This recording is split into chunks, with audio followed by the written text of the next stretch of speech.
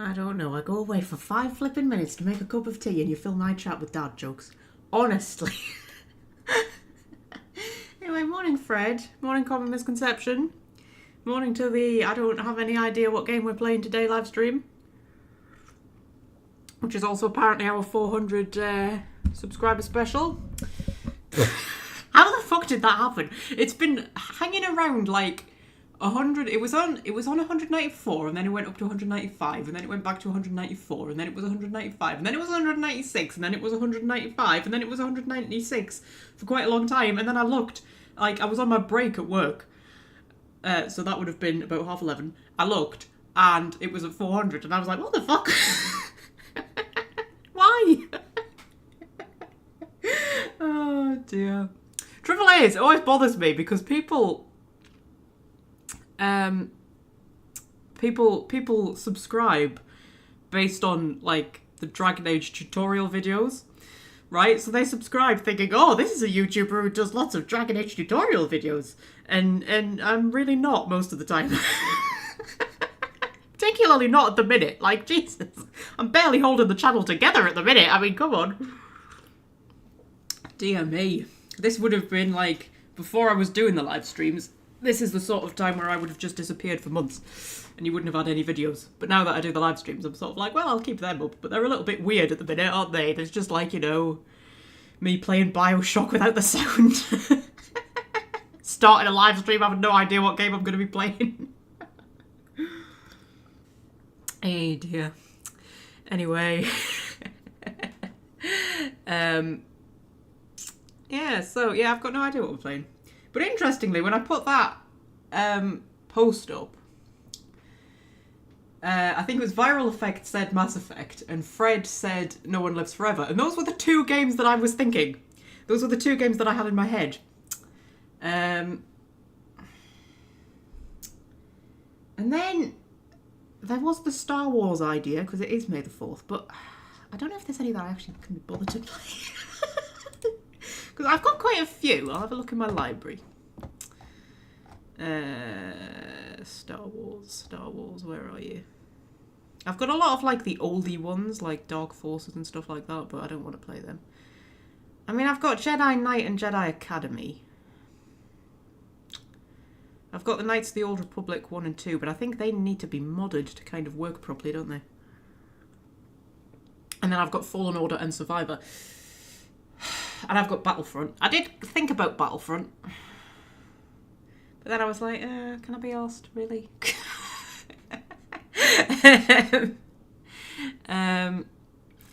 Yeah. Fallen Order's good, but I don't know if I can really be bothered to play it right at this moment. And Survivor, I got part way into Survivor, and then I got spoiled about what happens to one of the characters in it. I found out what happens to them, and it ruined it for me, and I just didn't want to play it anymore. I will go back and play it eventually, but I was so sort of devastated about... Well, I was devastated about the spoiler, but then I was also devastated about, like, what actually happens to them. And I was just like, I don't want to play it anymore now I know that's going to happen. So, yeah. But I will go back to it eventually, because I really like Survivor. Yeah.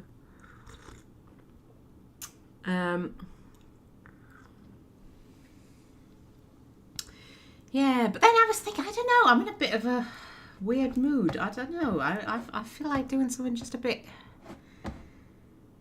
I don't know, something I can just kind of mess about in a little bit. We could play 2 Point Hospital. You could be a Twilight with double lightsaber and force lightning. Yes, you can in Academy. I used to love playing as a Twilight in Academy. I used to create sexy lady Twi'leks and make them wear as little clothes as possible. See, even back then there were clues, weren't there? Anyway, that was when I was about 12. And all the characters that I used to create in games were just sexy ladies. Anyway, yeah, I don't know, I'm just scrolling through my games, I don't know. I'll tell you what I have been doing recently, and it's not really a game. I'll open it up and I'll let you have a look. I can't remember what it's called. What's it called? What's it called, Fred? Is that it? That might be it. Is that it? I think that's it. I should have saved it, really. No, that's not it. What are you talking about, Fred? Why were you telling me that was it? That's not it at all. What are you talking about? I'm going to have to check my emails and see what it's called.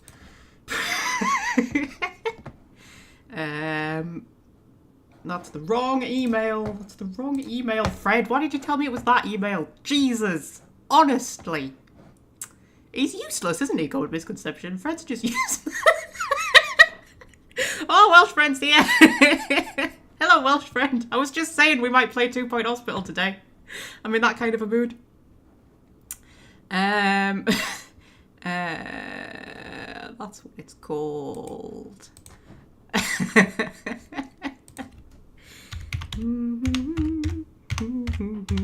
God help if any of our new subscribers tune into this live stream. Jesus. We might not stay at 400 subscribers for long. There we go. If I put my thing on. This is what I've been doing recently.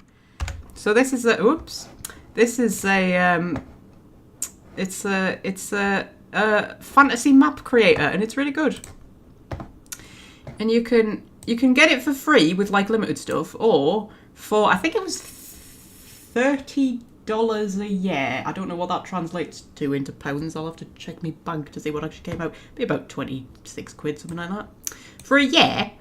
And you get like everything, and you can just make your own fantasy maps. It's really cool. I've been really enjoying it. You just you just make little fantasy maps, and you pick what kind of style you want.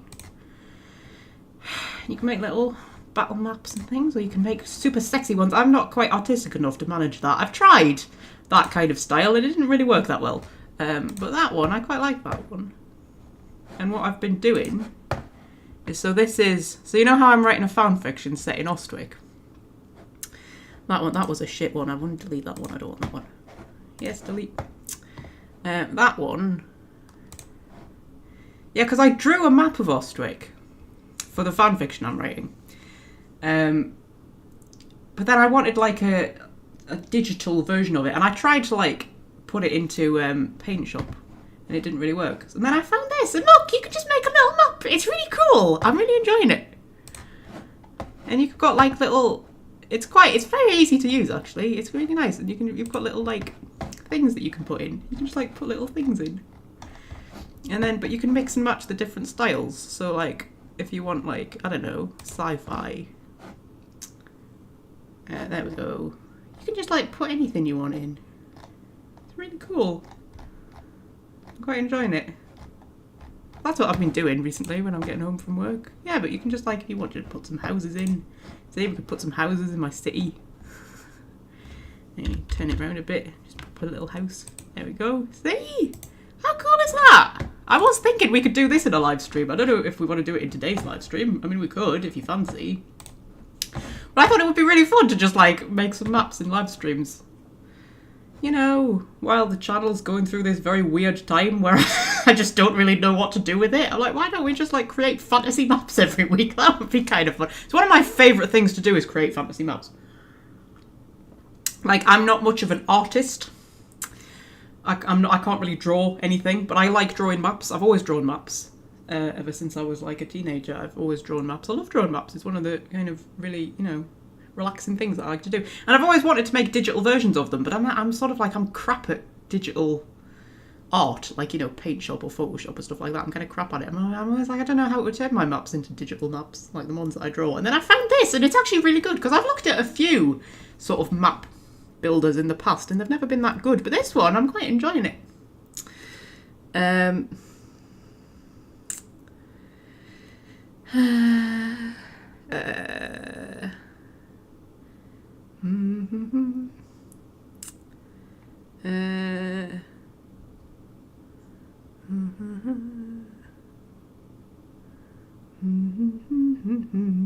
Up for it if that's what you fancy today. Are we up for it, kids? Are we up for it? Because you know what's good about this is I can put my tunes in and we can sort of have a clash where it's sort of like the Bioshock rave, only without Bioshock. It's just a rave. We can make a map. I don't know if we want to carry on with this map Or if you want to make like a totally new map. Magpie reveals his secret desire for cartography. I know, I've got a lot of interests. I'm a bit of a jack of all trades, master of none kind of a person. Because I just leap from obsession to obsession. I'm just that kind of person. I'm very into baking at the minute. I used to bake a lot when I still lived at home. And then when I moved out of home, I kind of stopped, like, give the food to. So I had to eat it all myself. And I was sort of like, you know, when you're sat there eating an entire lemon meringue pie with a spoon, you sort of start to question your life choices. So I stopped baking. But I've just got the itch to bake. And I made some caramel shortbread, which was delicious, by the way, and I took it into work. And then I was like, oh, well, if I can just take stuff into work and palm it off on people, you know. So I've started baking, so that's what my current obsession. I'm baking a lot of stuff, yes. So, yeah. Caramel shortbread was very nice, you know. And then I made custard creams, and I took them into work. And I got 3 marriage proposals. So I think that means they were quite good. Yeah. And now everybody keeps coming up to me and going, so when are you baking again? When are you baking again? What are you making? What are you bringing in? I'm like, well, now I know I can use it as a seduction technique. Anyway. Can you do apple crumble? Do you know what? I have never actually made an apple crumble, but my mother makes lovely apple crumble. I've never made an apple crumble, but I don't have a food processor to do the topping, you see. Although you can buy, like, crumble mixes in bags now, can't you? Rather than whipping up the breadcrumbs yourself. But I don't like ready-made stuff like that. Like, I don't like ready-made pastry. I like to make my own pastry. Making pastry is not that hard. I love making pastry. Do you know what? With baking, I'm not much of a cake maker. When people talk about baking, everybody always thinks cakes. I don't find cakes that fun. I much prefer making biscuits, pastry, and bread. Those are the ones I really like making because you've got to use your hands. You've got to get your hands in. That's my favourite thing. Making pastry, just rubbing the butter in. Oh my god, it's the most relaxing thing. It's the practical bit of baking that I like, the getting your hands dirty kind of thing. I find it very, very relaxing making pastry. Yes. So no, I've never done an apple crumble.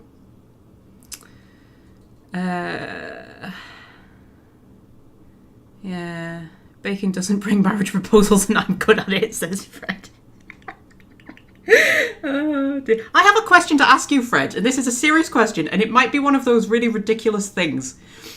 It might sound really... You might just laugh your head off when I ask you this. It might be... Because it's a question about America. And it might be one of those stupid things that people say. Like, there was one... I remember once there was on the casual British subreddit, there was an American came on and asked if we had fridges. This might be in the same vein, but this is a genuine, serious question. In America, do you have self-raising flour? Because when I'm looking through recipes, like on the internet, most of them are American. And they all seem to use plain flour. Or all-purpose flour, as you call it. We call it plain flour. And, like, a raisin agent like bicarb. Like cakes and stuff like that. Every single recipe for American recipe for cakes that I have seen uses plain flour and then bicarb as a raisin agent. And I'm like, why not just use self-raising flour? And then it was like, do they have self-raising flour? Is that a thing? Because I hate using bicarb if I can possibly avoid it, because I think you can always taste it. There is a cat on the back of my chair. When you put bicarb in something, you can always taste it. Even if you put like half the amount in as what the recipe says, you can always taste it. You can always taste when a cake has got bicarb in it. What are you doing, Scorpio? There you go, you can stay there. And so, like, whenever I read a recipe that says, like, plain flour and bicarb, I always just, like, switch it out for self-raising flour, and it always works fine. So, you know, I was constantly thinking, like, why would you do that? Why would you make a cake with plain flour and bicarb when you could just use self-raising flour?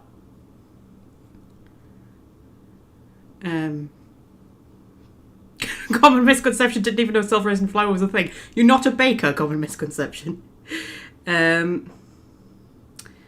Self-raising flour isn't that common. It's considered cheating. Is it really? Oh. Oh. Oh. Hello, Scorpsies. I don't know where Cat Cam is. You're looking very cute at the moment. I've got him, I'm holding him like a baby, but I don't know where Cat Cam is, and if I try to reach for it, he'll probably escape. What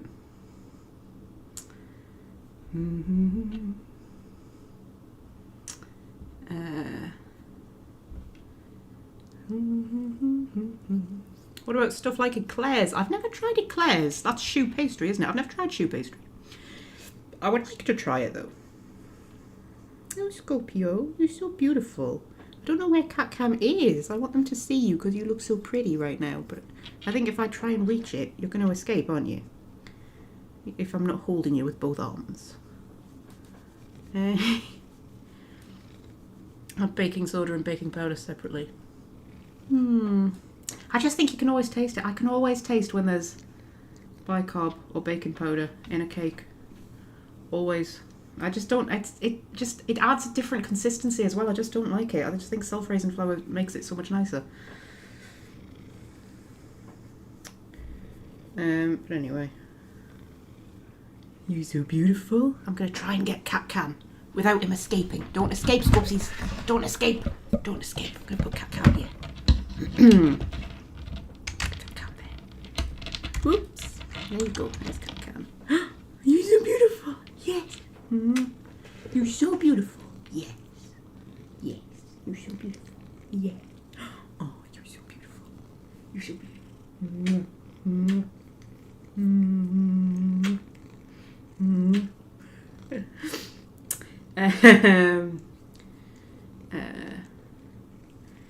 Self-raising flour is akin to just add water and mashed potatoes. No, it's not, Fred. People who are lazy. Thing is, though, there's no difference between using self-raising flour and using, like in the actual process of making it, there's no difference. Because you just, like... I mean, if you're using plain flour, you put the plain flour in and then you put the bicarb in, right? It doesn't take any kind of extra skill to put a bit of bicarb in. Like, how?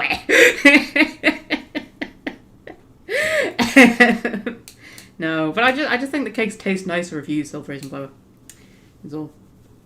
But yes, you would always use it, like over here, you would always use self-raising flour in a cake. You wouldn't use plain flour with bicarb. There's only certain times where you would use bicarb as a raisin agent. You're so beautiful. You're so beautiful. Yeah. Yeah. Yes, you are. Yes, you are. You're so beautiful. Yeah. Yeah. So, since there's a cat on me and I can't do anything, should we carry on talking about baking? What else can I make? I make a cracking lemon meringue pie. I love making lemon meringue pie. That's the best thing. Oh my god, Soulmate's here! Hello, Soulmate, my darling. I've missed you. Ooh. Hello, cat. You're so beautiful.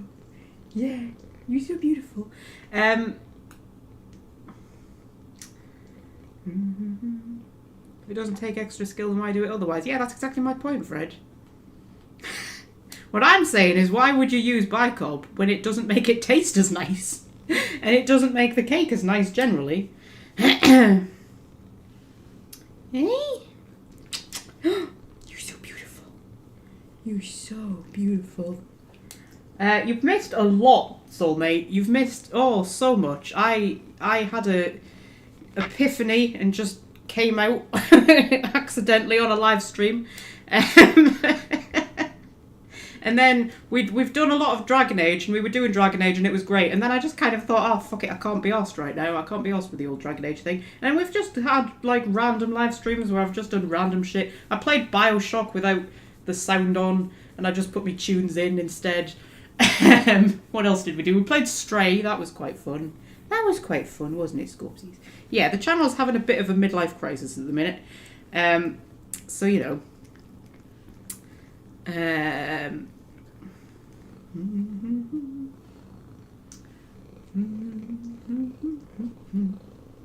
Hello.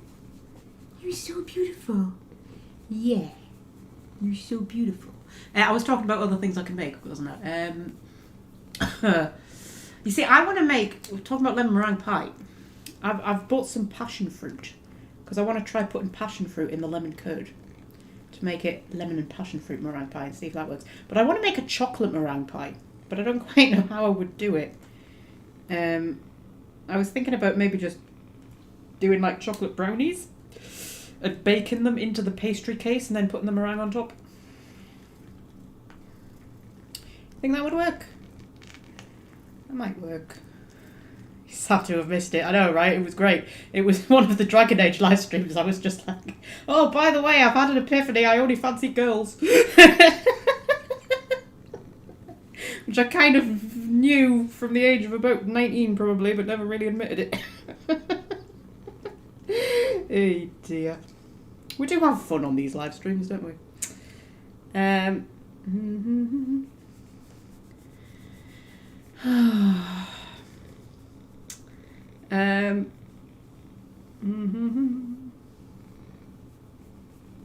Yeast only ever used for bread, pretty much, yeah. Although, whoa! Although there's different types of bread. Like I made iced fingers. You put yeast in iced fingers because they're technically bread, but you wouldn't necessarily be. They're sweet bread, aren't they?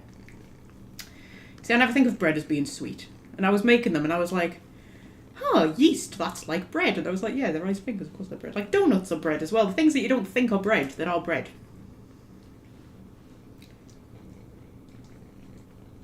I haven't made donuts though, because you need a deep fryer for that. You're so beautiful. But yes, I did make iced fingers. They were quite nice. Paul Hollywood's recipe. What else have I made? I keep getting distracted by the cat. I'm distracted by you, Scopsies. You're so beautiful, aren't you? Yeah. I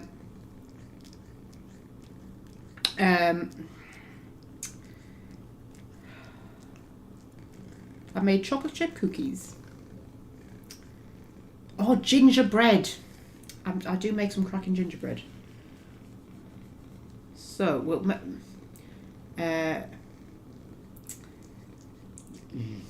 yeah, gingerbread. My mother makes a cracking bacon and egg pie, and I want to get the recipe off of her because it's like the best thing in the world. My mother's bacon and egg pie. Just any kind of pie, really, because I like making pastry, so I like making pie. Apple pies. I love making apple pies. Cherry pies. Every type of pie. What are you doing? You're such a little cutie, aren't you? You're such a little cute. You need to turn around and look at them. Oh, you're going to fall off my knee if you're not careful, Puds. Oh, dear. Oh, dear. Ow. That hurt. You've got very sharp teeth. Very sharp teeth. Very sharp. Quite sharp claws as well, you know.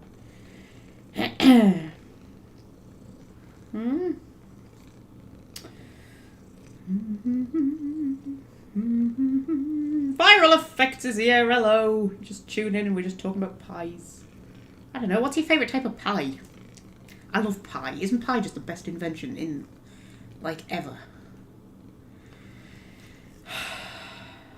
I think savoury pies are better than sweet pies, which is a weird thing for me to say because I've got a very sweet tooth. But, you know. Ow. Ow. Scorps. You're so cute, but you're quite painful sometimes. You're quite painful sometimes. Yeah. Yeah. Yeah, you're quite painful sometimes. I don't know, do you know what I want to use? I want to use rose water. I've never used it. It's one of those fancy things that they use on Bake Off and things like that. Where they, oh, I've put rose water. I don't even know what it tastes like, but it always kind of looks... They put it in like meringues and things like that. They put like rose water in. And I'm like, I want to make something with rose water. I don't know where the fuck I would even get rose water. And we don't sell it in our shop. M&S probably have it, don't they? It's a sort of posh thing that they would have. I know you use it in cooking as well, like Indian cooking and things, they use rose water. But I don't know, I kind of want to make a biscuit with rose water in or something like that. Just because I want to know what it tastes like. Look at this cat. What are you doing, Scopes? What are you doing? You're such a big bundle of fluff, aren't you? Yeah.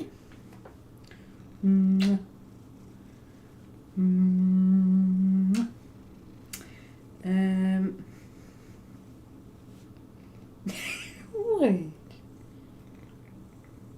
You got very stinky breath.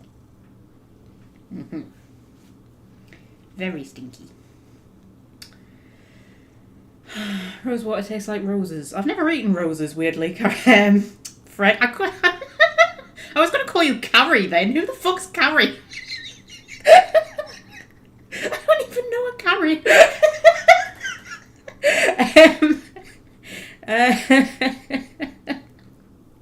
Oh dear.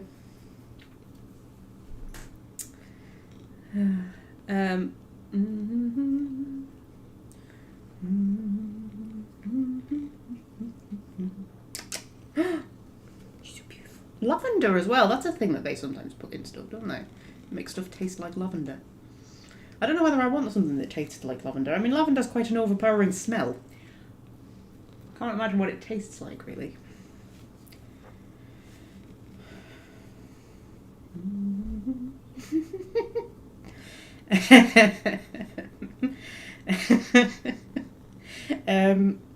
Yeah.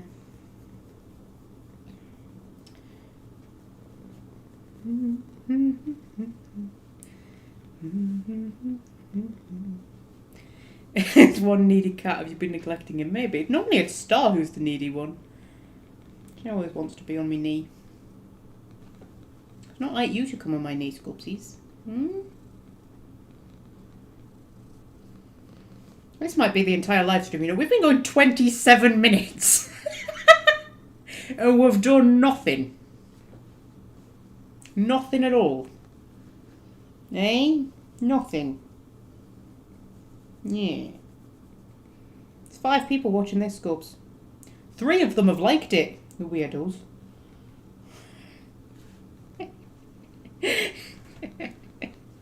27 minutes. No, I know. I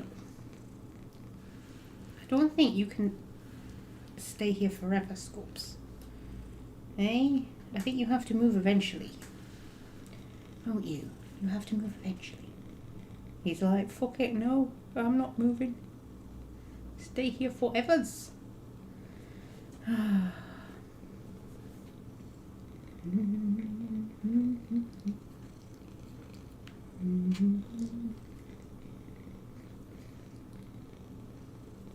Such a dipstick.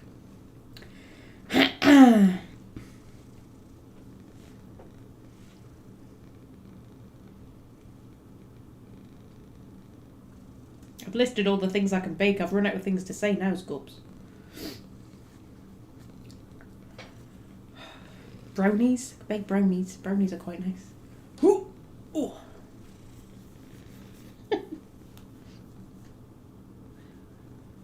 Treacle tart. Make a decent treacle tart. Yep. Is there food in his bowl? Yes. I put fresh food down just before I started the live stream, didn't I, Scopes? Didn't I?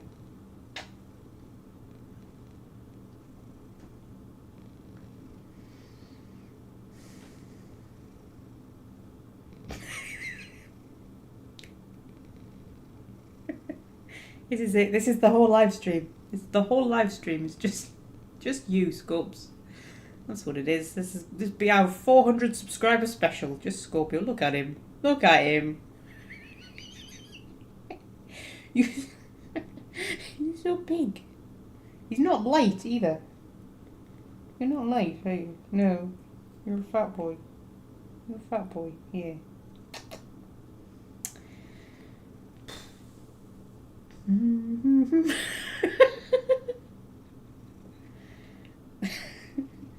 His little paws. Look at them. He's so cute. Your little paw's so cute. Yeah.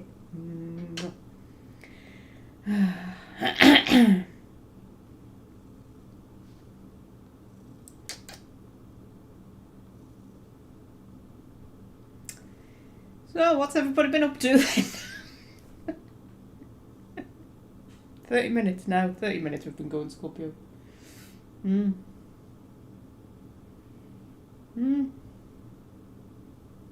Yeah.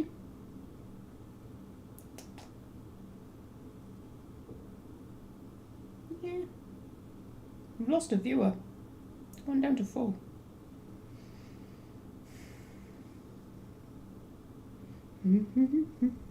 Little paws, they're practically saucers. That's true. I forget how big they are, actually. I forget how big these cats are. Do I see other people's cats and I go, wow, that cat's really small. And then I'm like, no, that cat's normal sized. Your cats are just giant. My mate has a cat who is like actually genuinely a really small cat. Like small compared to most cats. And whenever I go around her house, I'm always like, he's so weeny. He's so teeny tiny. The thing is, she's the opposite way. She thinks he's really big because she's got used to him being, you know, the size he is. And when she sees other cats, she's like, wow, that cat's massive. And I'm like, no, your cat's just really small. Yeah. Every time I go in, she's always like, he's getting big, isn't he? And I'm like, no, he's not. He's teeny.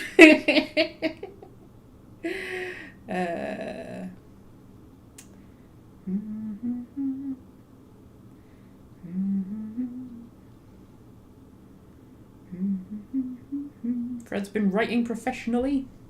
Newspaper columns and such. Isn't he a clever egg?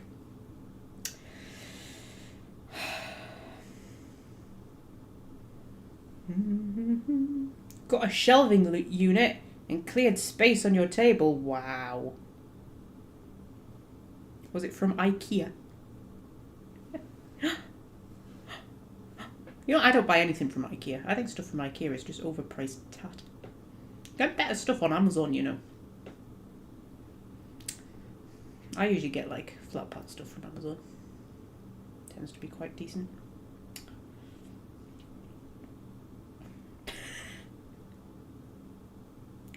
You okay, Scorps? You alright? You look very relaxed. You're very relaxed. Oh, what you spotted? What you spotted, Scorps? This isn't like you to be this cuddly. What's going on? Why are you being so cuddly?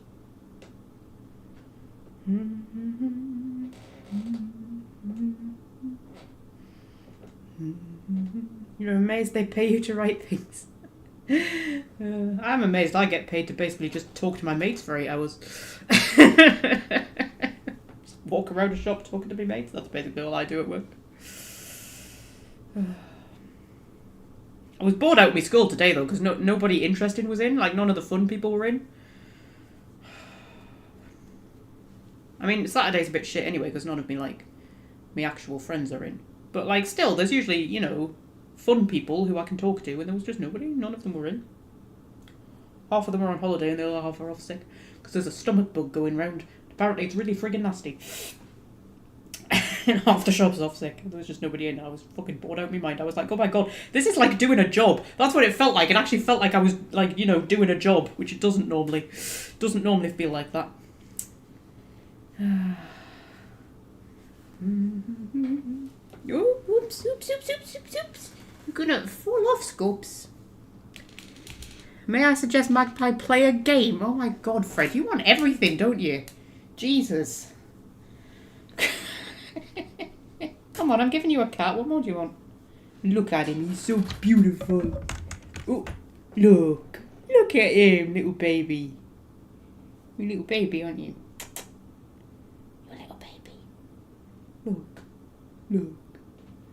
Oh. Oh. Oh. Hey, you're so beautiful. You're so beautiful. Yeah.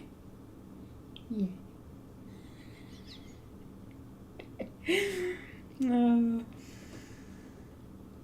You're so beautiful. Yeah.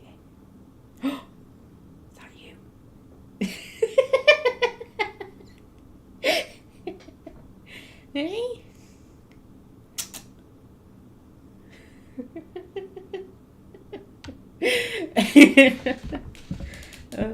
Yeah.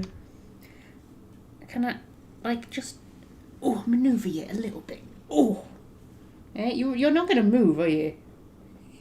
He's like, I'm so comfortable. But you're huge. You're very hard to hold. It's like trying to hold a 2-year-old. That's what it's like. That's how big you are. You're as big as a 2-year-old. Maybe. A little 2-year-old, maybe. Yeah.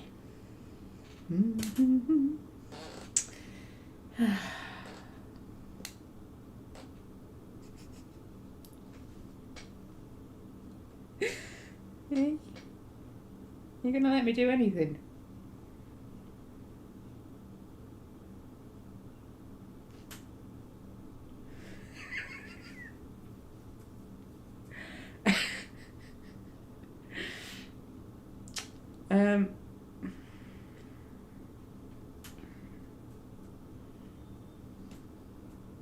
Got nothing to say. Come on, I want to make a map. I mean, that would be fun. We could make a map on the live stream. That would be fun, right? We just make a fictional map of a fictional place. Yeah, that'll be fun, Scoops. I'll put my tunes in. Yeah. He's going to sleep, the little bugger. Look at him. You're not going to sleep here, Scoops. You're not. Scoops.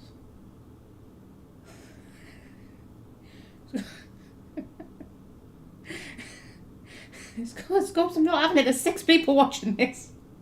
There's 6 people in the world watching this. You're just going to go to sleep. And this is going to be the entire live stream. 37 minutes we've been going. Most of it's just been you.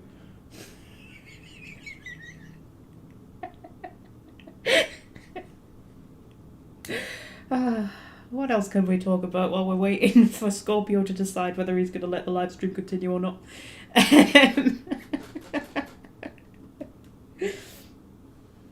We've done baking.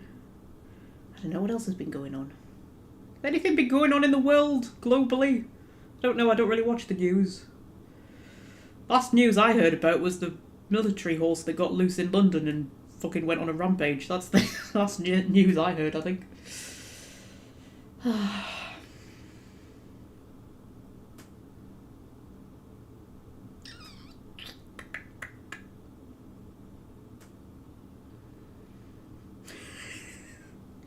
Okay, my little eyes are closing.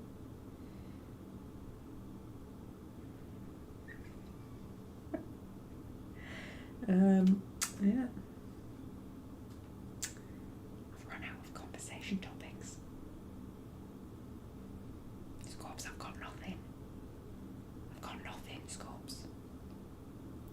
Any news about Dreadwolf? I don't know. I saw a YouTube video that was implying there was news about Mass Effect 5, but I didn't watch it because I don't watch videos like that.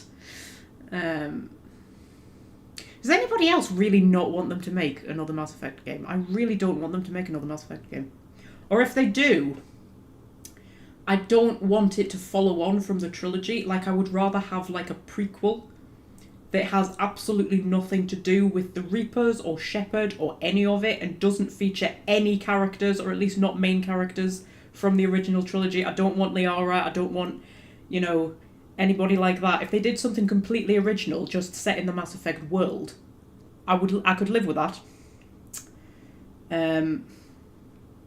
Some people have said they want a First Contact war game. I'm not so keen on that personally, because I want to be able to, like, gallivant around the Citadel.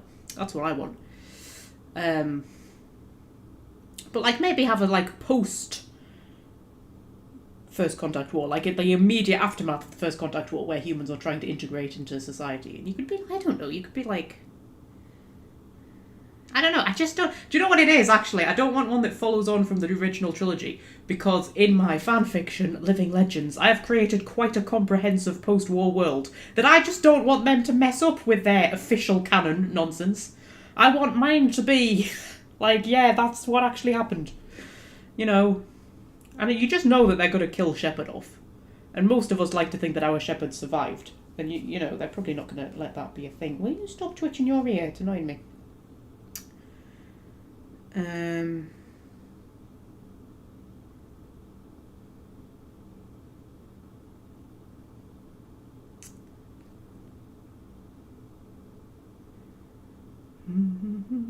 A sequel happening during the time of the original trilogy. Well, that's the other thing I've thought as well, is like something going alongside it where you're just like, I don't know, a mercenary or a smuggler or something exciting like that. I just don't want them to mess with... I think so many people have gotten so attached to their own Shepard and their own Shepard's story that most people have got like their own headcanon for what happened after the end of the games, especially since the ending was so shite.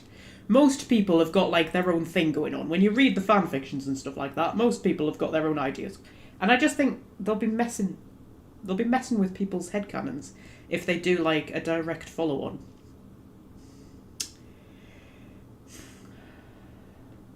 I mean, Liara's in the trailer, isn't she? And that's worrying me.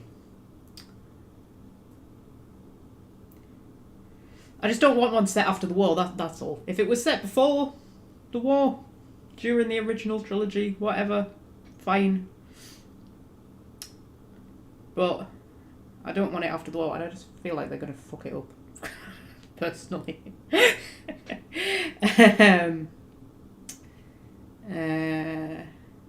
You'd be okay with a new Mass Effect game if they gave you editorial control? Yeah.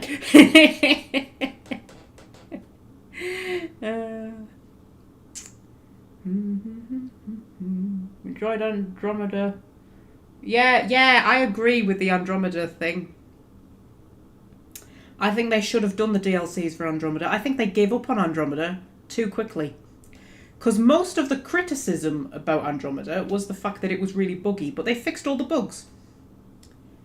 So, you know, I mean, I know it wasn't, like, the most interesting story in the world. It certainly didn't capture me the same way that the Mass Effect, the original trilogy, did. But, I always say this, when I first played Mass Effect 1, it didn't exactly capture me either. It was only once I'd went through 2 and 3, and then went back. You know, the first game in and of itself, as much as it was fun to play, it didn't really, like, you know, capture my heart until we got into Mass Effect 2 and 3. So I think if Andromeda had actually... Because it was meant to be a trilogy, Andromeda. It was meant to be the first of a trilogy. If they just carried on with it, I think Andromeda could have been something quite special. Because they did a lot right in Andromeda. They did some things wrong, but I think they got the important stuff right. And they had interesting characters and stuff. What's going on with your ear? Stop flicking it. It's annoying me. It's annoying me. Stop it. Stop it. Stop. Stop.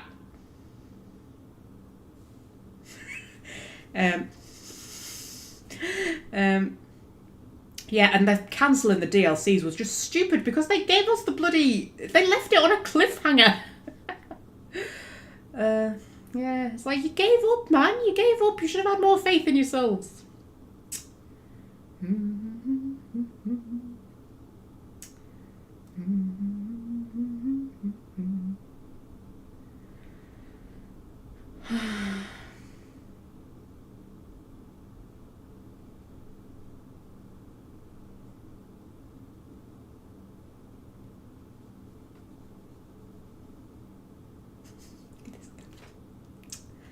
I need to do more work on Living Legends, actually. The trouble is with Living Legends, I'm at an awkward point where I'm writing a lot, but it's because I'm piecing together things that are going to happen. So a lot of what I'm writing isn't like the next chapter that's going to be published. It's like quite a few chapters ahead, so that I can like piece it all together. But I've got exciting stuff coming up. I've got exciting things going to be happening. I've got ideas. I've got plans. Created quite a fun squad, actually. I'm quite liking them.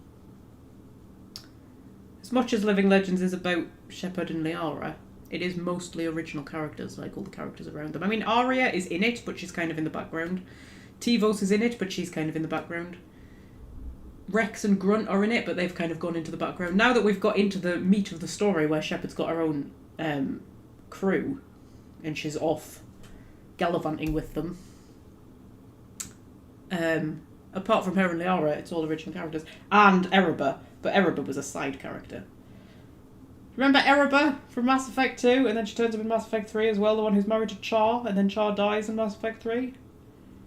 Yeah, well, I've got her in Living Legends. She is Shepard's pilot.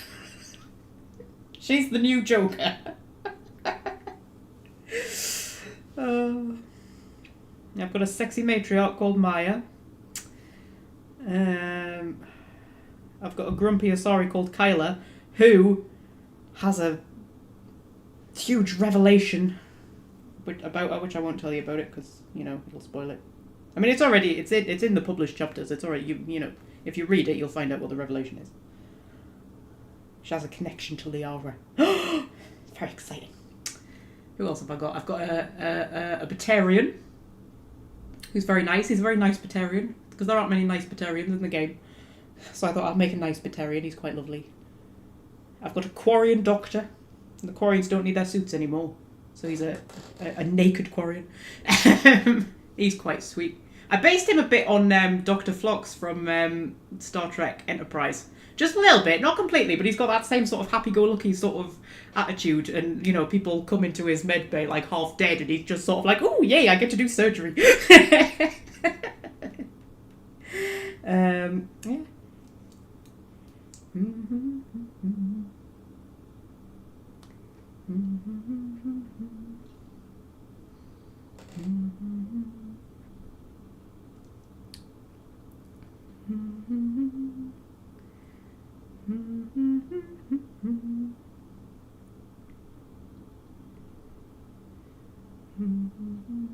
There are other people in there.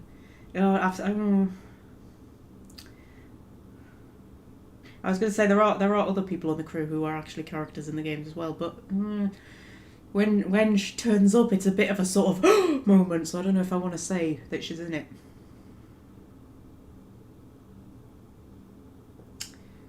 Because there's a, you know, Shepard ends up in an arena, right? And she has to fight in this arena, and she has to fight the champion. And she's only ever heard them referred to as the champion. And then the champion comes out, and it's like, oh my god, it's her!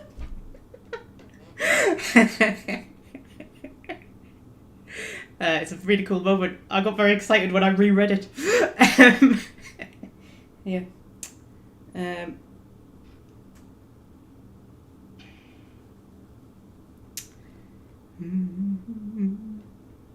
Well, yeah, they've become quite a fun crew. I've got plans. Scorpio, will you move?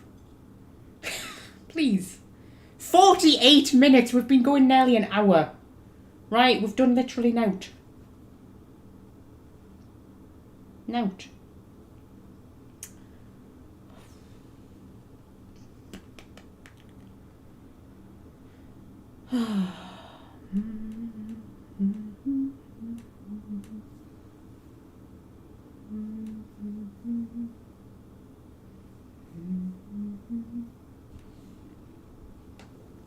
Oh, you're going to fall off my knee, Scorps. You're too big.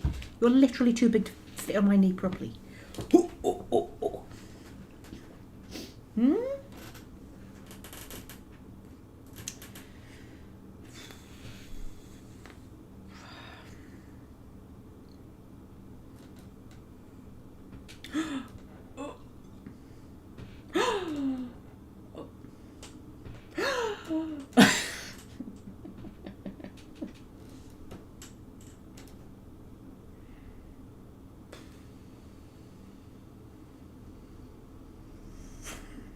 It might be the entire live stream, you know.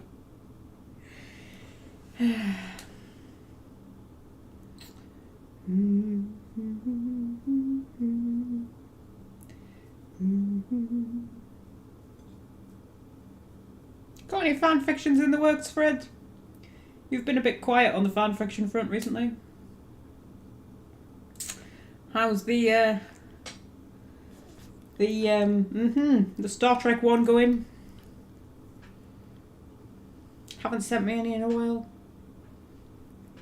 I haven't sent you any more Ostwick one, have I? Trouble is, I'm writing 3 things at once, and I'm not really making much progress on any of them. Because I'm writing Living Legends, which is probably the one that I'm making the most progress on. And then I've got my Ostwick one. which I've sort of neglected. Because the thing is, Living Legends is already partway published, so I feel like, you know, I'm more kind of obligated to carry on that one, whereas the Ostwick one I haven't even started publishing yet. And then I'm writing, like, my own original story, which I probably will never publish anywhere. But, you know, quite enjoying it. I find it easier to write fan fiction. I think it's easier to write in an already established world. It's like, it's almost like it helps your imagination a little bit when you've got a bit of like a starting block.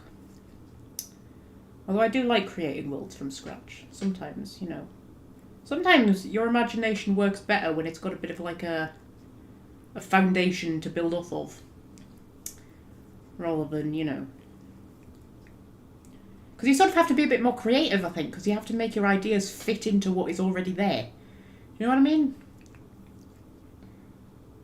And I quite like that. I think it's sort of like it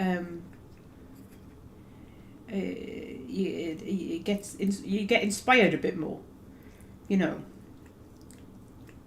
And you're sort of like, oh, what if I combine this aspect and this aspect of this world? And then, you know, or sometimes it'll be like an idea that they seem to start exploring, but then they never quite explored it as much as you wanted them to. So you're sort of like, oh, well, I'll just explore it instead. That kind of thing, you know.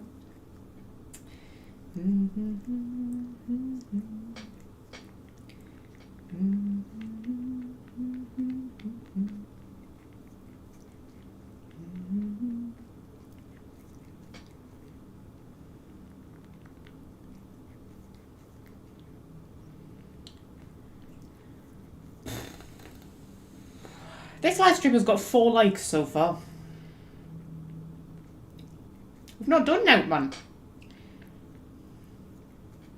It's you, Scorpio. They're here for you. Which is good, because you're all they're getting at the minute.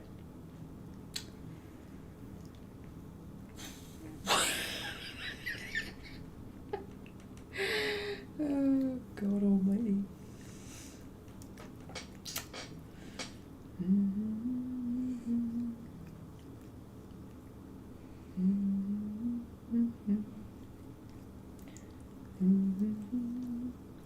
Last I heard of Dreadwolf, they were going to announce the release date in the summer with a full reveal of the game. Speculation is December 4th as that is Dragon Age Day. I don't think I'm ready for Dragon Age 4. I don't think I can be bothered with it right now. I'm just sort of like, I'd rather have a few more years to, you know, get used to the idea. Yeah.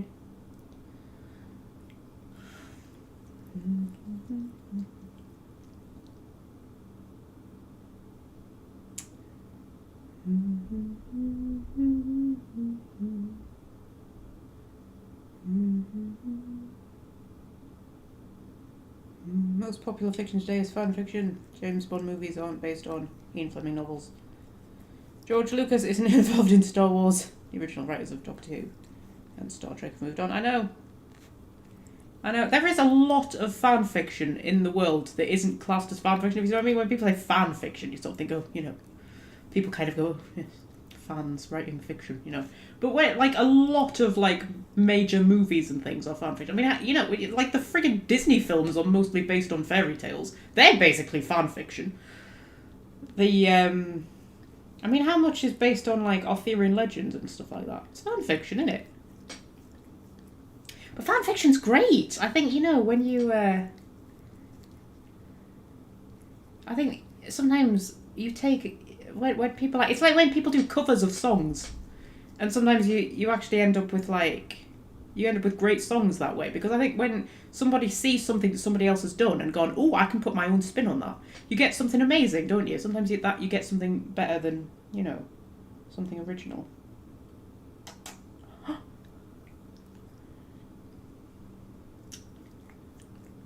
But yeah, like, how many stories are based on, you know, Greek mythology, or how many bloody versions of Dracula, or, you know, any of those books that have, where they've, you know, the copyrights expired on them and people can do their own versions, stuff like that. You know, there's a great book called Anno Dracula. Actually, it's a series, but I've only read the first one, which is where Dracula, it's like, it follows on from the end of Dracula, but they change the ending, so Dracula survives. And he marries Queen Victoria and becomes the consort. And suddenly there's vampires everywhere, and just like everybody knows about vampires, there's this sort of alternative history where like the vampires all come out of the woodwork and they just sort of integrate into society. It's a really good book. It's really good. And then like, of course, one of the main characters is a vampire, so like she has an extended lifespan. So he did a whole series of books covering different time periods. I know it goes up to the 1960s, but I don't know if it goes beyond that. But I've only read the first one, but it was really good. It's a really good book. Like, Jack the Ripper's in it and everything. It's really good. I love a bit of Victorian London, though. I love anything set in Victorian London. But yeah.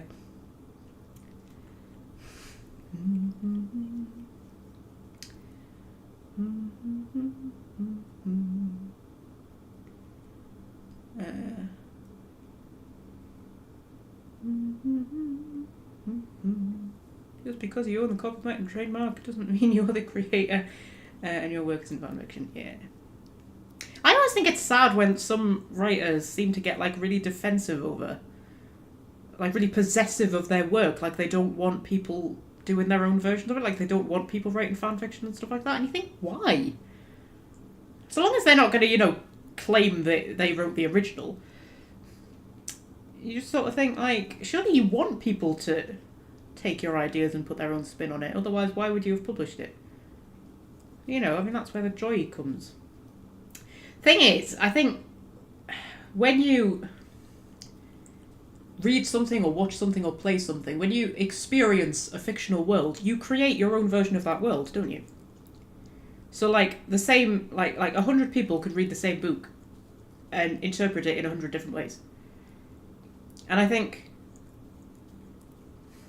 when you read a story, just from that story getting filtered through your own imagination and your own experiences and your own biases and things like that, it becomes your own unique experience that won't be the same as somebody else's experience who read it. You know? And even more so with video games, especially video games like Mass Effect and stuff like that, where you can, you know, create your own character and make your own choices and things like that. I mean, I absolutely love reading novelizations of, like, the Mass Effect games. And you would think that they would get boring because, you know, it's a game that I've played, I know what happens, and I've read, like, so many different novelizations of it, but every single one is unique and has, like, a unique shepherd, and even, like, unique versions of the characters who are in there. Like, how many different versions of Liara have I read? And yet they're all believably Liara. Well, most of them. Some of them go a little bit off, you know, but and yet she can be quite dramatically different depending on what you're reading. And I love reading novelizations of the game because you see how different people interpreted the same game, and you would think it would get boring because you're basically reading the same story and over and over again, but you're not. And it's you're reading, you know. I think it's so interesting, and I think, but also, like, by being retold, that's how stories live. That's how they, like, survive. So, like, nobody knows who originally wrote Arthurian Legend. All the Arthurian Legends. Nobody knows who originally wrote them. And yet they're alive. Nobody even knows whether King Arthur existed or not. They kind of think he probably didn't. But he might have done. Lancelot existed, didn't he? I'm sure Lancelot existed. I'm sure I remember reading something about how he was a real person. I don't know. But yeah, but taking Arthurian legend as a sort of starting point. Arthurian legend, King Arthur was originally a Celtic king, believe it or not. Because we think of him as an English king, but he was a Celtic king. And he was originally in Celtic mythology. And then when the what would become the English kind of came in, they sort of adopted him, and he became an English king. And the stories have been retold and retold so many times that nobody can remember the original. And nobody knows who wrote the original or what they were based on or anything. And yet they're alive. They're, you know, people still do takes on them now. There are films made, there are TV series made, there are books written based on Arthurian legend. The story's survived, it's lived. Arthur and Merlin and Morgan Le Fay and Guinevere and all of them and Lancelot, they're alive. These characters are still alive now because the story's been retold and retold, and to the point where it doesn't matter who the original one was who wrote it. And I think if I wrote a story and 1,000 years in the future, people are still retelling that story, and those characters are still alive and are still in the public consciousness, and people still know about them. I wouldn't give a fuck whether anybody remembered it was me that wrote them or not. I was like, it's the story that's lived on. Surely that's what's important. So when authors are kind of are sort of like, oh, I don't want anybody writing fan fiction about my story, I don't want anybody adapting my story, I'm sort of like, you're just killing your own story. That's what you're doing. The only way your story's going to live and grow and breathe is if other people take it and put their own spin on it. You know, my cup of tea has probably gone cold by now, but I can't reach it. There's a cat in the way. I can't reach my cup of tea, Scorpio. Some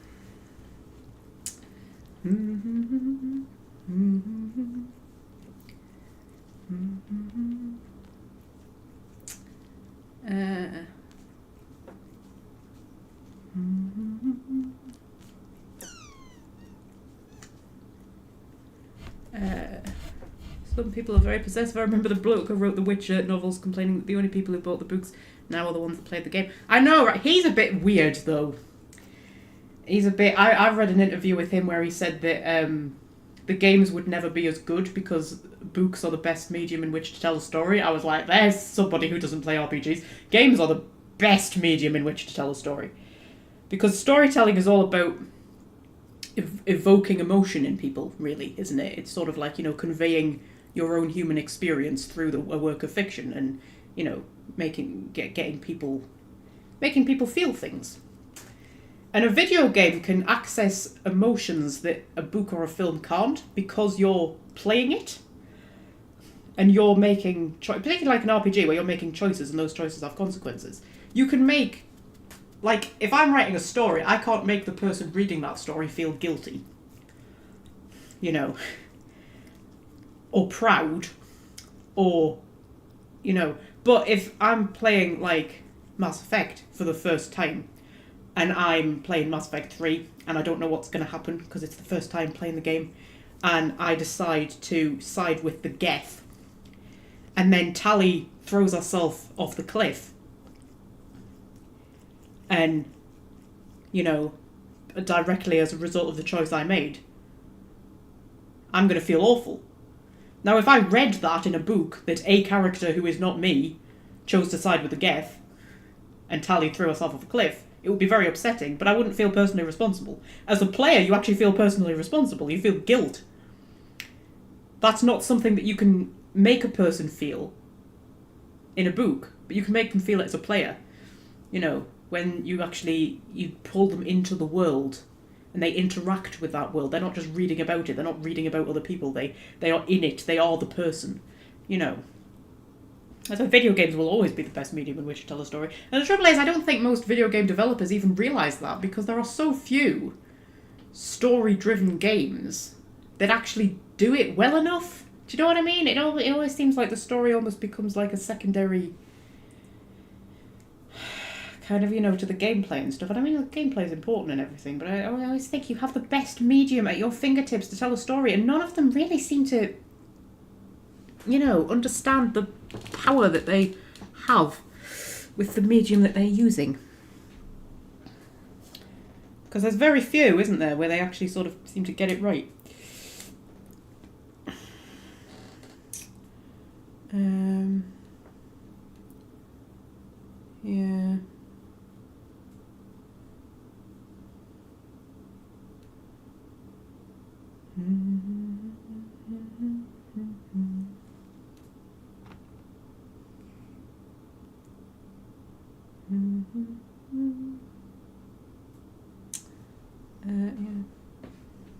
Scorpio, are you going to move at any point? We've been going for 1 hour and 4 minutes now.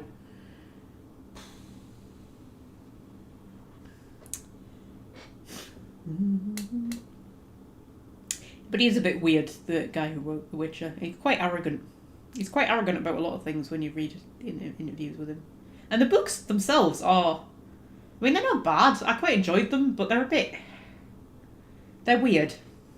They don't always make a lot of sense. There was a lot of stuff where it wasn't until I played the game, because the games follow on from the books, And there was a lot of stuff that happened in the books that it didn't make sense to me until I played the games. And I was like, oh, that's what he was going on about. Of course, they were originally written in Polish and then translated into English. So I do kind of think that maybe there were some things that got lost in translation. Because some of the scenes, you're reading them and you're just sort of like, I don't even understand what's going on here. And sometimes I do think maybe it was, a translation issue.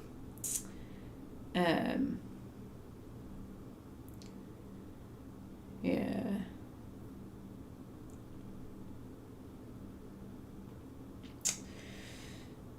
Anyway.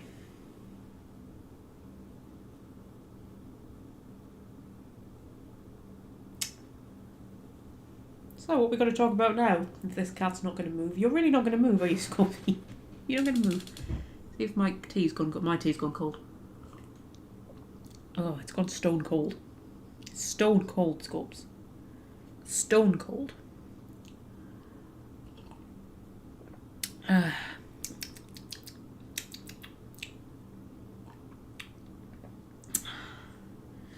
think the translations were very good. Yeah. There was something, especially when he was describing the sorceresses. Whenever there was a scene where all of them were sitting around a table, there would be about, I'm not joking, about 2 pages literally just describing the dresses they were wearing. And I remember reading them thinking, I really don't need to know all of this. You just need to say there was a lot of beautiful women around a table, and that would have been kind of fine, you know? I do think he wrote women quite well. I will say that about him, because some writers do not write women. Male writers don't write women well.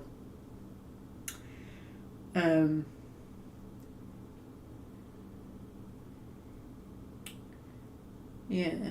I imagine probably a lot of female writers don't write men very well. There's a series of books that I'm reading, which I'm really enjoying. And it's called Rivers of London, is the series. And it's about... it's going to sound a bit weird. It's about a police officer in London, a London copper. And he's going about London, being a copper, doing his, copper business. And calm down a bit so you've got a better view of Scorpion since he's interjected himself. You might as well be able to see him. And then he finds out he's a wizard. And he joins a wizard branch of the Metropolitan Police, and he gallivants around London solving wizard-related crimes. Which sounds a bit mental, but I promise you, it's a really good book. People say that it's like a cross between CSI and Harry Potter, and that is what it's like. But I promise you, it's an adult book as well. It's not like it's not like one of those shitty young adult fictions like Twilight. It's a proper adult book, and it's really good. But the guy who writes them, whose name I have forgotten, which is terrible considering I'm raving about them. He's clearly quite passionate about London and about London history, because, I don't know anything about London. I'm a northerner. I have been to London. That's about all I can say about London. I don't know anything about London, really. But he sort of draws you in with his passion just for London itself and London history, because he goes into a lot of detail. But it's always relevant to the story. A lot of detail about, they'll be walking down a street, and he'll just kind of say the entire history of this street. But it's really interesting. It's not like in a way where it kind of sort of goes off the point. You're not sort of sitting there going, yeah, that's great, but I'm sort of more interested in the wizard related stuff that's going on. It's it's really interesting the way he uses London history, which he's obviously very passionate about, to sort of integrate it into the story. It's really good, and it's really funny, but it's sort of like it's got quite a sort of sarcastic kind of humour to it. They're a really good series of books, but what I'm finding so interesting about it is it's a very honest kind of... because the main character is a bloke, written by a bloke, and it's a very honest kind of... I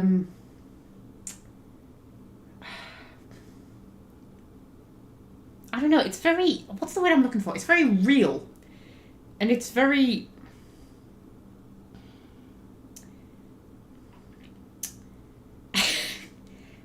It doesn't romanticize. it's very. I don't know what I'm trying to say here, but it's like when he's walking around, thoughts that are going through his head and things that he experiences, they're very real and very honest, and things that he's thinking, particularly about like. I don't know what I'm trying to say, but obviously, but it's given me a real insight into the male psyche. Of just like the things that he's thinking when he's walking around, and particularly about women, like women that attractive women and things that he's coming across. And I don't know, it's really interesting. There's been times where I've kind of gone, oh, I never thought that. I never, because men and women are different. And, I think we're more similar than we are different, but we are different. And I don't know, it's given me a really interesting insight. And I was thinking as I was reading them, sort of like, I wonder if you could write something like this, but from the point of view of a woman. I wonder whether society would accept that. For it to be that honest, but like, from the point of view of a woman, because I would love to do it. Sort of all the things that we don't talk about in polite company, but the things that are going through our heads, little sexual fantasies and things as we're walking around, and just sort of like stuff that we're thinking, that we never talk about out loud, but we all have them. There's sort of those unspoken parts of life that you might talk about with your mates, who you're close to, but like, just in general, conversation you wouldn't mention. That's one of the things I like about my History of Sex podcast, is they talk about all of the things, they talk very openly about all of the things that we generally don't talk about openly. That was another thing you missed, soulmate, while you were off. Yeah, there's a podcast I listen to called Betwixt the Sheets about the history of sex. I've gone off on quite a few tangents about that. We had we spent a good hour and a half talking about the clitoris, didn't we? Yes. It's the kind of shit you've been missing while you've been away. Hour and 12 minutes this live stream's been going now, Scorpio. What have we done? Nothing. That's what.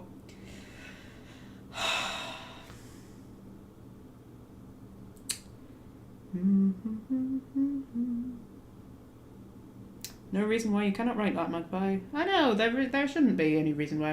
I don't know, it was just, I was thinking. Yeah.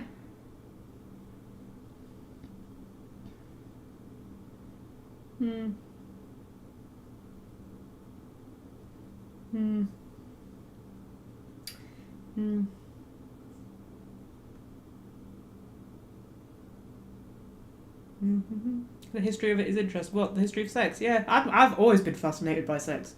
I was one of the things I was saying when I was talking about it is because the woman who does it, Kate Lister, she's a sex historian. Like, that is her job, and I love her. I think she's brilliant. And I remember when she said she was a sex historian, I remember thinking, if I had known sex historian was a viable career choice, I might have stayed in school. And there was one episode, I can't remember which one it was, where it was her, and I can't remember who she had on, but I think she was she a sex educator? I think that she had on. It was myths about sex. It was sex myths. That was a fucking brilliant episode. If you are going to listen to any episode of that podcast, listen to Sex Myths, because even I learned things and I thought I knew everything.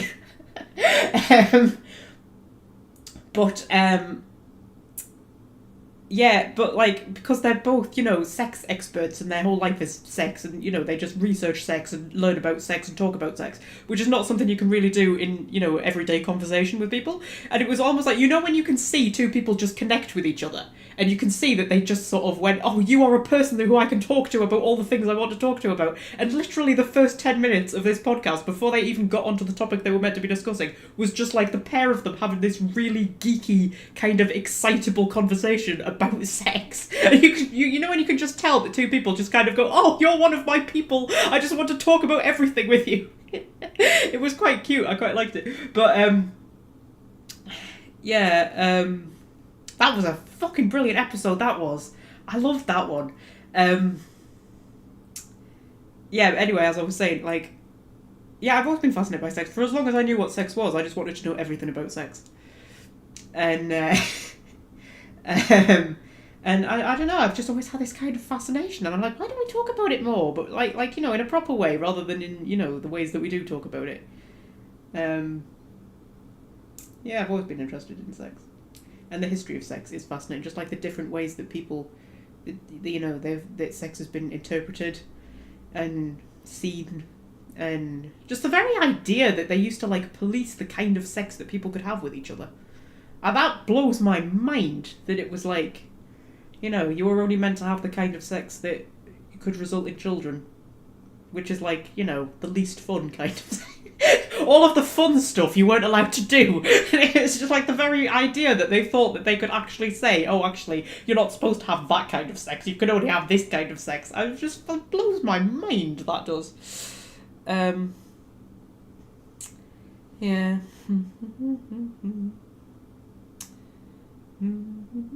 If you were walking alone in the forest, would you rather come across a man or a bear? A man? I suppose it would depend what intentions the man had. But I think still, even if the man had bad intentions, I'd be more likely to survive.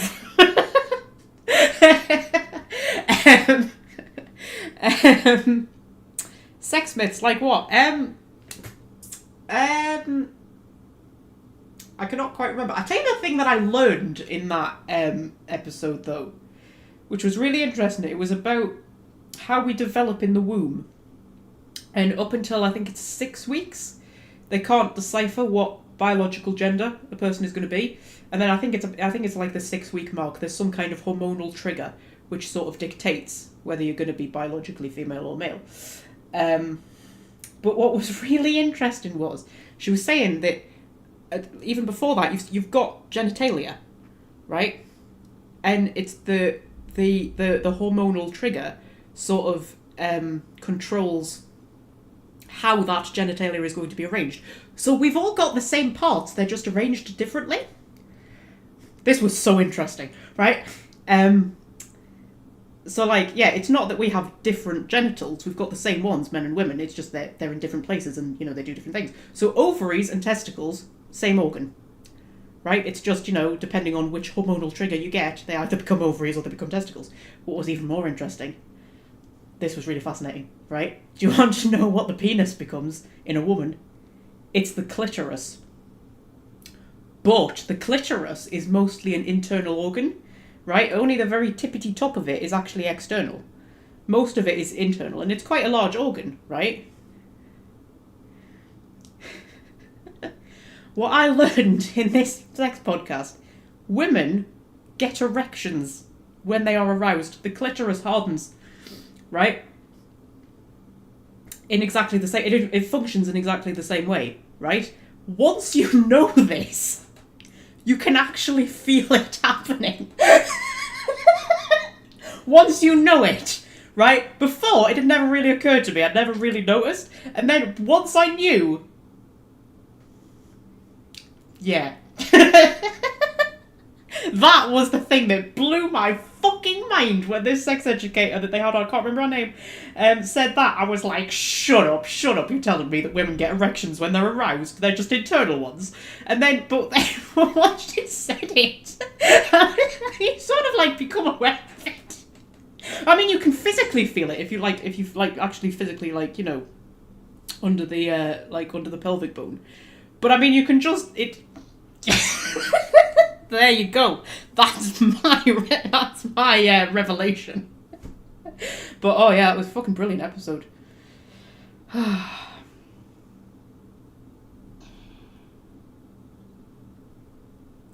So,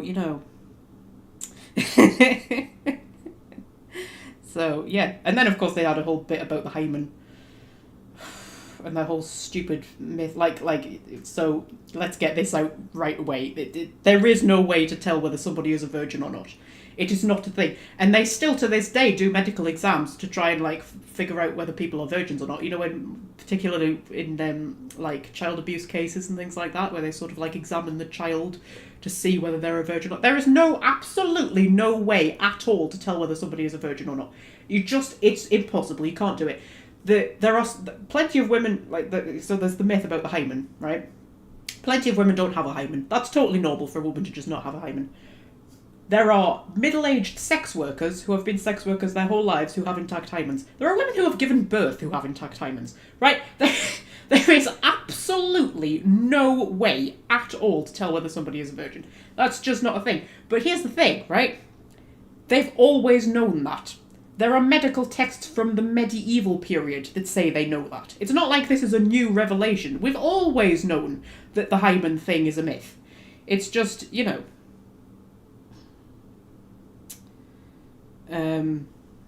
yeah.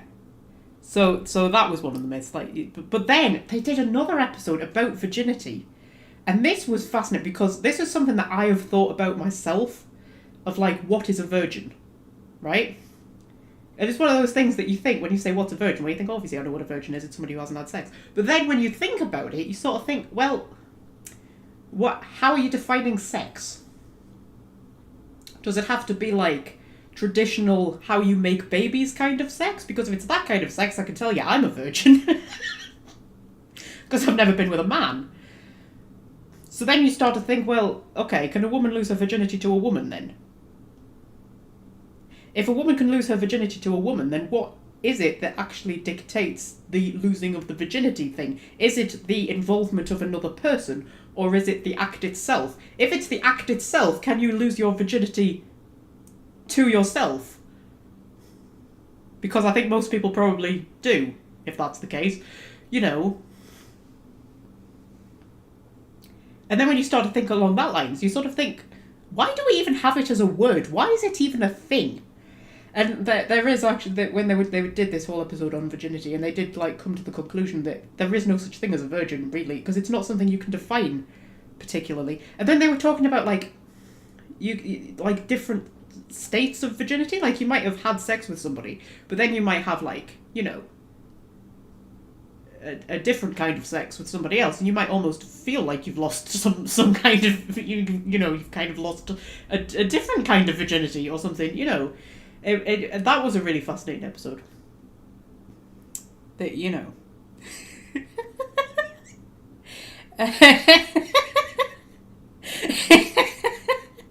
We've lost quite a few viewers since I've started talking about sex. It's alright, all the fun people will still be here.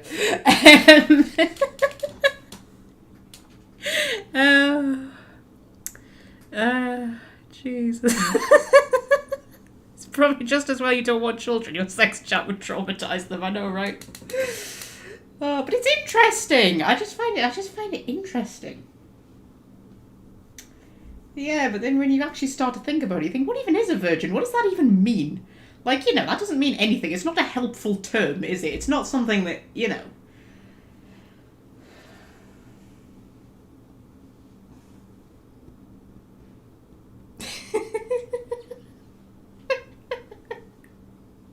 "83 minutes and counting of just Magpie speaking about whatever she wants, mostly sex." Do you know what? I should have a podcast, shouldn't I? I think we should screw these live streams and we should just have a weekly tangent podcast where it's just like, well, let's just see what comes up in conversation today.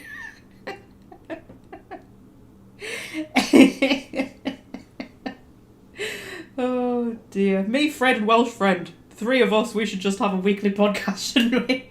We just meet up on Skype and just see what happens.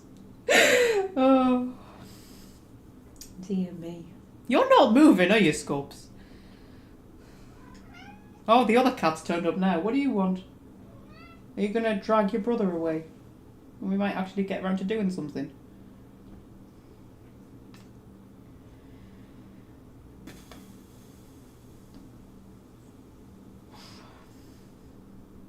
Hmm?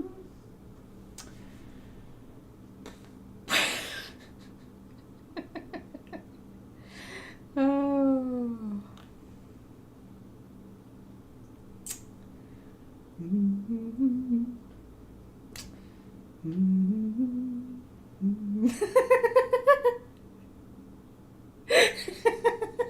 What even is a virgin? Kind of an existential question, really, right?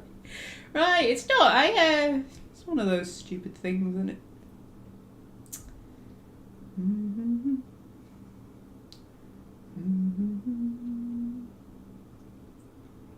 Oh, I tell you what else was really interesting. I think it was that episode, the Sex Myths one. Talking about orgasms. Yeah, we've talked about clitorises, let's talk about orgasms. She's talking about how much of sex is a mental thing rather than a physical one. And if you're mentally not in the right headspace, doesn't matter how much physical stimulation there is, you might not get there. And that should be normalised as being like kind of fine.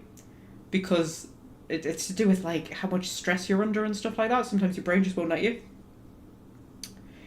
And she was saying that it really should be normalised, that it's fine, and you don't necessarily have to reach your final destination every time, because otherwise it sort of encourages people to fake it, which isn't necessarily that helpful in like a long-term relationship. That was really interesting. I was going somewhere with that, I can't remember where. Oh, yes!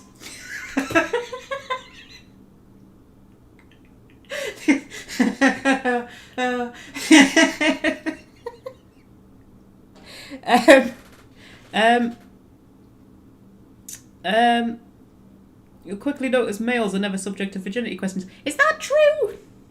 I mean, I know it certainly is more kind of, directed towards women. And historically, it's always been, when you talk about virgins, if you say, but the moment you say virgin, you think of women, don't you? But I don't know, is there not pressure on boys to, lose their virginity and stuff like that? That's another reason why virginity isn't useful as a concept, really, because it puts pressure on to you. You have to lose your virginity so you're not still a virgin, and then it's just you just end up rushing into stupid things.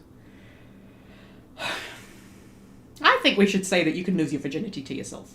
I feel like I lost my virginity to myself. I didn't think that by the time I got round to actually interacting with another person, I didn't really feel like I was still a virgin. Oh my god, the cat's moving! The cat's moving! He's like, yeah, you've talked about sex too much, love. This is too much even for me. I'm going. Are you going? Are you done? Should we put cat cam off? Okay, that opened up Microsoft Edge. Oh my god, I'm not from my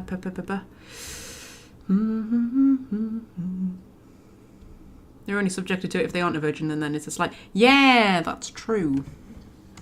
Whereas women are supposed to be all virginal and...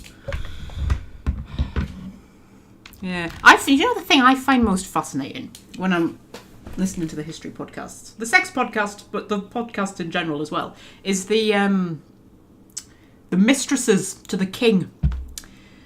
How the kings always had mistresses. Particularly in the French court, because in the French court it was like an actual job to be mistress to the king. It was an actual court position, it was a job to be mistress to the king.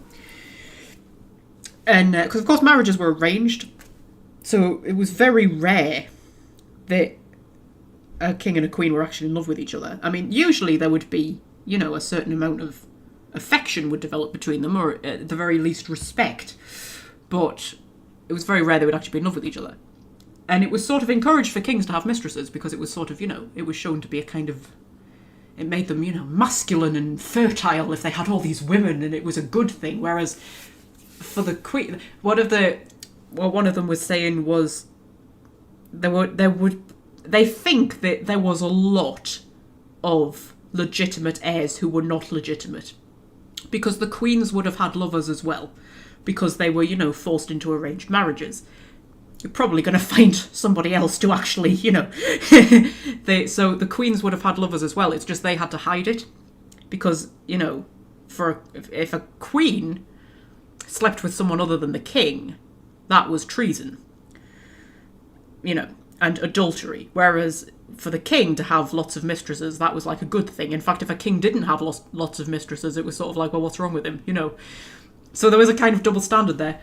But they reckon that actually a lot of people who ended up becoming king weren't actually of royal blood, and weren't actually the legitimate heir, because of course they had no way of telling back then. And they think that the queens would have had lovers. It's just they had to hide it, whereas the kings more kind of were you know, were more open about it.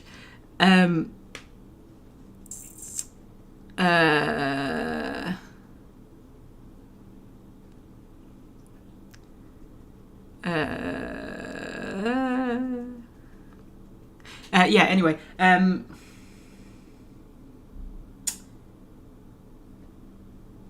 was going somewhere with this. Oh, yes. Catherine the Great. So Catherine the Great, when she became queen, I loved this about her. She just she had loads of male lovers, but she was the queen and she could do whatever she wanted. But she was like, because she was like the queen, like the actual queen, because her husband was dead, wasn't he? I'm forgetting my Catherine the Great history, but you know, she was like ruling Russia, and she had lots of lovers. She was quite open about, and it was sort of like, oh my goodness, it was like scandal. She's got all these lovers, but she was like, fuck it, I'm the queen, I can do whatever I like, and she quite openly had all these male lovers. And I sort of love her for that. I'm sort of like, yeah, you go, girl. The men are allowed to do it. You have as many lovers as you want. And she had all these male lovers, and she sort of like treated them in the same way the kings treated their mistresses. Yeah.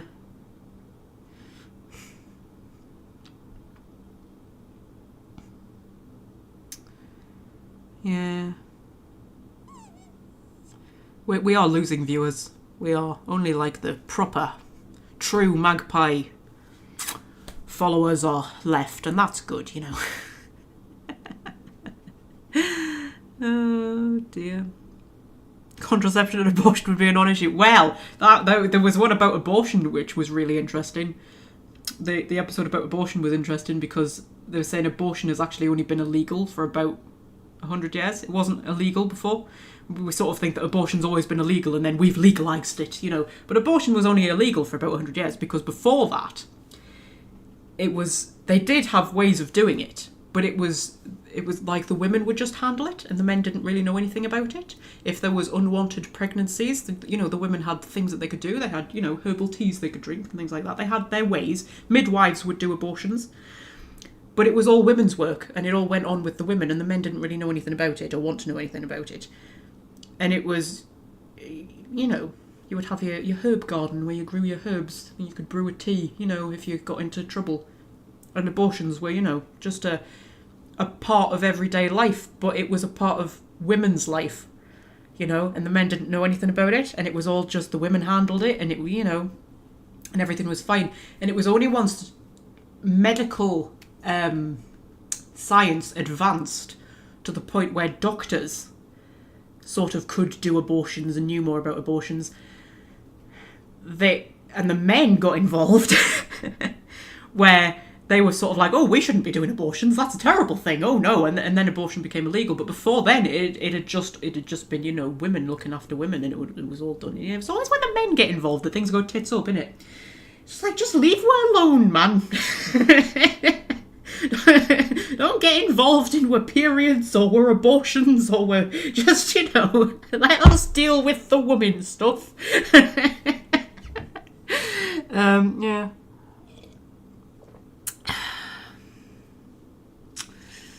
Yeah. Should we do something then, now there isn't a cat on my lap? I don't know, what do you feel like doing? We're going an hour and a half. Should we make a map? I fancy making a map.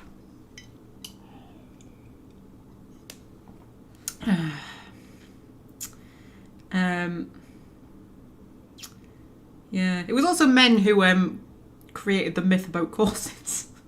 This is so funny about the corsets. So, you know, this whole thing about, oh, corsets were awful and they were really uncomfortable and they broke women's ribs and constricted their organs and they were a terrible thing. Completely not true. Absolutely, completely not true. Not true at all. Women loved corsets. Women were the ones who made the corsets. They were the ones who bought the corsets. They were the ones who invented the corsets. You know, the corsets were great. And then fertility rates were dropping. And the doctors couldn't figure out why the fertility rates were dropping. And they just came up with this stupid idea that it must be the corsets. The corsets that they've been wearing for bloody centuries. Oh, it must be the corsets that are causing the fertility problems. So they came up with all this bullshit. Like, actual doctors just published papers saying, oh, corsets are terrible for you. Yes, they constrict your organs and break your ribs and they make the fertility rates drop. Absolute complete fucking nonsense. And then the bloody feminists jumped on it and created this whole kind of narrative that the men were forcing the women to wear corsets that were injuring them all this time. Absolute flipping nonsense. It was the men who created all of that to try and stop women wearing corsets when women actually wanted to be wearing corsets. Fucking hell. That was the one I thought was most hilarious. Oh, dear.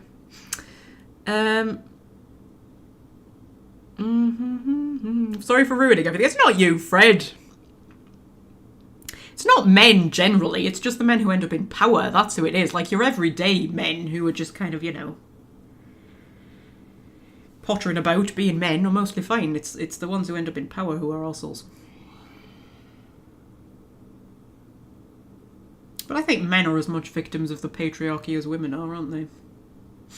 Generally. Just in different ways. Like they did an episode about sexual violence, which I put off listening to for ages because I thought it was going to be really depressing, but it wasn't. It was very upbeat and it was very optimistic, and it was about how to create a world without rape. And it was very empathetic, but it wasn't just empathetic towards victims of sexual violence. It was very empathetic towards men in general, and the way that men are treated in society and the way that they are seen, and, you know, why things have become the way they've become. And one of the most interesting points they made was, if we lived in a toxic matriarchal society, women would be acting, you know, it would be like, because most, I mean not all, but most sexual violence is men towards women, right? Not all. Women can be sexually violent towards men, women can be sexually violent towards women, men can be sexually violent towards men, but most are men being sexually violent towards women. But what they were saying was, if we lived in a toxic matriarchal society rather than a toxic patriarchal society, it would be the other way around. It's not that, you know, men are inherently violent. It's got so much to do with, like, the conditioning. But then I started to think, but there's never really been a matriarchal society. Not a proper one. Throughout all of human history. Across cultures that never even interacted with each other. They've all pretty much been patriarchal. To a point. Although not as patriarchal as what we are today. We've not always been, you know. Yeah. There have been ones that were a bit more egalitarian. Is that the right word? Is egalitarian what I mean? Equal? I don't know if egalitarian is what I mean. But, you know.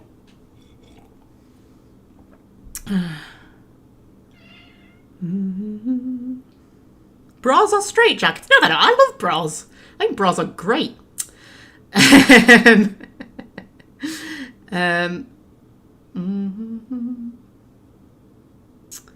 Sometimes wonder what things we do in everyday life people in hundreds of years will look at and say, can you believe they used to do that? Yeah, I often think that. I often think that when I'm looking at history and stuff like that, because there was one of the podcasts, I can't remember what they were talking about. The cat is destroying things behind me. I can't remember what they were talking about, but I remember that she was saying, I can't believe people actually believed it. Like, it's one thing that they put that information out there, but people actually believed it. And I was thinking, there will be things that we believe today that in the future they'll look back and go, I can't believe they actually thought that was true. I can't believe they actually believed that. We just don't know what they are. Yeah. There'll also be things today that we think are absolutely fine and wonderful and that we advocate for and think are just the best thing ever, that in the future they'll look back and go, bloody hell, they were barbarians, weren't they? I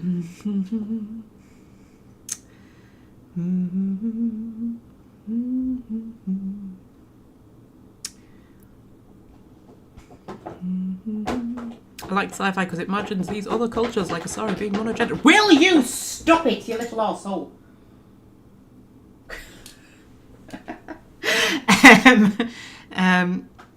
Yeah. Stop it! Oi! Stop it! Stop! I'm gonna flip and throw you out the window in a minute. Come here. Come here.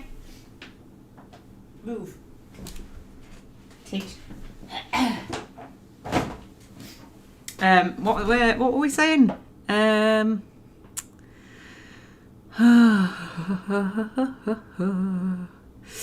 Sci-fi. I'll tell you the thing I like about sci-fi and fantasy, but mostly sci-fi, is I love exploring like what it is that like defines humanity, what it is that makes us human. And when you're writing sci-fi, you're in a unique position to explore that idea because you've got characters who are not human. So you can literally see humanity through the eyes of an outsider.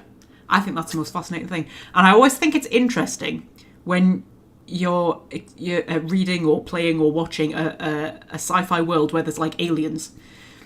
What the writers have decided is the defining point of humanity, because they all pick something different. So like in Star Trek, it's like the urge to explore is what defines humanity.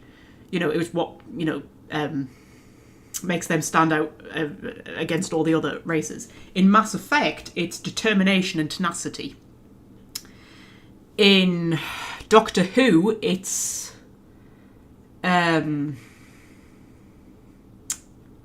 sort of ingenuity and kind of curiosity, that sort of thing. And it's always interesting. Like, what would you pick if you were writing a sci-fi world and you needed to pick a defining trait of humanity, the thing that makes them stand out from all the other races, the thing that is like, that's their thing? What would you pick? Because I would pick fantasy, like imagination.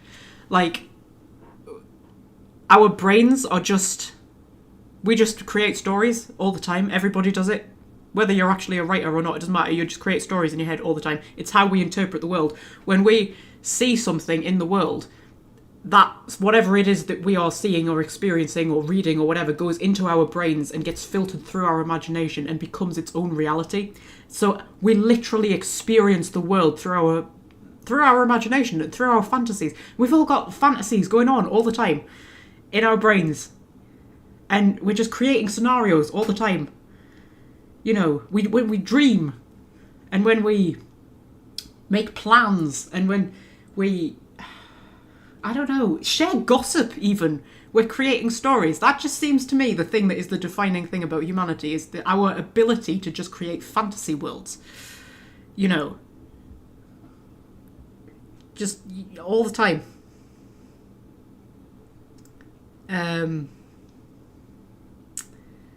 Yeah. Down to 3 people watching, I know. It's alright though, this is...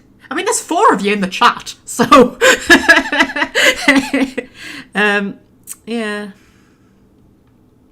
Fred would pick adaptability.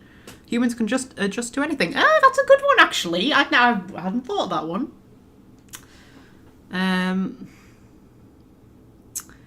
Pick creativity in general, yeah.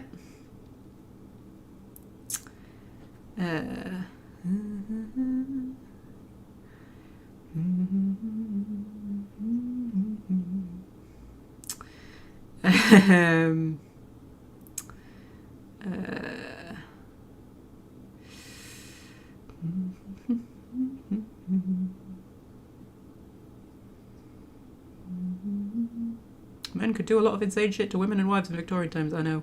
But thing is, when you go further back, a lot of it comes from the church. When you go further back, like all of those warrior women that they've dug up somewhere down south, I think, the archaeologists have found all of these graves.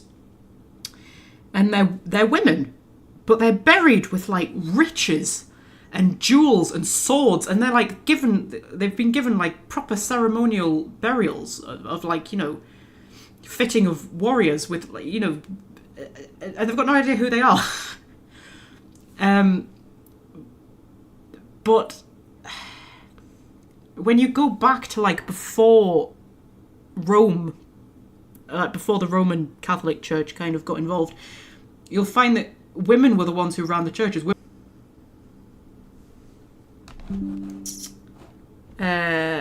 Sort of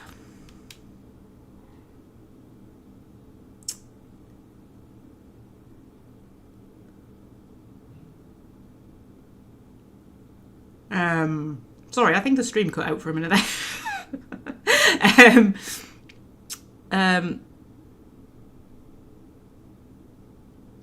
I can't remember what I was saying now.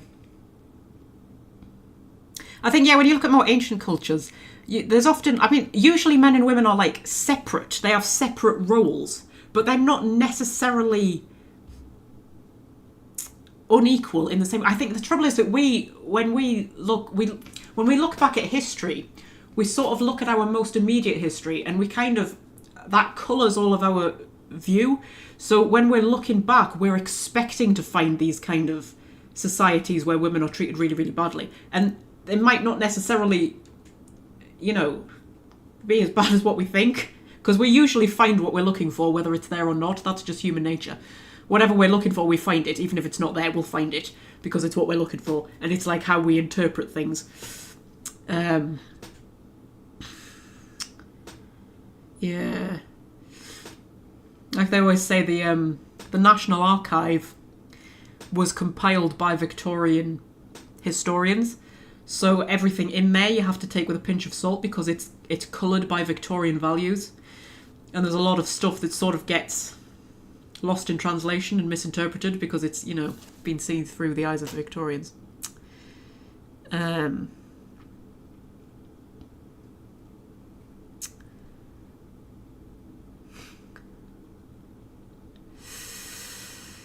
Anyway, we've been going nearly 2 hours and we've done nothing. Right. Should we do something? Do we want to play a game or do we want to make a map? I don't know. I don't know what I want to do. I just want to carry on talking about history. Should we make a map? Should we carry on with this map? Or should we make a new map? I don't know. We could make a completely unique map. It's really annoying me that those mountains are like... Move that down a bit. Yeah, so that's behind that one. And move that down, so that's behind that one. And then that one. Move that down, so that's behind that one. There we go. Yeah, so this is a map that I'm making for my Ostwick fanfiction that I'm writing. Where this is Ostwick, and this is the land surrounding Ostwick. And look, that's Trevelyan Manor, where the Trevelyan's live. And that's the Circle Tower. And that's the market. And that's the chantry. And that's the docks. There always has to be docks. Yeah, and I'm sort of trying to fill in the city, and then all of this is going to be like extended farmland. The only annoying thing about this is if you want to actually move the map, you have to switch to that to actually move it around. You can't do it just generally. It's my only main complaint at the moment. Yeah, and then there's a massive lake up here, because I like a massive lake.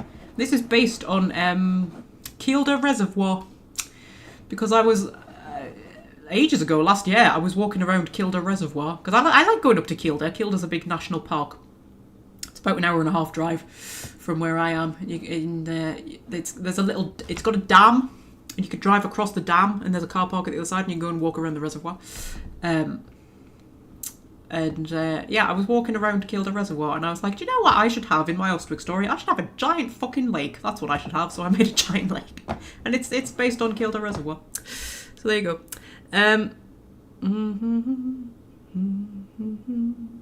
Fred has to leave in 20 minutes to meet a friend for lunch. Fred! Honestly. Hey, you just can't rely on anybody these days, can you?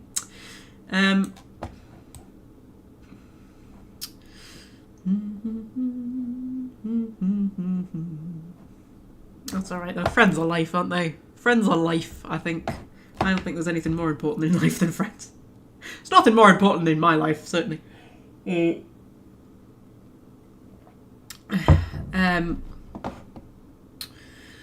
so that's what the big lake's based on. It's based on Kielder Reservoir. And then I think I was going to have like farmland all around here. Oh, I need somewhere for the Dalish to camp, don't I? I think I had the Dalish camping in like a woodland. Because there's a Dalish clan.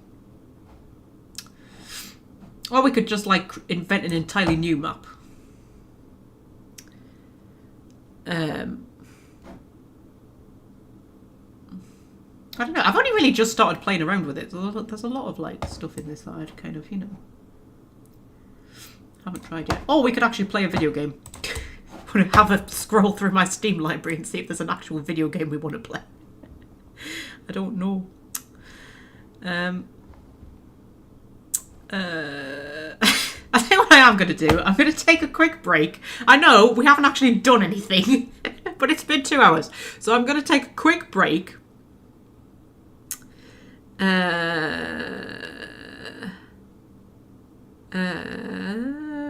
Yeah. And then I'll be back and we'll think about it and we'll decide what we actually want to do. We might not do anything. We might just carry on talking for a bit. I don't know. But anyway, I'll put the break screen on and I will be back.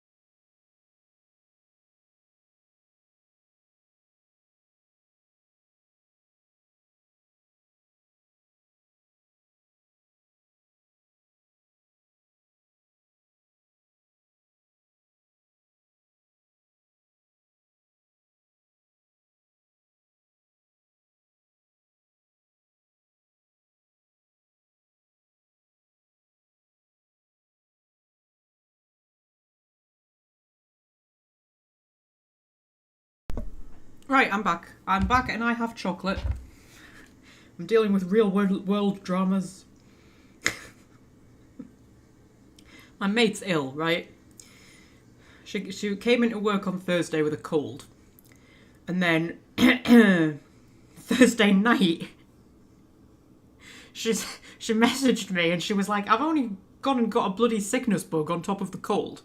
Right? So she was being sick through the night. So she wasn't in on Friday, and she wasn't in today. And she's just messaged me now and gone, I've just done a test out of curiosity and I've got bloody COVID. I was like, fuck's sake, man. I bloody cuddled her on Thursday as well. She was looking sorry for herself. Gave her a cuddle. And she's like, oh, I've got COVID. Jesus. Anyway. Oh, eat me chocolate. Right. Right.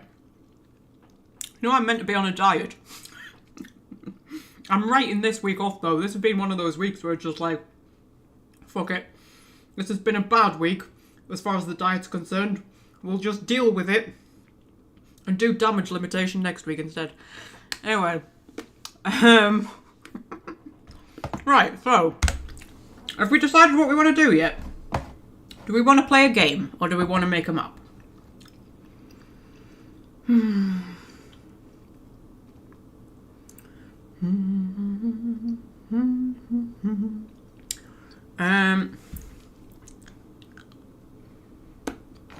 don't know. I don't know what I want to do. I'm a bit like this at the minute, just in general. Every day I'm getting home from work and I'm like, I don't know what to do. Like do you ever just not know what to do? Not know what to do with yourself? Like, you've got all this energy and you want to do something, but then it's almost like you've got too much energy, you can't focus on anything. Honestly. I'm just in one of those weird phases at the minute, I think. Been a very weird year so far. Been very weird. Shall I give you the short version? The short version is part of the reason why the channel's gone on hiatus and everything's just gone a bit weird. I was having a bit of a wild fling, right? Because I don't really do proper relationships. I just end up in bed with people. That's me. And I just have wild flings. I was having a bit of a wild fling, which was all great and wonderful. And then it ended, as flings do, which in and of itself wasn't bad, because, you know, it was a fling and it ended. But it ended a bit kind of badly. And then I had a spontaneous one-night stand. And now I'm just a bit sort of like, oh, I don't know what to do with myself. It's just kind of left us in this weird sort of limbo where I'm just kind of like, oh, I don't know what to do. Yeah. So there you go. That's kind of why the channel's going a bit weird at the minute, and why, you know, I'm going a bit weird and these live streams are going a bit weird, and why we've spent like 2 hours literally just me talking about crap with a cat on my knee. Just because I'm just in one of those kind of, sort of, you know, I don't know what to... I don't know. Yeah, I don't know. It's also why I'm baking, because it's the only thing that keeps me mind occupied. It's like keeping us out of trouble, I think. Like, if I don't bake, I'll end up doing something stupid. You ever feel like you're in one of those, I don't know, reckless kind of times where you think, I'm gonna do something stupid here if I don't, like, you know, keep control of myself somehow. Anyway, yeah. 2 hours into the live stream and we're still not certain if we're doing a game. I know, right? But we're up to 5 viewers. I'm doing something right. I wonder if I've lost any subscribers. That'd be quite funny. Should we have a check? It'd be quite funny if I've lost subscribers throughout the course of this. No, we're still at 400. I don't know, man. I don't know. Guys, I don't know. I don't know what I want to do.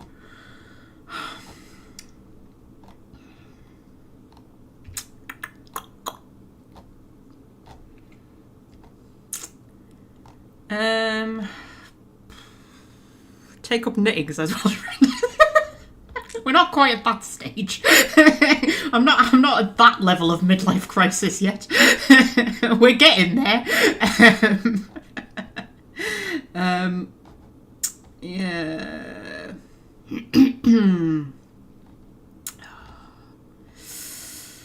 I don't know. What do you want to do? What do you want to do, guys? What do you want to do? I don't know.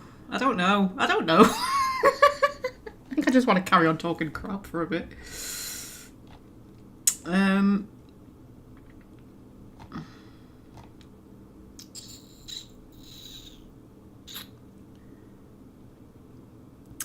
Vote for the game at the bottom alphabetically that's installed. What would that be? Is it going to be XCOM? XCOM. XCOM Chimera Squad, which I've never played yet. I've never played XCOM 2 yet. I've not had a satisfying enough XCOM playthrough. That's the thing. I keep doing XCOM playthroughs. But then I get to the end of it and I'm like, that wasn't satisfying enough. I want to do another one before I go into XCOM 2.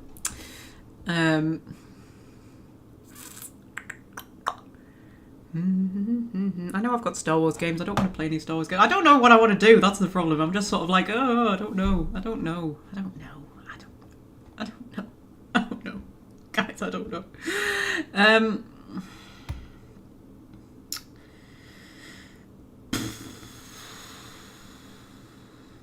Fabledom's really good. That's supposed to be coming out, because that's in early access at the minute, and it's supposed to be coming out in full in spring, is what they keep saying. But, like, it's spring. See if it's had any more, like, updates about it. Because I want to do a,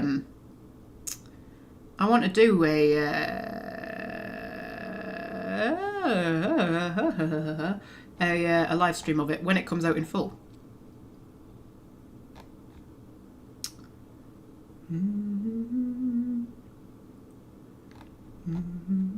It's really good. I really enjoy it. But yeah, I want to wait until it comes out in full before I do a live stream of it.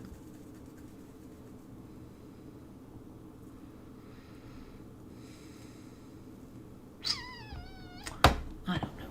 I did join the Discord. The trouble is I never go on Discord. I keep joining Discords and then I never go on Discord. So, yeah.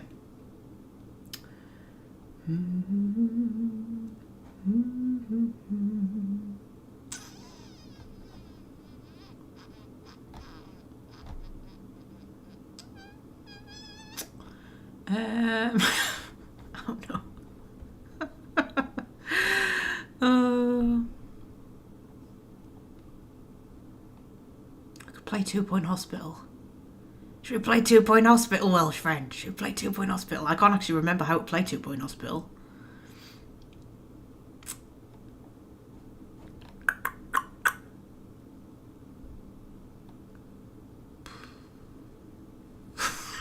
I don't know.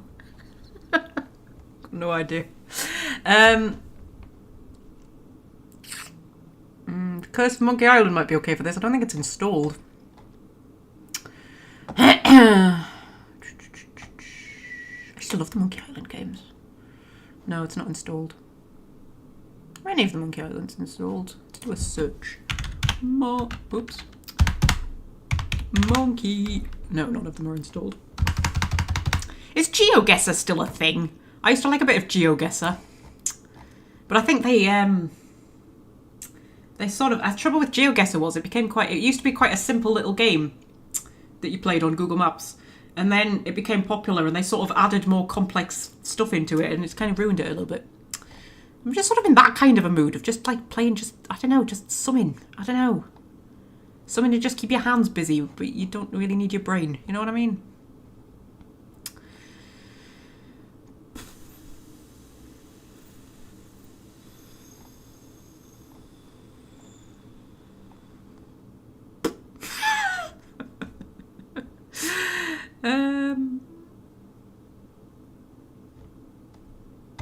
I don't know. Guys, I don't know. I don't know. This is what I'm like all the time at the minute. Like, literally, I'm getting home from work and this is just me. I'm just like, I don't know. I can't settle. I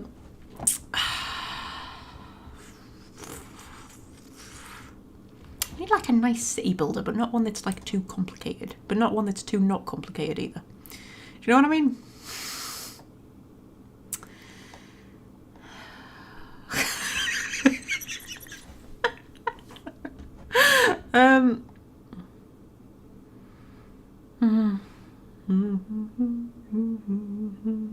Maps sound good. What GeoGuessr? Should we say what kind of state GeoGuessr's in these days? Or these maps, do you mean? you know what? We'll have a search for GeoGuessr and just see. Or we could just go through my newsfeed. Sometimes I think that would be quite funny. Just go through the newsfeed. Some of the stuff that pops up is just, oh, fuck off, ad blocker. It's just ridiculous, isn't it? But the trouble is, yeah, you have shit like this. The 6 questions to ask in the second year of your relationship is official. Like, what a bunch of crap. These are the worst things you can read because they just make you like second guess yourself too much. You know, should my best friend be more mindful of my lower income? Crap like that. Like, who the fuck? Honestly. How to spot burnout in your relationship. Things like that. That is like the worst stuff because like... Oh, honestly, yeah, let's not read my news feed. My mate's just messaged me. Let's see what she's put.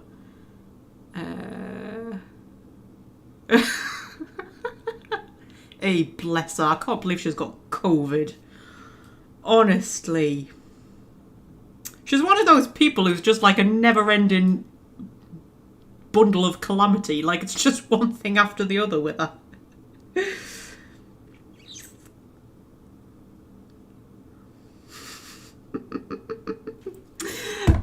Right, okay, what am I doing? GeoGuessr. Yes.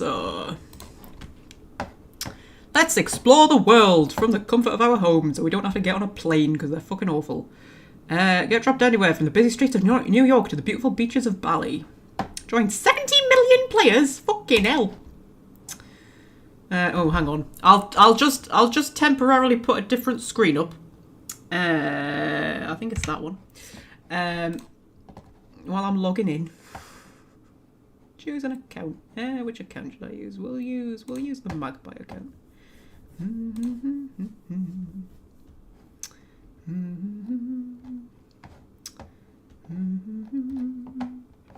Do you have to pay for it now? So they're not like a free version anymore.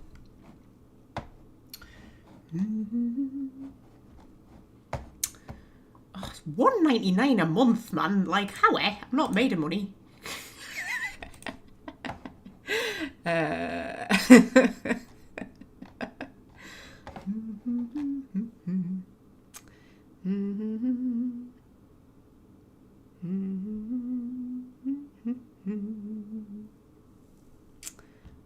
Fred's gone. Bye, Fred. I'll leave the computer on so Magpie's numbers stay up. Yeah, all 4 of them.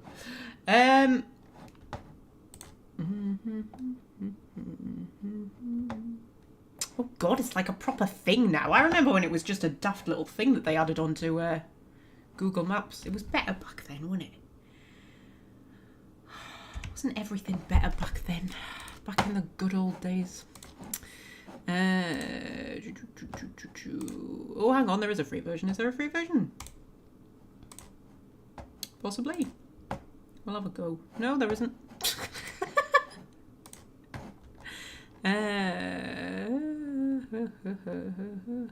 Should we make a map then? Should we do that? Should we make a map? Should we make a random map? Should we... I'll save this one. How long have we been going? 2 hours? And we've only just got started on whatever it is we're going to do. You know what? Fuck it. I'm going to put my headphones in. I'm going to put my headphones in and I'm going to put my music on. I'm having a midlife crisis live on the internet. That's what's happening. Oh, Christ almighty. Right. If we go... Return to your maps.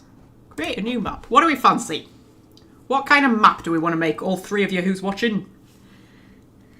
Hang on, I'll put my playlist on.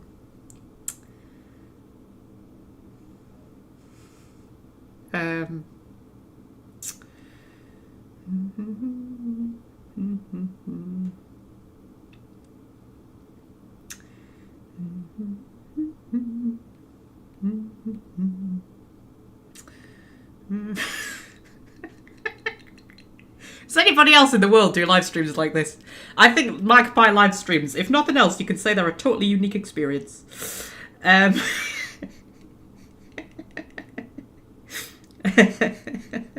go. Put a bit of what should we put on? Put a bit of Flow Rider on. There we go. You can't go wrong with that, can you? Right.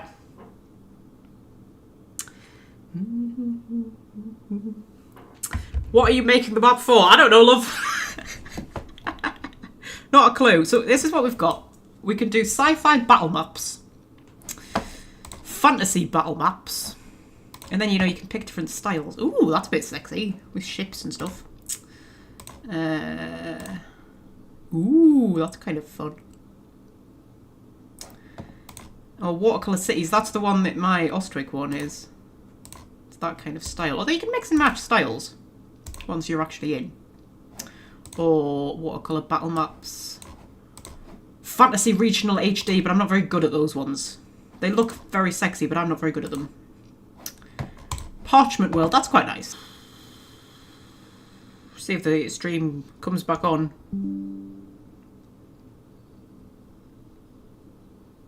There we go. I think the stream's come back on. Yeah. Oh, that's a bit sexy. We could do something like that. Although that's like I prefer the top-down one because that's like kind of 3D-ish, which is. It looks good, but I'm not very good at it. Do you know what I mean? So we could do like a top-down one, like that. Create an entire planet. Should we create Planet Magpie? Created by the Magpie subscribers. Or at least the 2 who are currently watching.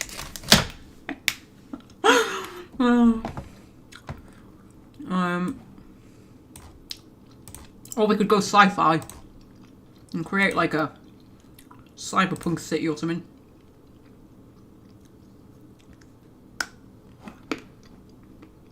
I'm feeling fantasy though.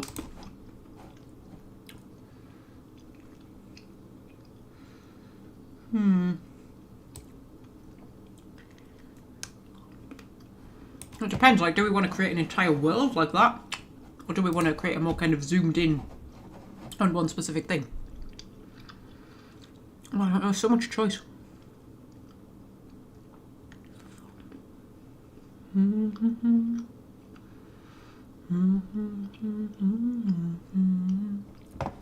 Sorry, I'm humming onto me music. I don't know, what do we want to do? Oh, so indecisive.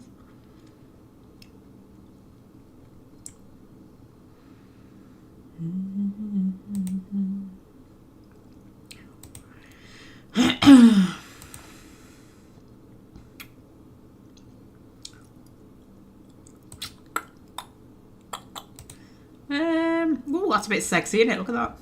That's a bit Morrowind, isn't it?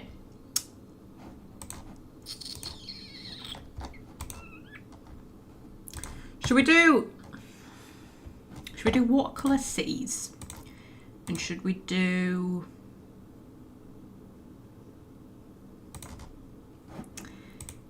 Should we do watercolour cities or should we do watercolour... No, let's do watercolour cities. Watercolour cities. Could try and make something a bit like that, maybe. Do I want to do a city though? Oh my god. Make a fucking decision, Magpie. Jesus fucking Christ. This is what my mother is like. Honestly. Never go with my mother to Greg's because it takes fucking 10 minutes to decide what bloody sandwich she wants. I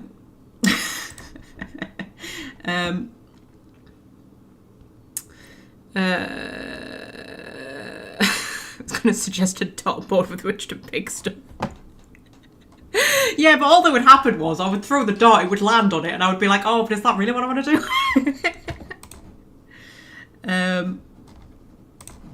Let's do watercolour cities. Let's do that. And let's do... Should we do a big one? Should we do massive? Should we do like 100 by 100? Do a massive fucking city. Yeah, go on, why not? Let's create it. Oh, God. Right. So, here's what you do. This is all the water. And we've got our little tool. Right? And we can have circle with uneven edges to create, like, you know, a coastline. Or we can have just a circle. We can have a grid. Or you can draw shapes like that. And then you can add your land, you see? But if we do that one, and you can decide how, like, jagged you want it. So if you want it very jagged, You put it up. And you have a very, very, very, very, very, very jagged coastline. If you put it down, right, you have a much less jagged coastline. See? What do we want? If we put it at about, I don't know, 10. And we'll make a little continent. That's a very square continent. That doesn't look very good, does it? We'll try and make it a bit more, you know, shapy. And they can make little like lakes and things. That's a bit shit, innit? We undo all of that. We'll start again. We'll start again. We'll start again. We'll start again. We'll start again. You know what I always like doing? I always like doing like a sort of, like as if like a meteor's hit it at some point in the distant past, so do like a crater. Like that sort of thing. But then if we do it, because you can subtract it, you see, make that really small and put like little rivers in, maybe a bit smaller than that, a bit smaller than that. Put like little rivers in so it looks like little cracks, like a meteor's just crashed into it. That doesn't look that great though, does it? It looks better when I draw it like actually by hand. Yeah, so anyway, if we add and, or should we try and make it like a shape? Should we try and make it look like a dragon or something? Just undo all of that. Undo it all, undo it all, undo it all, undo it all, undo all of it. I want it all gone. There we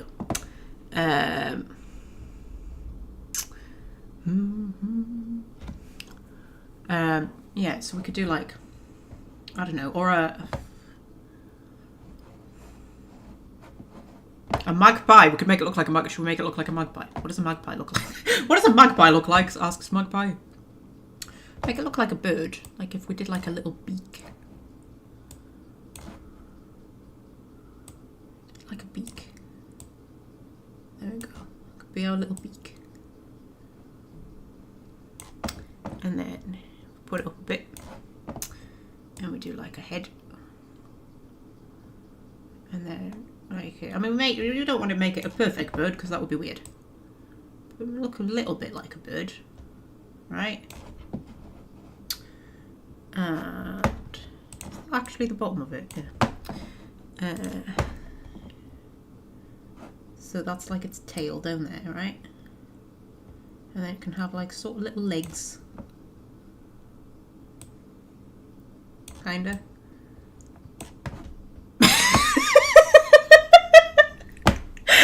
and then we give it a wing. There we go. I didn't say it was only meant to look a bit like... That is what a magpie looks like. There we go. And then we colour it in.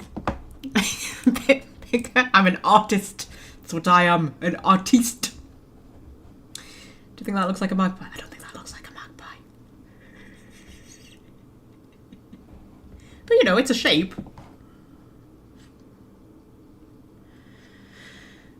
We'll work on it, it'll be fine. If we can give it a little eye. If we put like a... You can have an eye up there. There you go, you can have an eye. There you go! Magic, that's what that is. And then, if... it'll get better, guys, trust me. And then if we put like some... We need to put some big rivers in. Make that a bit bigger. Put like the main rivers in. Big rivers that'll run through our continent. Just make it all jaggedy like a river. Whee! And then we need some little rivers offshooting from the big river.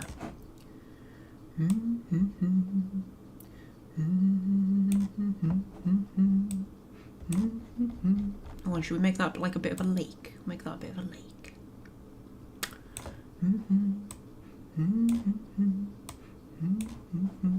I love this, man. I just love. Make that a bit less. Yeah, I just love. I just love making maps. Always have done. Since I was a teenager. Just loved making maps. Just a weirdo. It's not your love of maps that makes you a weirdo, Magpie. It's so many other things. That's true. That's quite a big river at this point. I think it needs to be less big than that. Put that down a bit. There we go. There we go. That's a bit better.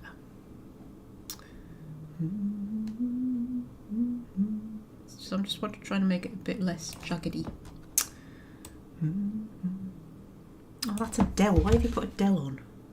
I don't want a Dell on. You know what? I like it when I like putting my playlist on Smart Shuffle. And sometimes like really good songs come on that you sort of hadn't thought to put on the playlist. But then other times like really ones come on that you just think, how did you look at my playlist and think that that was a song that I would want on? Adele and Sam Smith, that's the other one. I can't freaking stand Sam Smith. And Ariana Grande, whenever she comes on, I'm just like, why would you put her on? Like, my playlist is mostly dance music and rap. That's mostly on my playlist. Why would you look at that and think, Adele, that's what she wants to listen to? Like, no.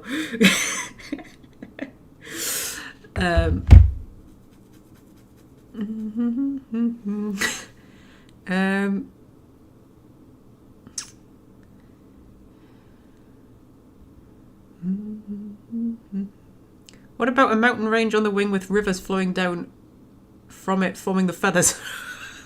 You have great faith in my artistic ability. We could try. I'm sorting out the big main river first, though. Oh, we need to start thinking of names for things. That's another thing I love, is thinking of names for things. I love just like going on thesaurus.com and just trying to find words that that you don't use in everyday life.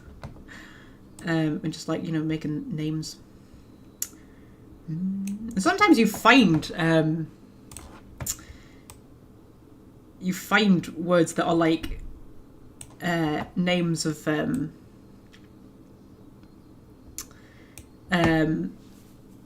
like fictional places in a video game you've played or something like that, and you're like, oh, that's where they got that name from. Amaranthine is one. Amaranthine means eternal. Amaranthine from Dragon Age. Amaranthine means eternal, and I never knew that until I was looking up. I was trying to think of a name for something, and I was like, oh, let's look up other words for eternal, and Amaranthine came up, and I was like, oh, that's where they got that from.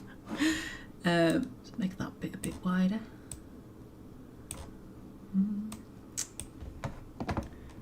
Yeah, this is a great little website, this, I find it very relaxing. Just, perfecting me rivers. Cut that bit off. It looks like he's wearing a necklace. Or he's got a rope around his neck. It sort of looks like a magpie, right? Kinda. It does look like he's wearing a dress. But that's okay. Yeah.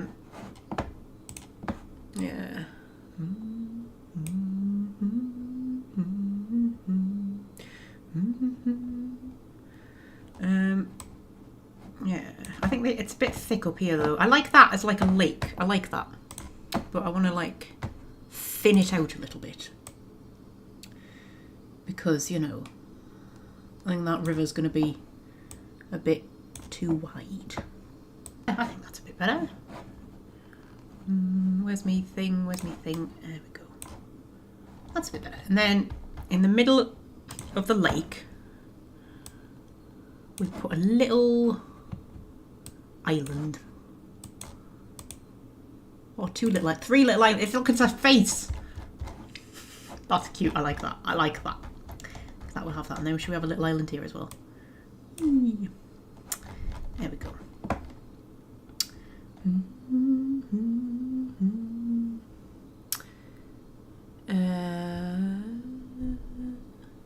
Is it still a river if it doesn't have a spring part? I don't know. That's always the thing I wonder when I'm making maps like this. Like, are there many rivers that run like that?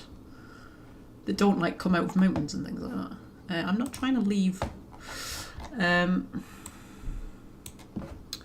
better save this while I'm thinking. New map, what should we call it? What are we calling this brave new land?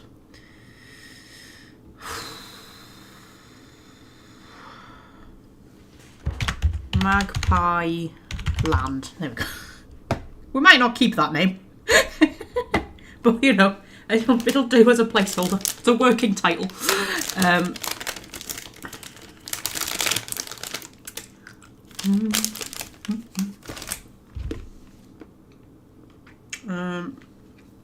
Sorry, I just need to message me, mate. Taking time out for, you know, concentrate on my social life.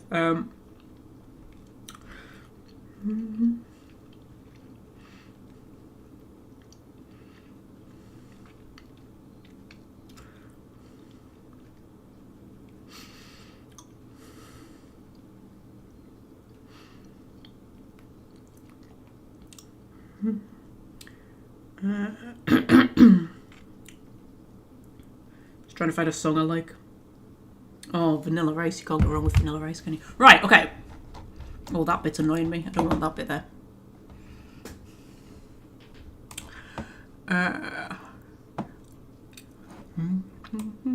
There, that bit. Smooth that bit out.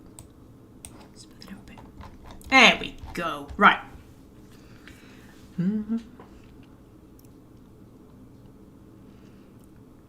If it's on your playlist, why wouldn't AI select it? It's not on my playlist. It's not on my playlist. So I've got it on Smart Shuffle. So Smart Shuffle is when it'll occasionally put in a song that it thinks you'll like based on songs on your playlist. So it'll play all the songs on your playlist in a random order, but then it'll put extra songs in that it thinks are similar. Right? So it'll kind of go, oh, you listen to these songs, so you might like this song, and it'll put that one in. And sometimes it's a really good thing, because it's sort of like, oh yes, that is a really good song, but I never thought to put that on my playlist. But then other times, just really random stuff comes on. And you're just like, why would you possibly look at my playlist and think that was a song that I would like? Yeah.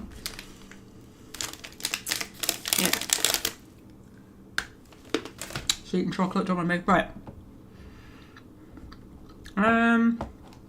Right, I like your mountain river idea.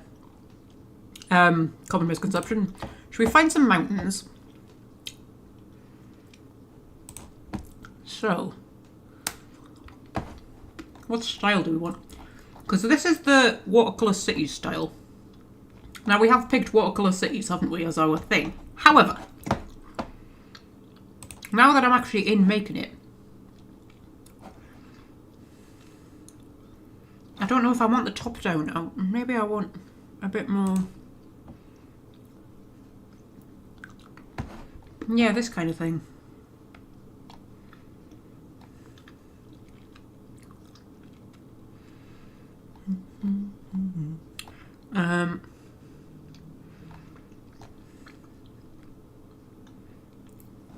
We could put some mountains in.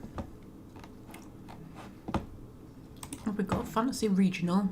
Give it a minute.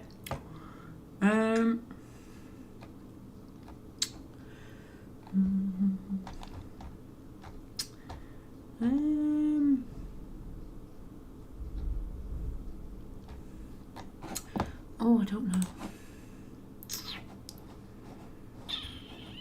Come on. Come on. There we go. I believe in you. You can do it. Yeah, that's more sort of like... There's just an entire fry-up. You can just put a fry-up on your map if you want. Ooh. Parrots. Is there a magpie? Oh my god, how amazing would it be if there was a magpie? I think there's everything but a magpie. Should we do a search for magpie? Magpie. Just searching all of them.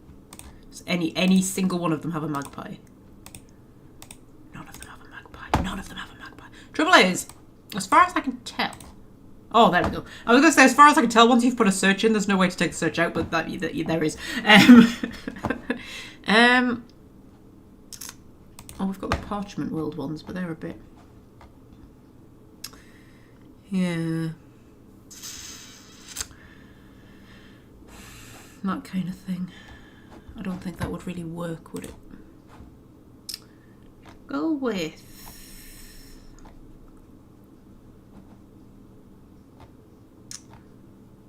Mountains. What kind of mountains do we want? Grey mountains. Should we go with grey mountains? And then you see it has like different ones, and it'll select them at random so that you don't have the same one every time, right? So it looks cooler. You know what I mean?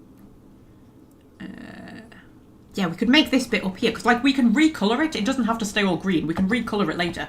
So we could, like, make this, like, the bleak kind of bit where it's all cold and mountainy and stuff. Honestly, Smart Shuffle is not doing a good job today. Jesus. Sometimes it does a really good job, and other times just not. So if we, like, put a mountain up there, and we put one like there, and then there, and then maybe make them a bit smaller as they come down.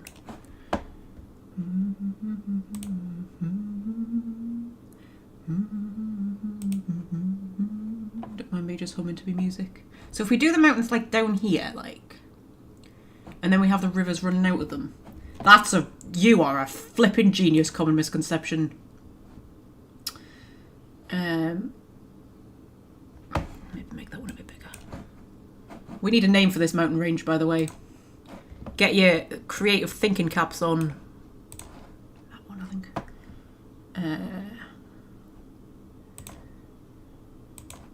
Yeah, get your creative thinking caps on. I need a name for the mountain range. Bearing in mind that it's forming feathers. So if we could have some kind of feather/wing/bird based name, but that, like, sounds cool. Get on Google, get on the thesaurus. Find me some good names. This is a group effort.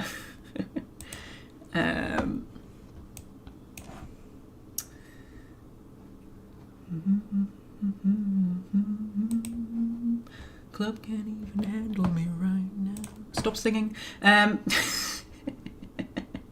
Stop singing.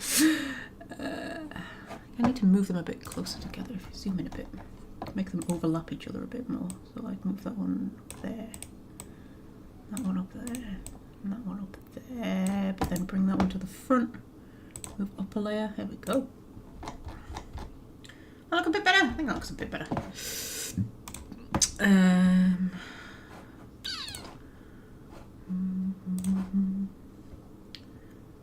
Put like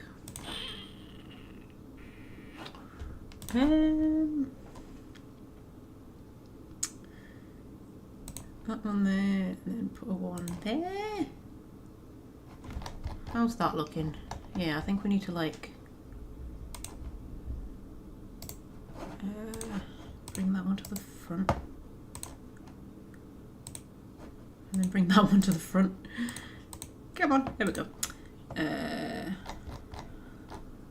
How's that looking? Does that look alright, or do you think we maybe need another one there? Just a little one though. I just want a little one, like, there, and then bring that one to the front. Move up a layer, move up a layer, move up a layer, and then that one. It's probably an easier way of doing this. Move up a layer, and then that one. Move up a layer, move up a layer. Move up a layer, move up a layer. There we go. There we go. That looks pretty sexy, doesn't it?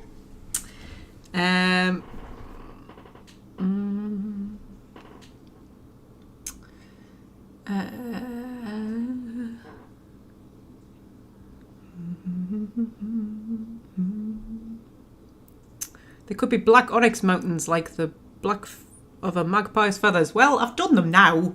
Common misconception.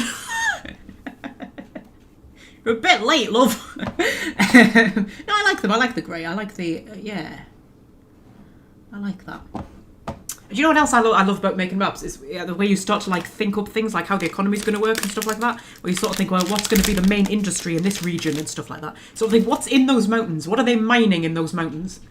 And does it make them rich, or are they like a struggling region? Like, are they mining coal, or are they mining diamonds? Like, what's going on? But then you start to think things like, well, maybe they're mining diamonds, but diamonds just aren't really worth anything in this society. Because, you know, stuff tends to be worth a lot if it's rare.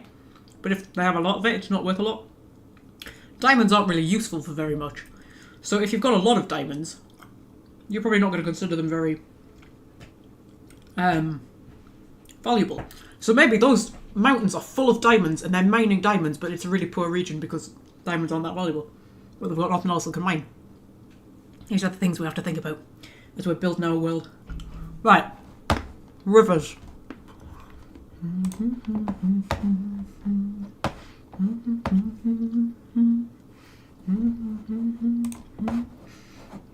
Right. So, if I have a river.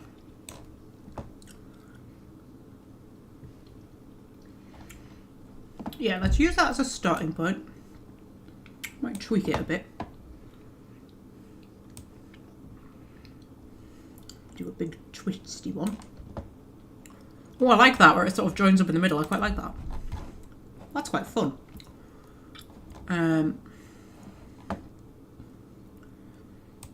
have that one, but maybe that one doesn't go to the actual coast. Maybe that just ends in a little lake. Whoops, that's not what I wanted. That's what I wanted. And then have a one that kind of goes off over there. And then one running down from there that joins up with that one. What are we thinking? I mean, it needs a bit of tweaking, don't get me wrong. But we'll work on it.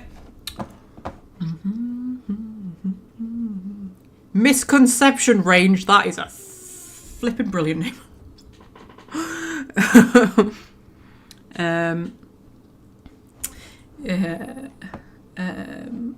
Okay, so get rid of that little bit.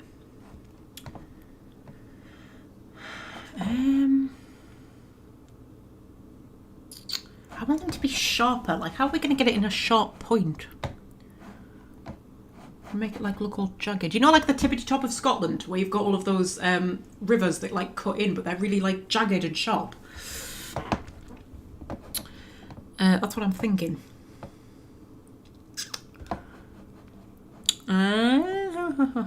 What do I want? If I make it really small, I think maybe if I make it smooth.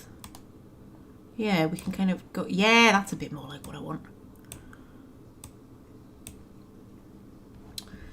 So if we have it going in like that. And I don't really care. Stop singing. Have a little one coming down over there. That's a bit more like what I want. And then if we like sharpen them up a little bit. There we go. That's what I'm after. That's what I'm after. Make them a bit sharper.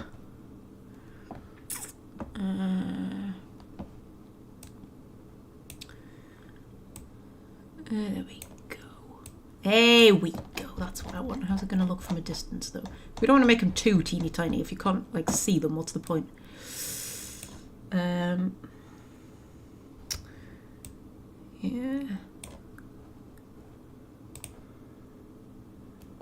And then like sharpen that bit up as well and make it end in like a point.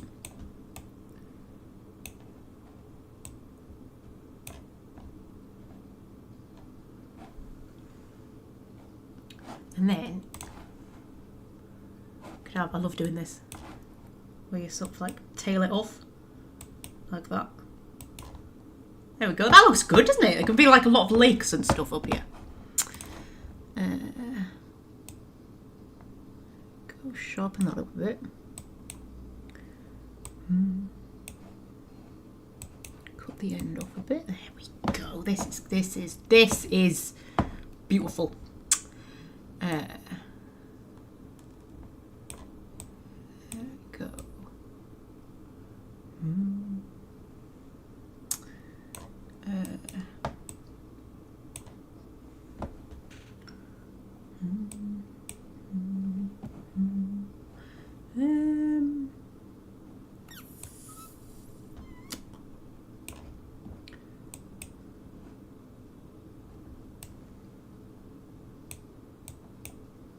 I don't want to make it too straight, that's the thing. We want to make it a bit more. What's that look like from a distance? It's getting pretty sexy. I think we need a bit more down here, but we'll deal with that in a minute. Sort of these ones up at the top.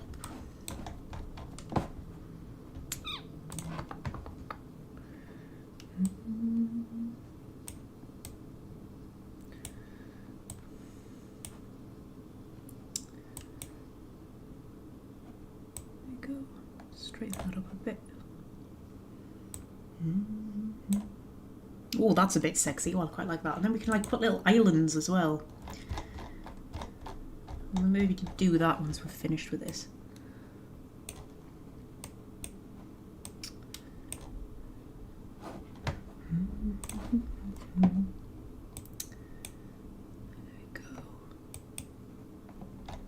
There we go.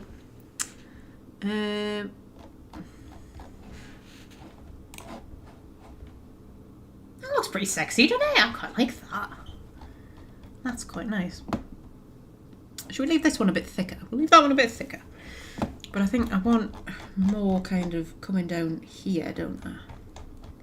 So if I maybe have a little river, I'll put it back on that temporarily. I'll have a little river kind of snaking down this way. And then maybe going off up there and turning it into a bit of a lake. A bit of an offshoot. How are we looking? How are we looking? Yep, I like that. That's pretty good. That's pretty good. Put it back to the smooth. I can smooth it out a little bit. Cut that bit off. Make a bit more of a mouth. We could have an entire series of live streams of just making maps. That was the wrong thing. Oh, we better save it while I'm over there. It doesn't have auto saves, so save. Yeah.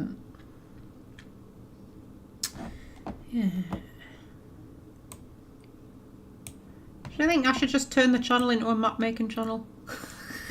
Just make maps. Do that.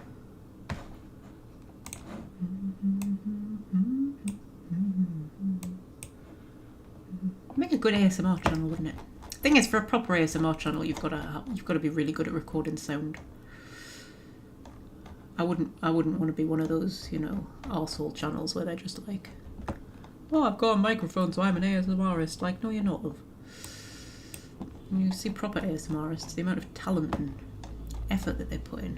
Put a little lake there. Right, should we add in some little islands? I'll put it back on squiggly. Because that looks a bit too not squiggly, doesn't it? I'll put some little islands. If we just kind of go boop, there we go, there's an island. Boop, boop, boop, boop, boop, boop. I always like to have a little cluster of islands called the cluster, because I'm imaginative like that. Almost all of the maps that I've made have a cluster of islands called the cluster. The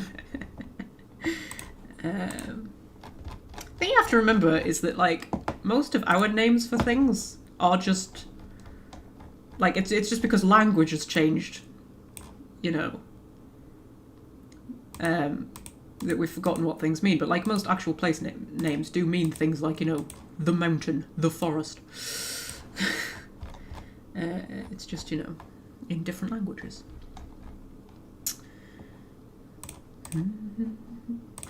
We just have lots of little islands around the place, and then make a few big. Make a bit of a big one over here, bit of a big mainlandy one, and then just one right out in the middle of nowhere on its own, with a tiny, tiny little sister island, which is probably just a rock. There we go.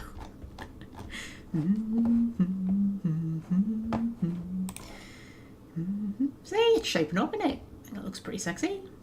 That's bothering me up there. That looks like it ends too kind of sharply.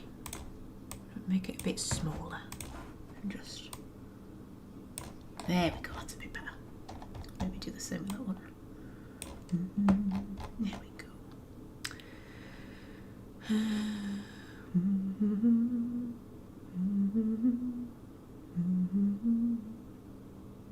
Wasn't there a Welsh hill that had like 4 words for hill from different languages in its name? Probably. I love Welsh place names when you actually find out what they mean.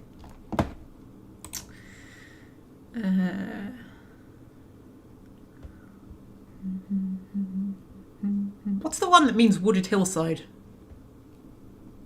There's a hill and it means wooded hillside. We walked up it once on one of our Welsh holidays, I remember. I can't remember what it's called, but it means wooded hillside.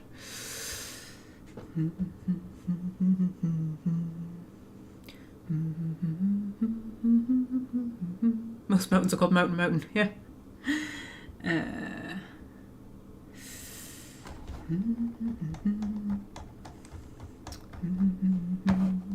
That's annoying me. I think we need a bit more.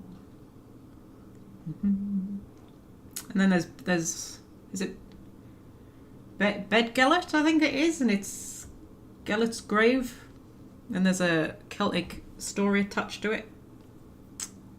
It's from my mythology books about, I don't know, we don't know if it's a true story or not, but it is named after it, where there was a king and he had a hunting dog called Gellet, and I'm not going to be able to remember the story exactly, but he had a newborn child, and this hunting dog was so gentle when he wasn't hunting that he had the dog like guard the newborn baby, and then he came home one day. He'd been away and he came home, and the dog came to greet him covered in blood, and he ran up to the baby's room, and there's blood everywhere, and he runs back out and he kills the dog, and then he goes back up to the baby's room because he thinks the dog's killed the baby, so he comes back down and he kills this dog. It's a good thing Fred's not here to hear this story. He kills the dog like this loyal hound. He kills him, right? Goes back up to the baby's room, and the baby is asleep in the crib, and there's a dead fox or rat or something like that obviously the dog killed, and the king is so racked with guilt that he buries the dog on the mountain. And the dog is supposed to still roam the mountain. The ghost of the dog still roams the mountain. And it's a rock or something, isn't it? It's meant to be like his gravestone. And you can go and see it like it's an actual thing. That's the thing I love about reading the Celtic myths, is they're often like the landmarks in them are actual places that you can go and visit. I mean, I suppose the same is true of most myths, but it's just like the Celtic ones are in Britain, so they're ones that I can realistically go and visit. But they often have like weird stories attached to them. Like there's one where there's like, it's a rock and it's got a perfect hole through the middle of it, and there's a whole myth about that as to why this rock has a perfect hole through the middle of it. Yeah. Sahara means desert, yeah. A lot of hills are named after breasts. That's a thing. A lot of hills and mountains are kind of, yeah, because, you know, somebody looked at them and went, that looks like a pair of tits. And a lot of hills are actually just words for tits. That's the thing.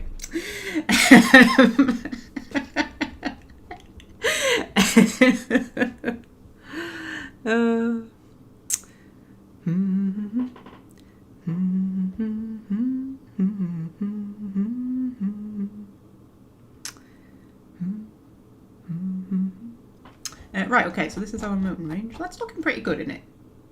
Should we put a few more lakes in? I feel like it would be quite a lakey sort of a place. Put some lakes around and about. Pop a one there. And maybe just like a couple. One Direction. You've put fucking One Direction. Right, what on my playlist would make them think, oh, she really wants to listen to One Direction? Fuck's sake, Smart Shovel, you're not doing a good job today. Dear me. There we go.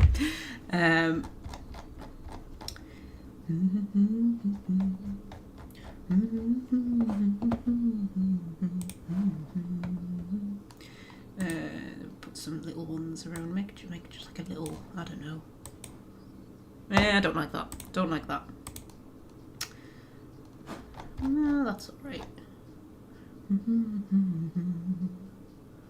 What do we think? Do we think that's enough on the old rivers? Because we can come back to them later. Should we paint it? There's an idea. Make it, look, because I want that to be like a bit of a kind of bleak kind of area. So should we paint it? Or what sort of colour do we want? Wasteland 1. Water grey, land grey. We have like mountainy ones. We've got ice and snow. We've got water.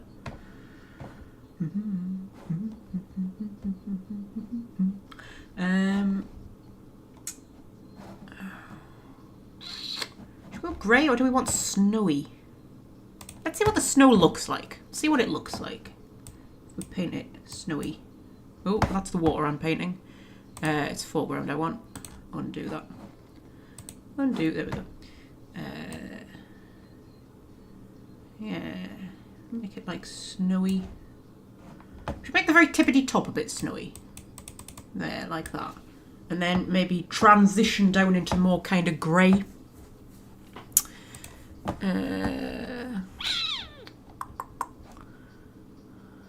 Water grey, we'll try that, see what it looks like. It's a bit dark. I want something a bit lighter. Try that one.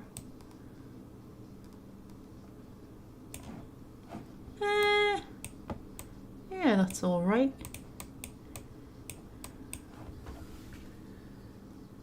I just want it to look bleak.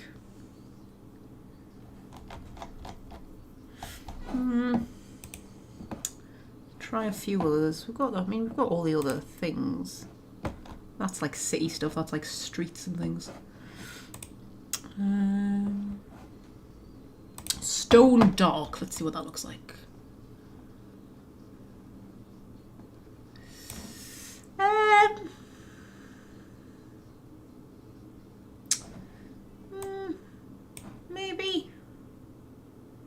Maybe.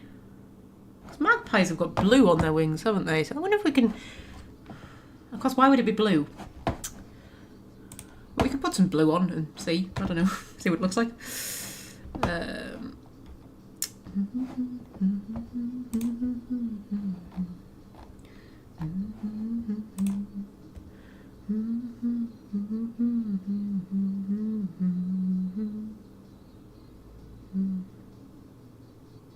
Oh, the baby had been killed. Killed the wolf that killed the baby. That was it. I remember now. Oh, yes, because he ran up and found the baby dead. That was it. And then came back and killed him. That was it. That was it. I like the Celtic myths. Because, do you know what I like about the Celtic myths? Is that they're quite... I find them more relatable than I find, like, the Greek or the Roman myths. It's weird. I feel like the Celts were more normal. Like, the Greek myths are just fucking insane. Like, the thing I don't like about the Greek myths is every woman is a hysterical mad person and every man is a violent rapist. That's just the Greek myths just summarised. And it's sort of like, yeah. Whereas when you read the Celtic myths, you get a lot more sort of, like... Healthy relationships is one. Like, romantic relationships tend to be a lot more healthy in the Celtic myths. I mean, don't get me wrong, the Celtic myths are still a bit weird. But, I don't know, I just find them more relatable. I find that, like, the Celtic people were, I think, a lot more normal than what the Greeks were. The Greeks were quite miserable. They had quite a miserable outlook on life. They believed that life was a punishment placed upon them by Zeus. They were born only to suffer and die. And then when they did die, they went to Hades, which was a land of eternal suffering, so it was sort of like just going to get worse from that point. Whereas the Celts were quite kind of optimistic and colourful and cheerful. And it's funny because when you read the Greek myths normally end with something like, and then the curse persisted for another 1,000 years, and no one within the city ever knew peace, for that is what happens when you defy the will of the gods. Meanwhile, the Celtic myths tend to end something along the lines of, and then the evil witch was vanquished, and the family lived happily ever after, and for another 10 generations no one knew any pain in their life, and everything was wonderful, and everybody loved each other, and everybody had wonderful, happy children, and just everything was fine from then on. And it's like the two, like, extreme opposite ends of the spectrum. But, yeah, I find that, like, the characters in them are more like, they're more like real people. Like, there is nobody in the Greek myths who I find relatable, and there's nobody in the Greek myths who I find sort of, like, there's nobody that I look up to. There's nobody that I think, wow, they're a great person. I want to be like them. There's nothing, you know, whereas when you, in the Celtic myths, there's people who, there's characters who you look at and you sort of think, you know what, you're a proper hero. You're somebody I can aspire to be. Whereas, like, the Greek heroes are not people you would aspire to be, you know. Like, most of the Greek heroes are men as well, whereas a lot of the Celtic ones are women. Of course, the trouble with the Celtic myths is we don't necessarily get an accurate representation of them because the Celts didn't really write down their stories. They did have a written language. They weren't illiterate, but they were a bit superstitious about using it, so they didn't actually write down their myths. So the first time the Celtic stories were recorded down, it was by Christian priests who were trying to convert them to Christianity. And they were basically using their own folklore to do that. So there's a lot of sort of the Celtic gods are dying and this wonderful new religion that sort of totes love and happiness is coming in. And the Celts are willfully embracing it because they want to stop warring amongst themselves. That's kind of the narrative in most Celtic myths, but that's because it was being written by Christian priests. So you don't necessarily get an accurate representation of them. But, you know, I quite enjoy reading the Celtic myths. They're quite good. What am I looking for? I'm looking for sort of like mountainy stuff, aren't I? I was looking for a blue. I wanted to see if I could somehow fit a blue in without it looking weird.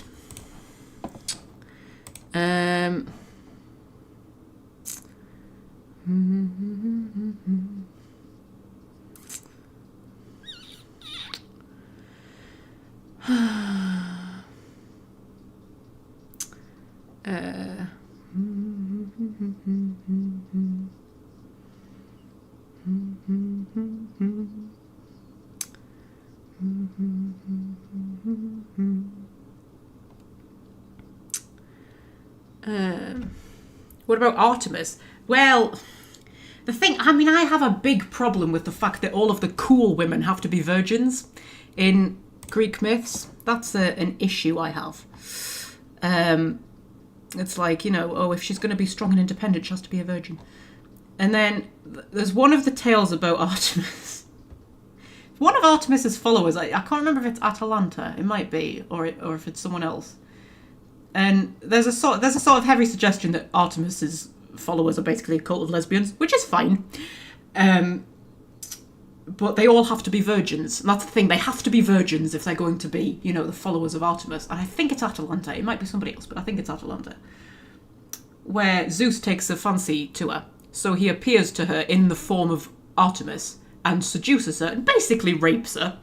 Because, you know, he's lured her in false pretenses because she thinks she's sleeping with Artemis. And then Artemis finds out and kicks her out. Rather than kind of going, well, Zeus did a really shitty thing there, let's go and, you know, try and kick his ass. She's like, you're not a virgin anymore, so you're not allowed in my club. Go away. And it's just shit like that. And then things like, who is it who, like, she found out her husband was having an affair, so rather than just, like, you know, getting a divorce like a normal woman would, she decides in order to punish him, she kills her own children, cooks them, and feeds them to him. It's like, what the fuck? Like, come on. Like, you know. Yeah. So there's nobody in Greek mythology who I look at and think, yeah, you're a person I want to be. Even like the goddesses, most of them are just angry. And I mean, I think Aphrodite is about the best. She seems like, you know, fun. The rest of them are quite uptight and miserable. Yeah.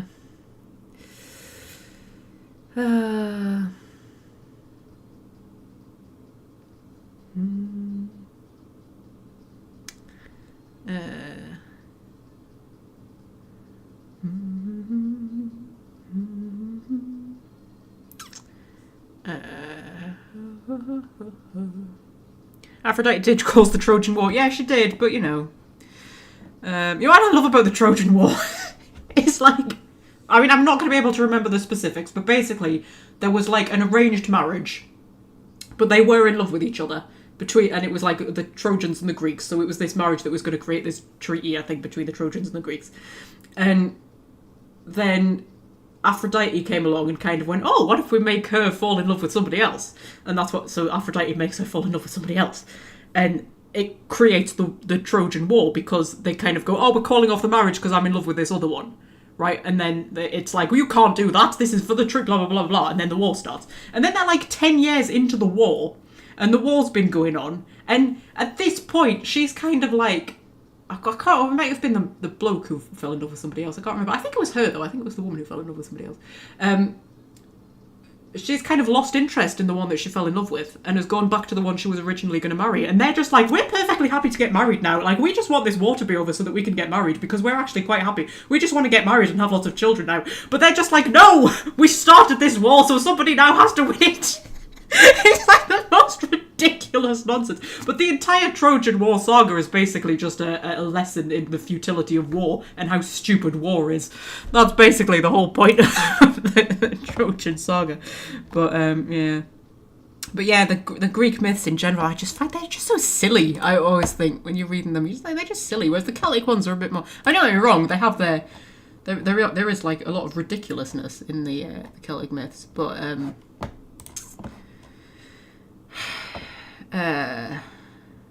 political blue. Interesting.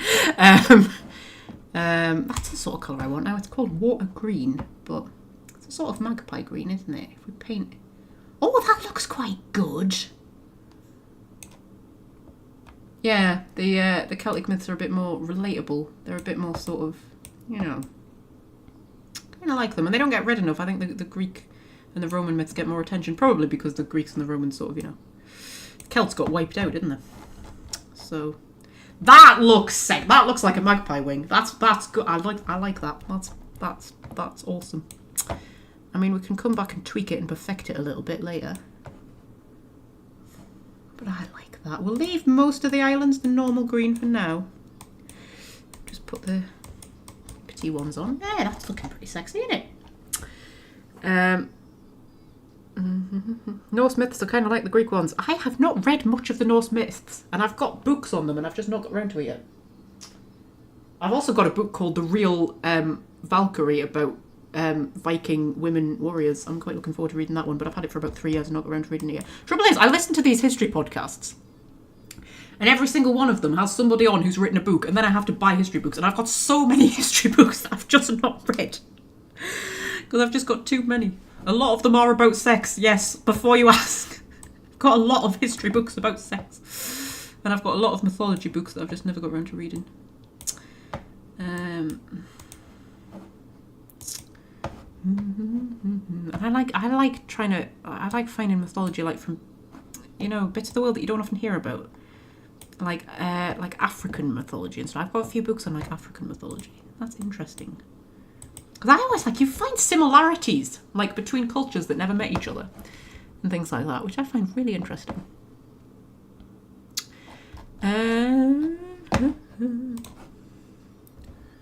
That's looking pretty cool. I mean, that's a bit of a definite line there. We might have to, you know, do something about that, but we can come back and tweak it later. That looks pretty good, right?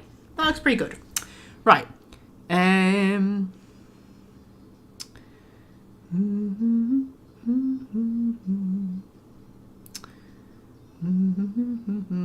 North myths we have are heavily Christianized. What the North actually believe in practice we don't actually know. Yeah, it's the same with the Celts pretty much.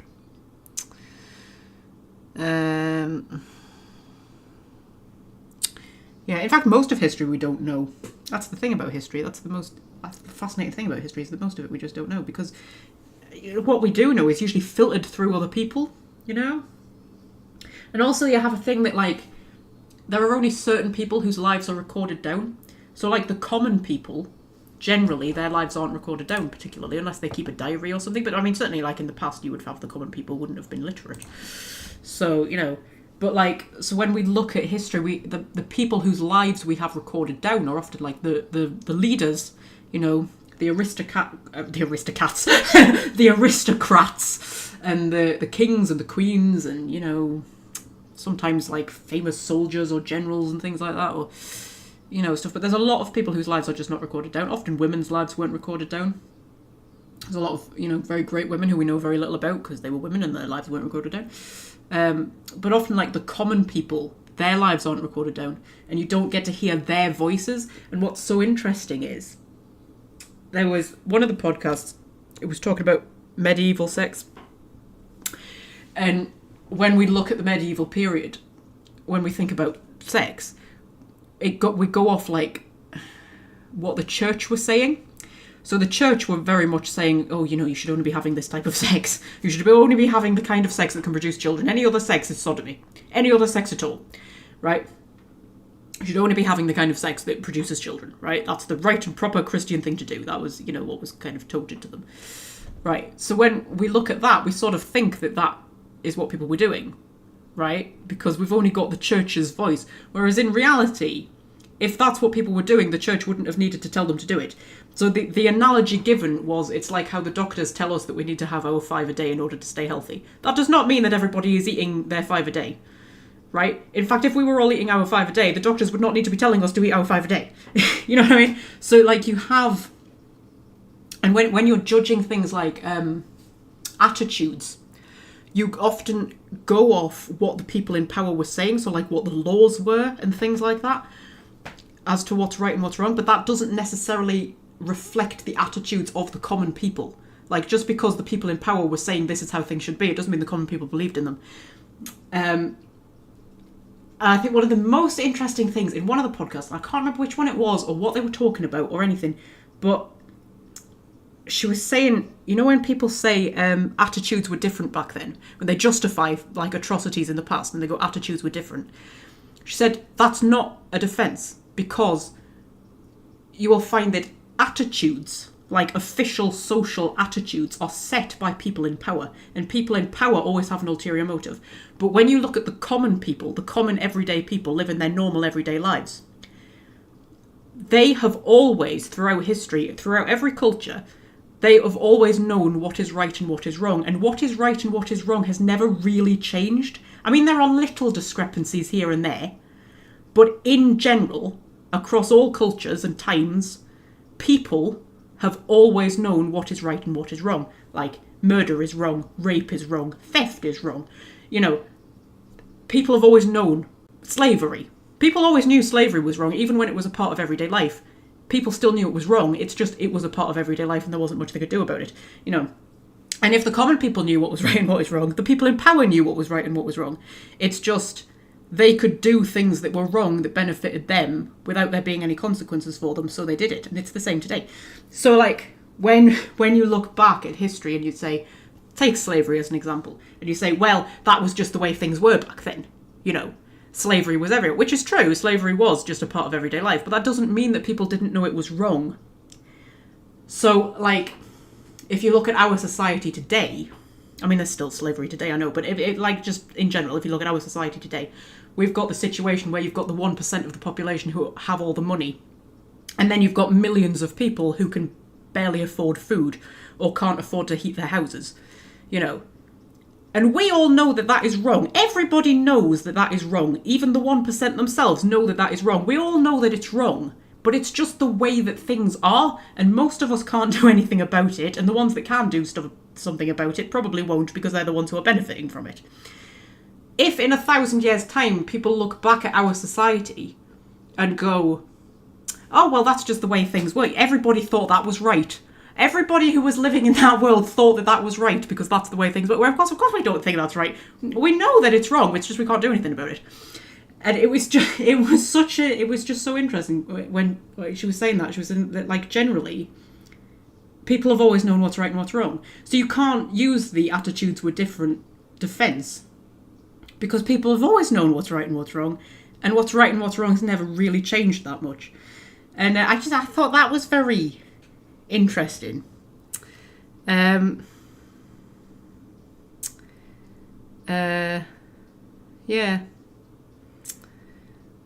You ever think about starting a diary in which you observe what is happening in the world, just so someone in the future maybe finds it? I already have one common misconception. I do actually keep a diary, just about daily things, because I know how valuable diaries like that are to historians, and they find them so rarely. But the things that they value most are not the diaries of, world leaders. Although those are valuable, yes, but it's when they find diaries of, like, just normal common people, because that gives them a window onto the lives that they don't often have a window onto. So I do keep a diary like that, yes. And I think you should. I think you should keep a journal where you just write down, what normal everyday life is like. And then bequeath it to some sort of archive when you die, so that they've got it. Because at the minute they have to rely on finding diaries and journals and things hidden away in attics and stuff like that. And when they get them, they're so valuable because, you get this little window onto... Because there's so many people in history who, like... We have, like, tiny little windows onto their life. It'll be something like a prison record or a hospital record. Or, they'll have been a witness in some court case or something. And that's it. That's the only record of them. And that's all we have is that tiny window onto their life. And you just wonder, who were they? What did they, what did they think? What were they thinking? And that's always the thing that historians want to get at. Is like they want to get at people's individual voices.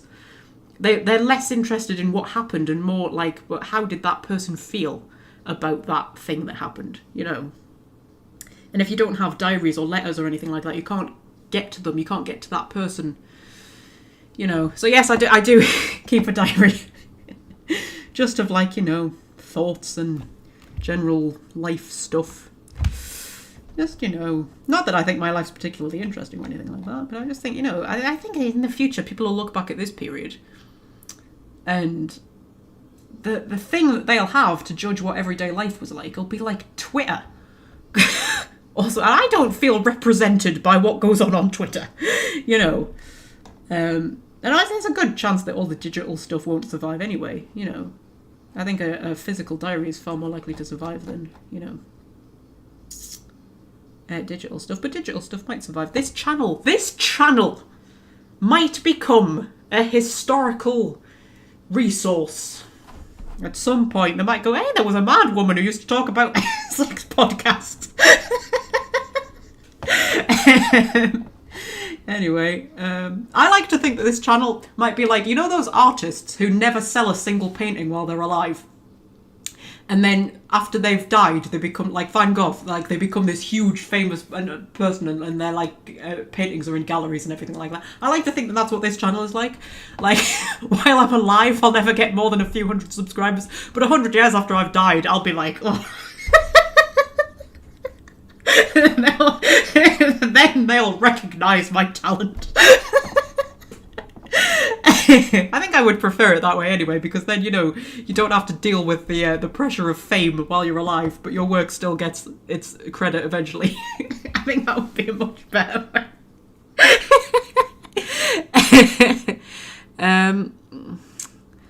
Yeah.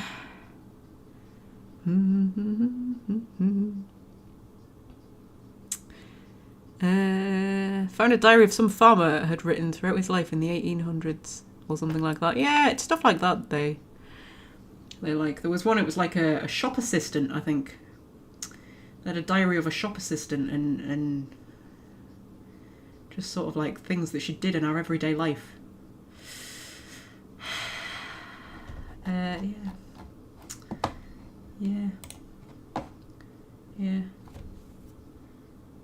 But I thought it was really interesting, the thing about like the attitudes of the common people don't necessarily reflect the attitudes of the people in power. And one that was really interesting, that it was about an executioner. It was records that an executioner had kept, I think in France. It was an executioner in France or something like that. And they were going through them and finding what people were executed for.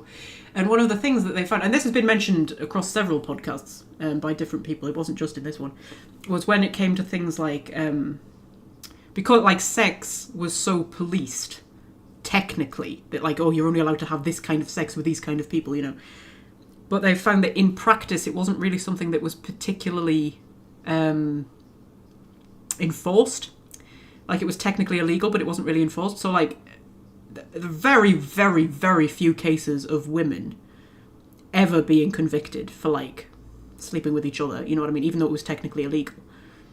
And it's not like they weren't doing it, but it's just, it wasn't really, it was technically illegal, but it wasn't really policed. There were more cases of men being convicted of it, but even when they were convicted, they often weren't punished.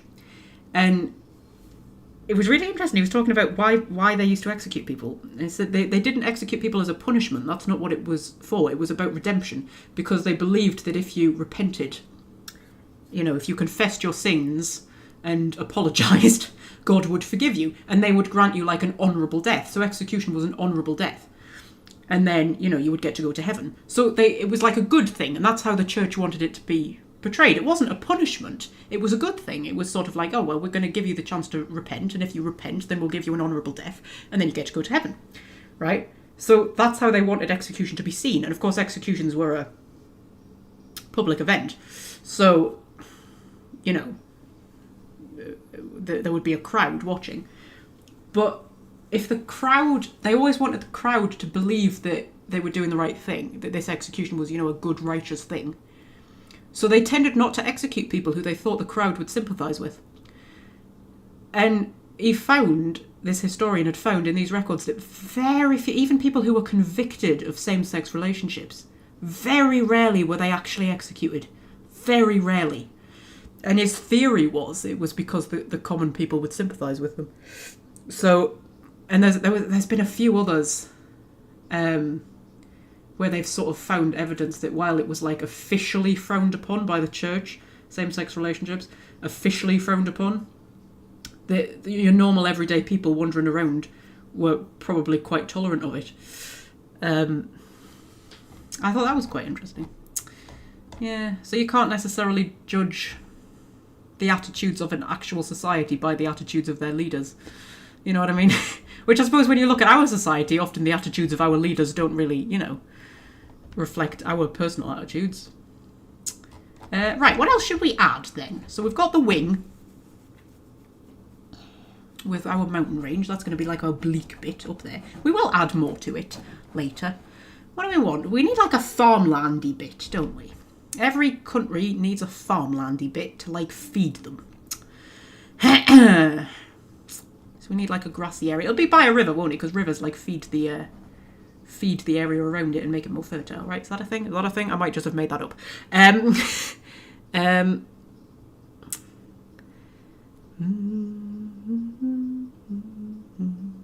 They killed the women who were adulterers, but never men. They did kill some of the men who were adulterers. But yeah, it was more likely to be women who were killed. There are cases of men being killed for adultery. That's mad as well. Doesn't that just blow your mind that adultery could be illegal? That just blows my mind. That's just so weird.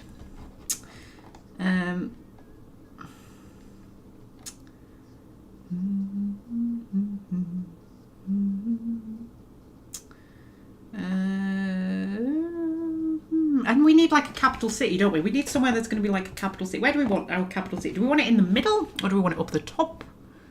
Do we want it on the coast?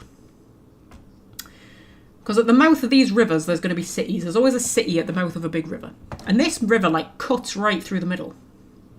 So this is going to be like a trade route. That's what this is going to be. So there's probably going to be quite a few cities on here.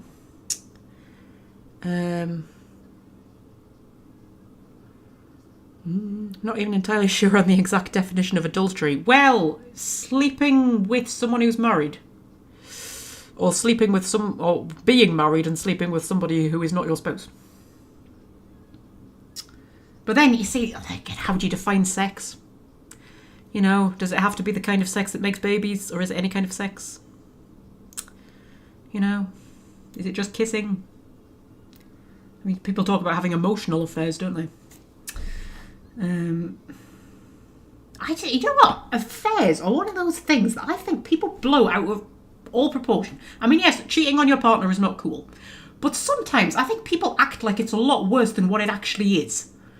When you think about it, like, you know, especially if it's just sex.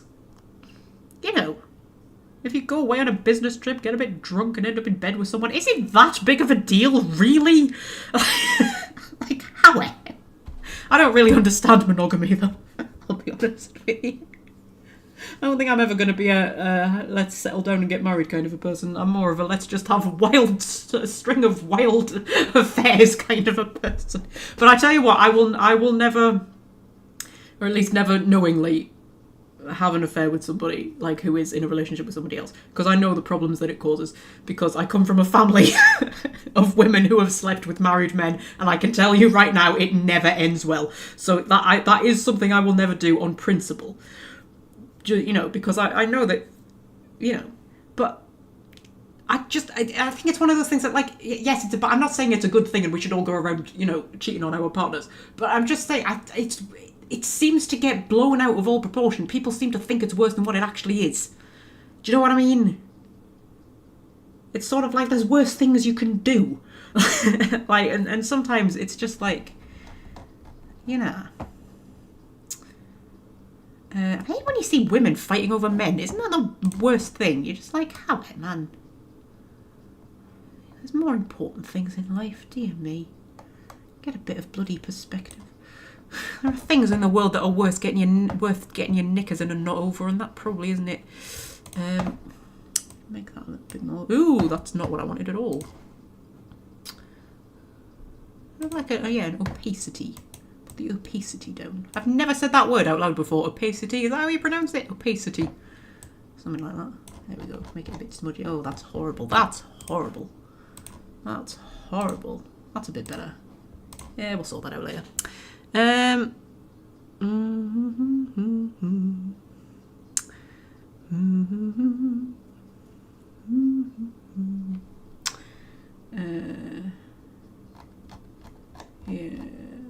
Right, yeah, what do we need? We need a capital city. We need farmland. We need like a big foresty area as well. Should we have like a big foresty bit up at the top where the head is? And then have like farmland in the middle. It could be like the heartlands where all the farms are. That feeds the rest of the country.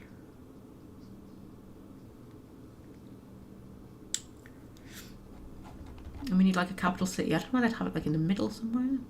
Or have it at the mouth of one of the rivers. Or we could have it like up at the top around the eye lake, as I'm going to call it. I don't know. Where, like, strategically, where's the best place for it? I suppose here, maybe? Because then, if this is going to be like a major trade route, this river, it's right in the middle. But then it's also by the mountains. So if there's like, if they're mining something in the mountains that is coming down from the mountains,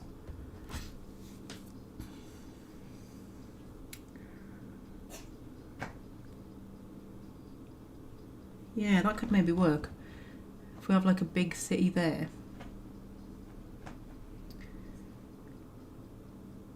If we have a major city there, a major city there, and a major city there, and then we'll make all the major cities and then we'll choose which one's going to be the capital. Should there be a city in the mountains or should that be more like little settlements? Ooh, I don't know. We should probably make some more rivers. I mean, that's our big main river, but I think we need some more little rivers, don't we?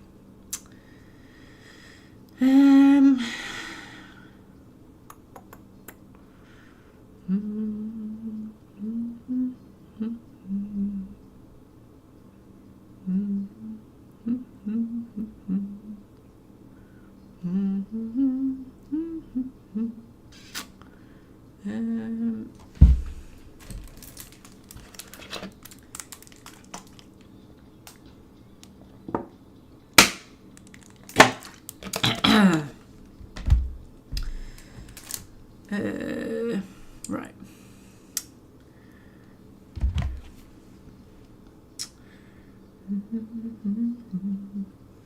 Sorry, I'm just putting share on. Put a bit of share on. Put a bit of share on. There we go. You can't go wrong with a bit of share, can you? Right. Doesn't Cher have amazing legs? That's just a random thought that popped in my head. She's like 80 something now, isn't she? She just has the best legs. I mean, I know they're probably plastic, but I don't care. I don't judge people for having plastic surgery. I love Cher. She is gorgeous, isn't she, Cher? Like I say, I don't care that it's all fake. She's gorgeous, man. She's one of those just lovely people. Every time she's in an interview, she's just lovely. She's like Dolly Parton as well. Sometimes I just watch interviews with Dolly Parton just to feel a bit nice. I just think she's so wonderful. She's like just one of the most wonderful human beings.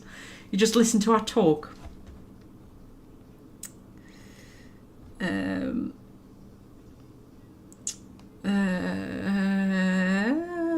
am I doing? What am I doing? I don't know. Rivers. Let's put some more rivers in. Let's do that.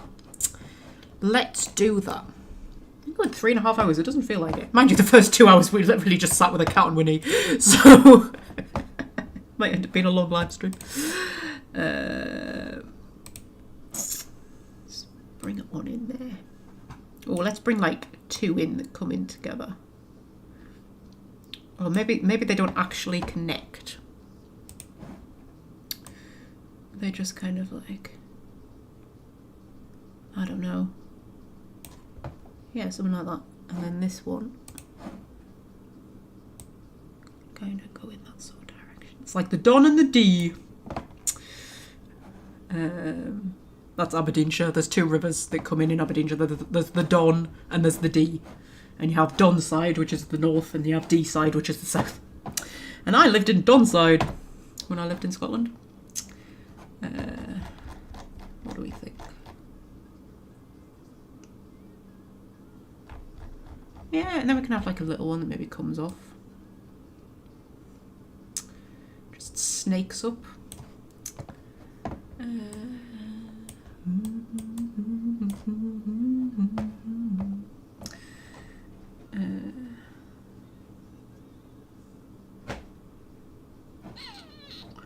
A little one that goes in there. I'm going to neaten them up. I realise they look a bit jagged and horrible at the minute. I'm going to neaten them up. I'm just kind of getting the general shape. I don't need you anymore. Oh, Brenda's here. Hello, Brenda. This has been a very magpie live stream. We spent the first 2 hours doing nothing but cuddling a cat, and now we're making a map that looks like a magpie. That's what we're doing. You never know what you're going to get when you tune into my live streams, do you? It's like Russian roulette.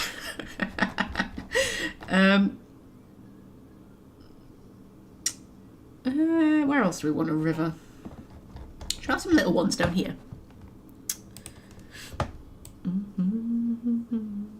Really don't think you're strong enough.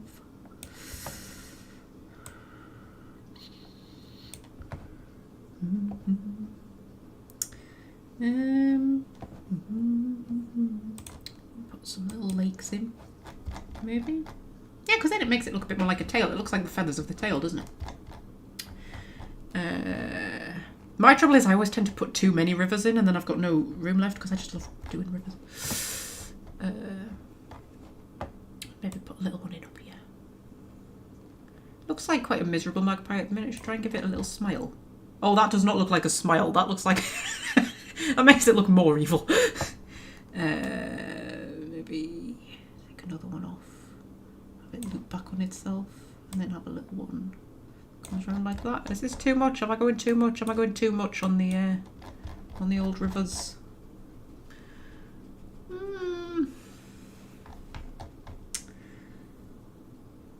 We can always take them out later if we don't like them.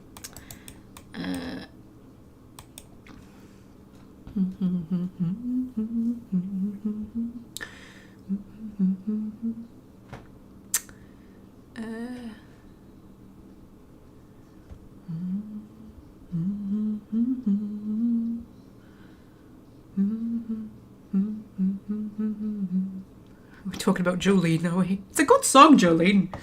Regardless of what you think of the lyrics, it's a good song. But it is a little bit sort of like, how I love. Kick him to the curb, love. He's not worth your time.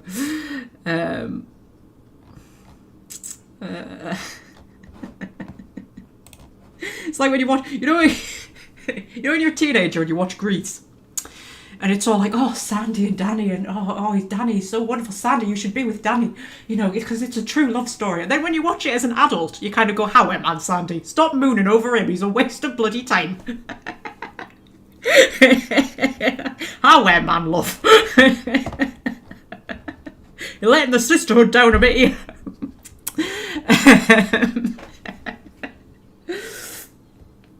Oh, it's a good song, though.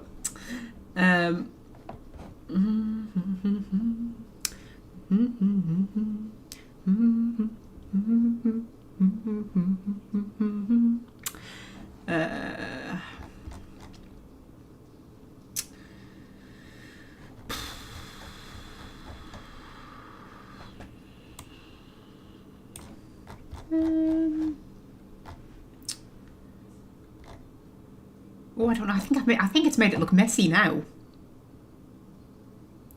I like those ones down on the tail. neaten them up, can't I? I can neaten them up. I don't know.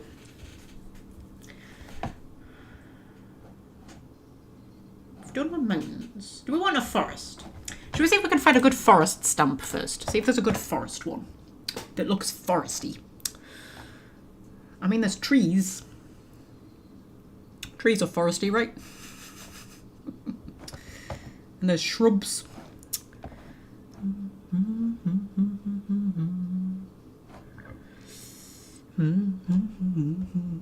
Oh, we could put a volcano in. Do you want a volcano? Oh, I don't know. Oh, I don't know. Should we put a volcano in? Should we have a volcano at the top of the magpie's head? Or we can have a volcanic island off the coast. Oh, we might think about that later. Hang on. I want a forest first. Focus, magpie, focused. I want a forest. So we've got like individual trees. Do we have like a big forest one though? One that's just like a whole forest. It just says, I'm a forest. I mean, that's an eagle, but it looks a bit like a magpie. I might use that later. Check the other ones. Trouble is, if you start switching between styles, it can look a bit weird.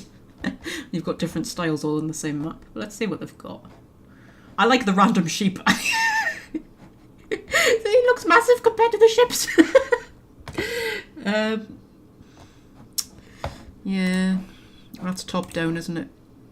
Yeah, it's top down. That's sci-fi. I'm not going to find a forest in sci-fi. Yeah, stick with this.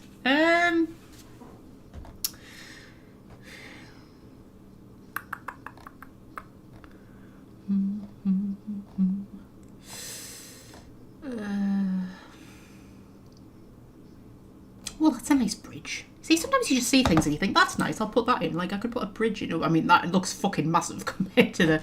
If we made it small. That's a bit too small. Just put a bridge in. Be like a major bridge. Like there. Does that look stupid? That might look stupid. Yeah, I might think about that. I want a forest. Focus. Focus, woman. I think we're just going to have to put a lot of trees in. What trees do we want? Pine trees? They're kind of foresty, aren't they? What do we want? This kind of thing. Like that. Oh, that looks a bit better, doesn't it? Make it a bit bigger. Just move up. Whoop.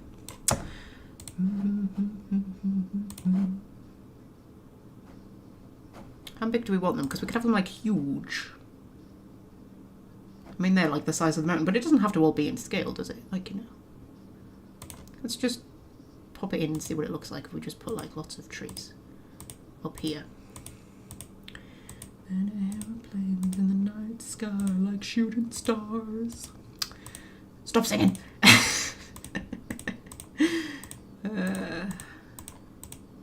Oh, look, it looks like he's got hair. He's got a little wig. He's got a little magpie wig. Oh, that one's on the sea. That's going to annoy me. Boop. There we go. Have a look. What does it look like?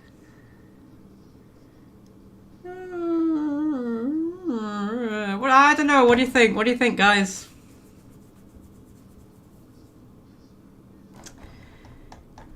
I don't know. I'm going to keep putting them on and see what I think.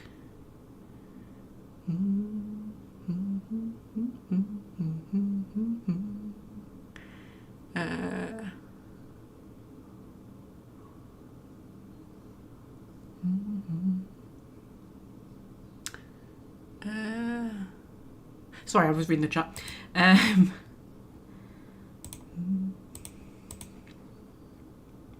Got 2 magpies, that's joy. I know, it occurred to me at some point after I called myself Magpie that I'm only one magpie, so technically I'm Sorrow. I don't feel like I'm Sorrow. I think I'm quite jolly most of the time.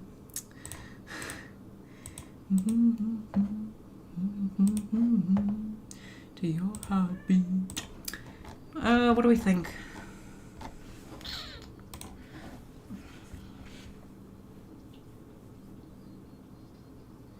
I don't know, what do we think? What do we think? Do we think that's good?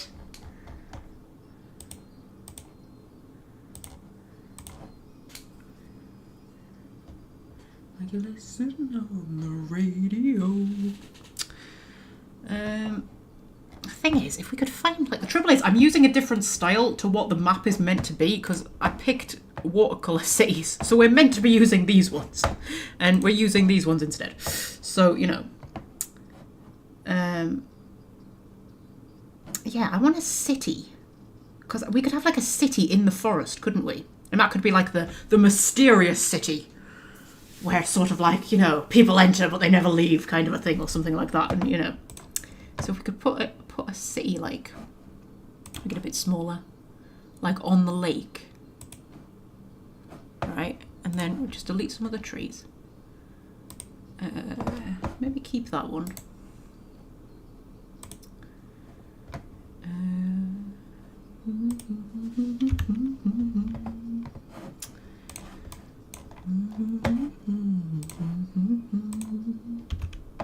Delete some of them. That one.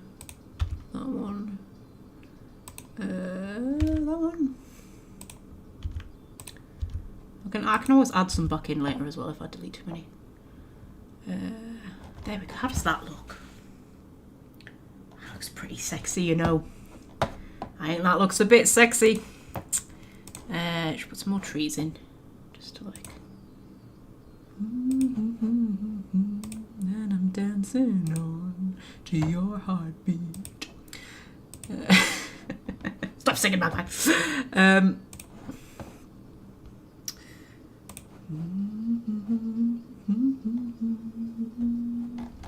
That's pretty cool, isn't it? I quite like that. Quite like that. We need a name for it. We need a name for the mysterious city in the middle of the dark forest. We need a name for the forest. We need a name for the mountain range. Although I like Misconception Mountains. I like that. That is currently... In fact, you know what? I'm going to make a list. I'm going to make a list of potential names. My God, the cats have chewed this pen. Jesus Christ. Okay, so mountain range names. Mountain... Oops. Range names. Misconception. Misconception. Mountain. Mountains. Mountains. And then I need forest names. Oh, fucking hell. I've completely messed that up. Hang on, wait, I'm starting my list again. I'm very fastidious about lists. I like lists to look neat. Right. Mountain range. Release your inhibitions. Stop singing. Misconception. Okay, and then we need a forest name. We need a name for the forest. We need a name for the forest city. So I'll let you lot think up names. We can name everything at the end.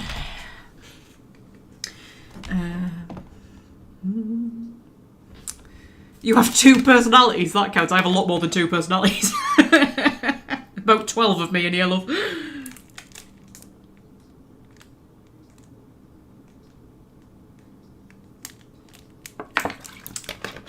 Right. Okay. So, do you think that's big enough for the forest, or do we want to make it a bit bigger? I'm going to bring it down to these rivers a little bit, but it can, like, thin out a bit. Release your inhibitions. Only you can let it in. Stop singing! There we go. Yeah, so it thins out a little bit. Just like having trees around rivers. There we go.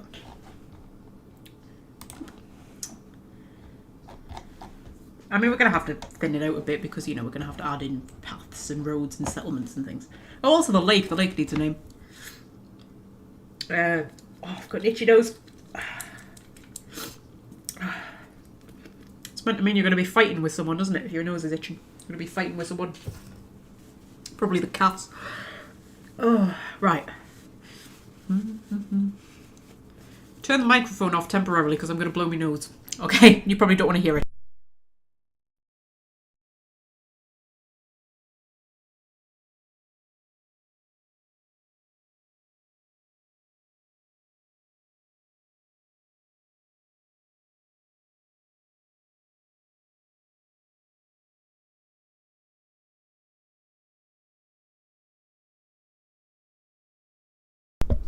Right, I'm back.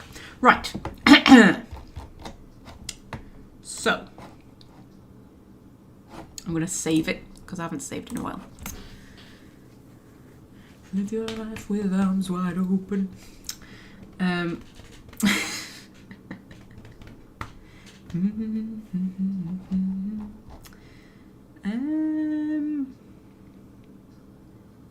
So that's going to be our forest. I want a big city like here. Let's put some cities.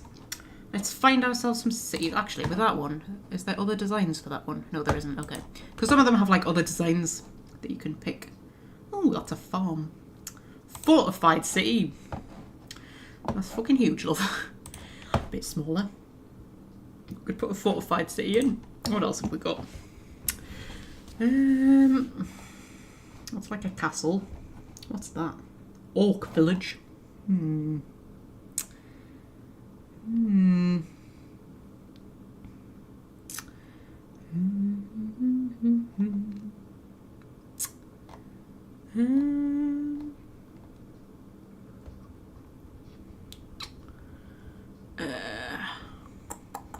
This kind of thing. Human castle. Human capital. Look at that one. What does that look like? That looks quite sexy. I quite like that one. Pop that there. Yeah, I quite like that. We'll pop that there for now.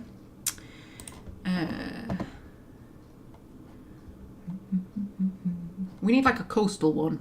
We need something that looks coastal. What else have we got?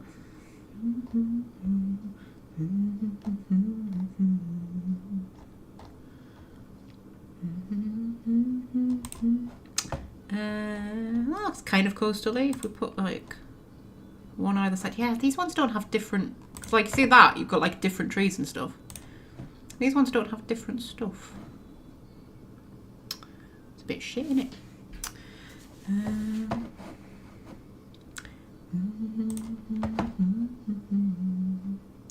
See if there's just. Oh, that's got extras. Ooh, towers. Yeah, put like a tower. Make it a bit smaller. Put a tower there. And then I need like another town. There aren't enough things. I need more things. I should mention that this website is a work in process. Like, they are adding extra stuff to it. So, you know, there will be extra things eventually. Oh, there were extra bridges. Ooh, I might put a bridge in. Actually, yeah, let's put a bridge in. Let's put a bridge in. Put a bridge in. Put a bridge in. Make it a bit smaller than that. Put a bridge in, like... There. Does that look alright? It's a bit small. And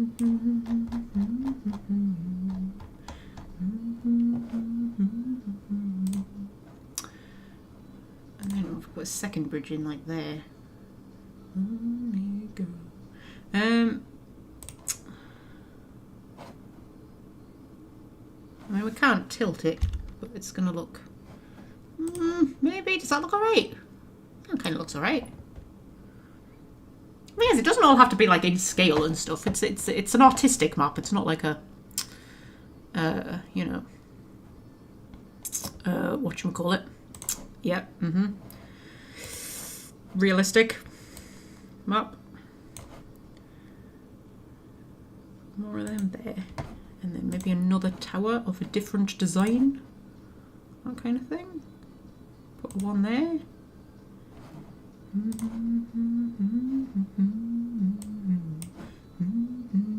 Oh, that's the wrong thing. I've just resized there. Put that there and then resize that.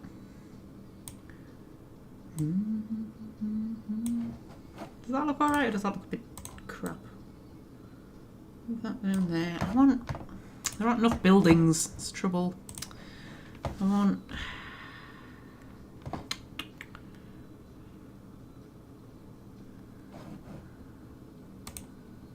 don't know. We could put a castle in maybe.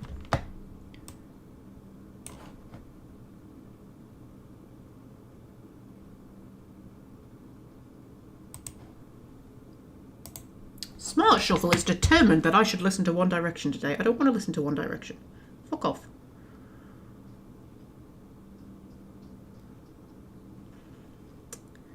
Come on, put something decent on. There we go, that's more like it. Right, what are we thinking? I think the castle's a bit too much. I think we'll put the castle somewhere else. Where should we put the castle? Whoops. Whoop.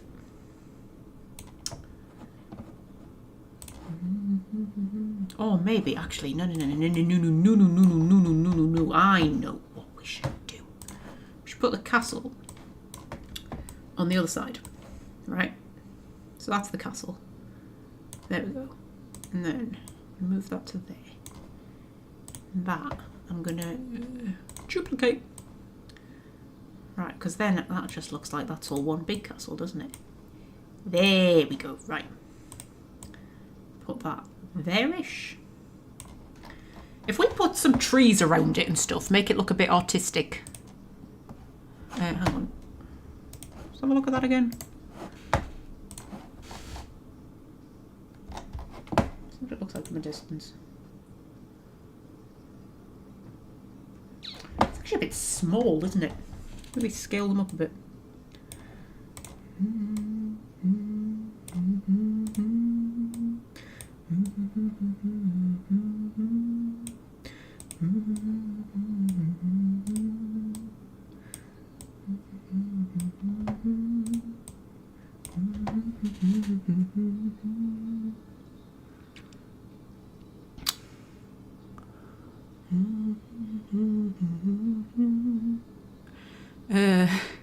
You don't want to hear that what makes you beautiful is the fact you don't know you're beautiful. I know that I am beautiful. Common misconception.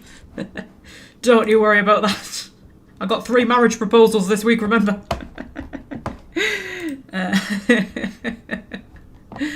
That was more, you know, my skill at making custard creams, but still, I'll take it. Toner layer, there we go. I don't know whether that looks just out of place. Can't decide. I'm just trying to make it look a bit varied, you know what I mean? But if I put some stuff around it to make them stop and stare as I zone out. The club can't even handle me right now. Stop singing. God help it.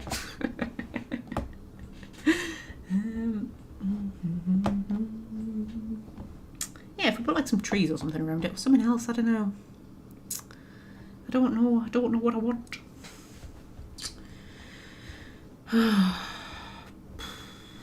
We could give it a symbol.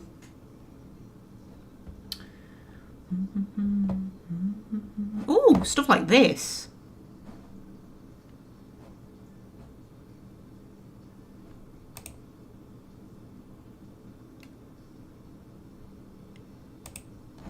We might use that later. Oh, and this as well. I haven't even noticed these. Desert capital, but you know, we don't have to use it as a desert thing.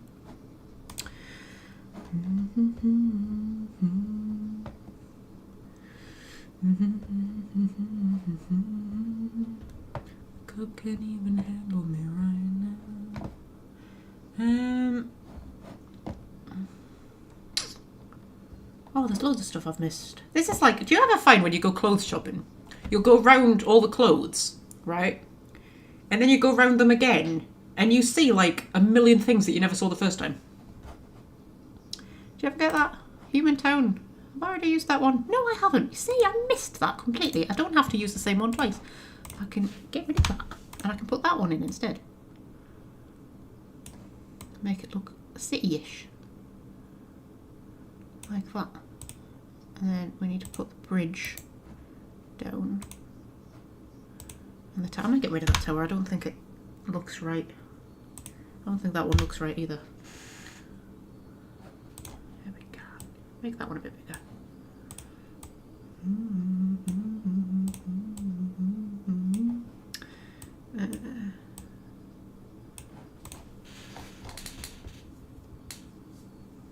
I can't decide whether that looks alright or not. I can't decide.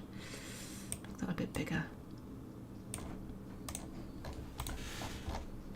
But I mean, when you like paint the area around it and stuff like that, probably look alright.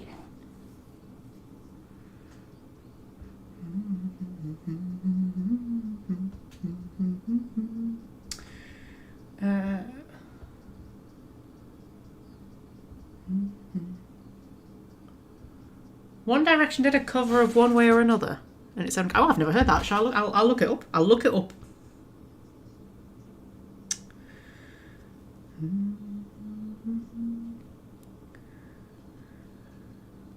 One Way or Another.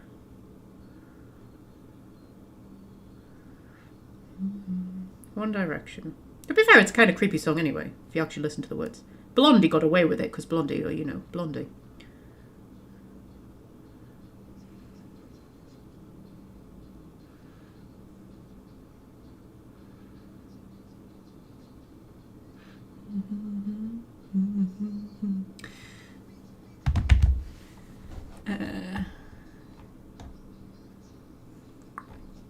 Just put some trees around it.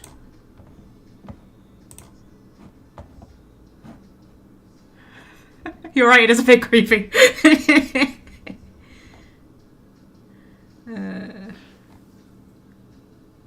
There's these ones. How have I missed these ones? Or another, I'm gonna find you. Oh, see, this is the kind of shit I should be doing. Stuff like that, man. Okay, I've gone off the castle. Or should we keep the castle? I don't know. I mean, I'll have a castle somewhere, but do I want a castle there?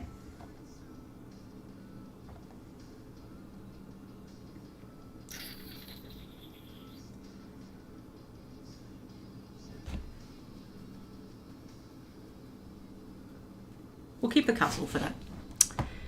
I think we need to make it bigger though, because right now the normal houses look bigger than the castle. The tower's a bit bigger. It's a bit too big.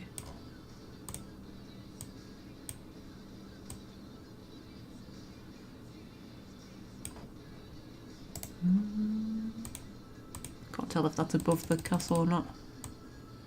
Yeah, it is. Oh, you're right, this is fucking creepy, Jesus.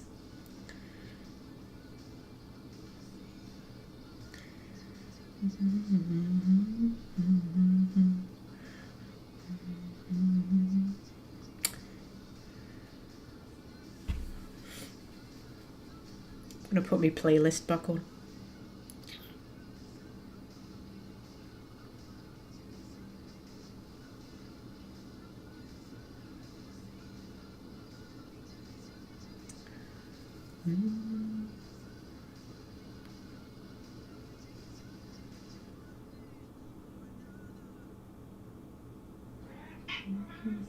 Oh, there's a cat.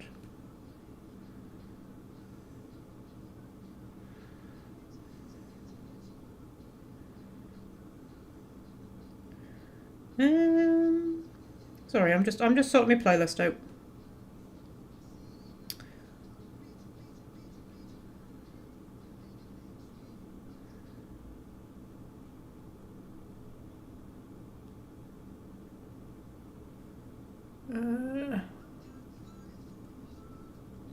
Every Breath You Take by The Police is not a romantic song at all. Well, it's not meant to be fair. It's about a stalker.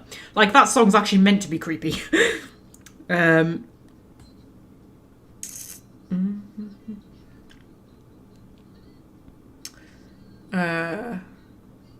Oh, is that one written about a stalker as well? Debbie Harry wrote it about the person who was stalking her.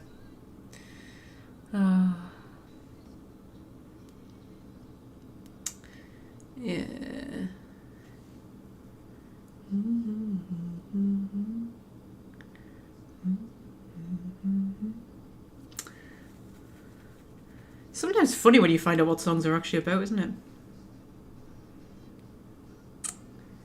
Like Harry Styles' song, Watermelon Sugar High. Do you know what that's about? Look up what that's about. And then listen to it. But good on him for writing a song about it, the beautiful man. Should be more songs about stuff like that.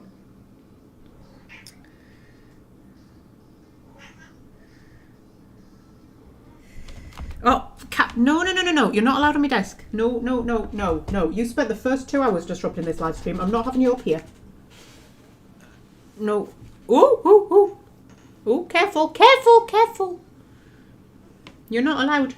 Go down there. Go down there.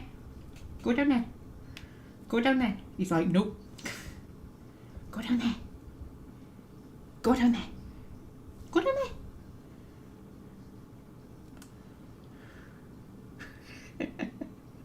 Scopes. No.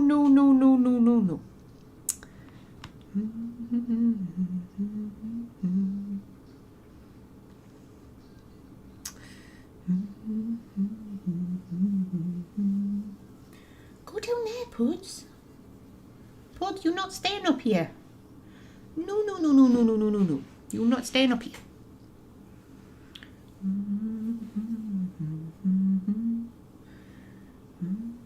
No. Puds, what are you doing? Do we need to put cat cam back on? Do we? Oh, since you're being weirdly clingy today, Scopes. It's not normally you who's clingy. It's normally your sister. Nobody.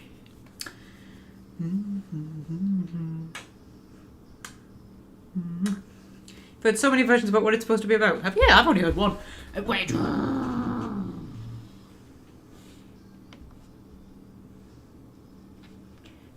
me down. Look at us, aren't we beautiful? Aren't we beautiful? Yes, we are. We are so beautiful.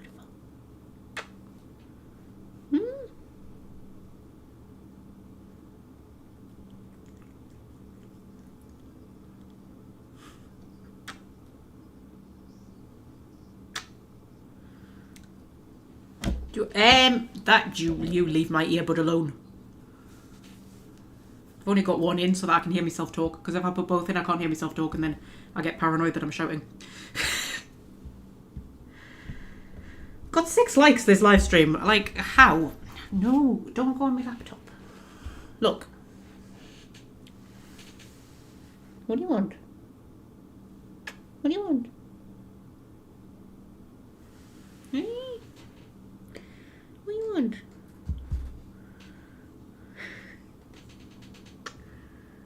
My God, it's 20 to 8.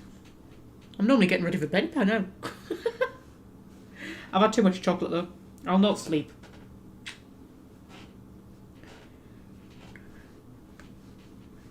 Nobody. Have a little dance to the music only I can hear.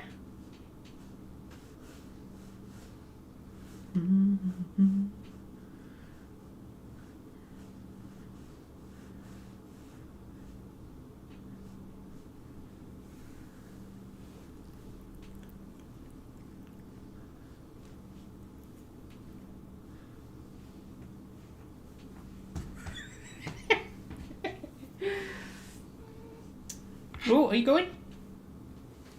Oh, good boy. Right. Every time I hit F1, it opens up the fucking thing. Right. Right, okay, yeah. So, that city. I'm quite liking that city. I'm quite liking that as it is for now. And then, if we build another city down at the other end.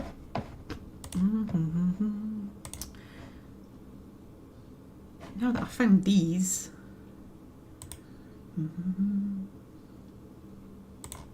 Just make a little collection of houses, can't we? Put another bridge in. We've got a different style of bridge. Look at bridge. Bridge.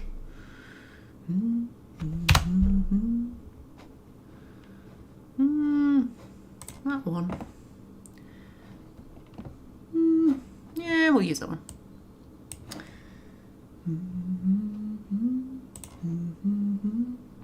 Make this city a bit more rustic. A bit less grand.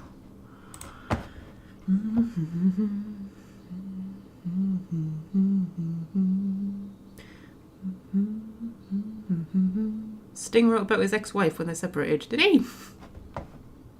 Yeah, people write about stuff like that. Lady Gaga wrote a fascinating song about her. I think it was meant to be about her dad. What's it called? Speechless. It's a great song, but apparently it's about her dad. Apparently that's... Well, mind you, I read that in a YouTube comment on a YouTube video, so I don't know. I never actually, like, you know, verified it. Yeah, make this one, like, a bit more rusticy. I've just got the same song on repeat, because... Where's my phone gone? Because I got distracted when the cat jumped up. That's not what I wanted. I don't want that song on repeat. I want my playlist. Where's my playlist gone? There we go. Put that on. There we go.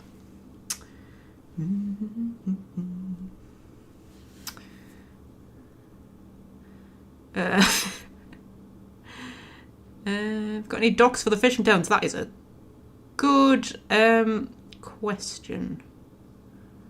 The live stream's still going, Fred. Yeah, you're right. Well, we didn't do anything for the first bit, did we? So, you know. And I've had too much chocolate.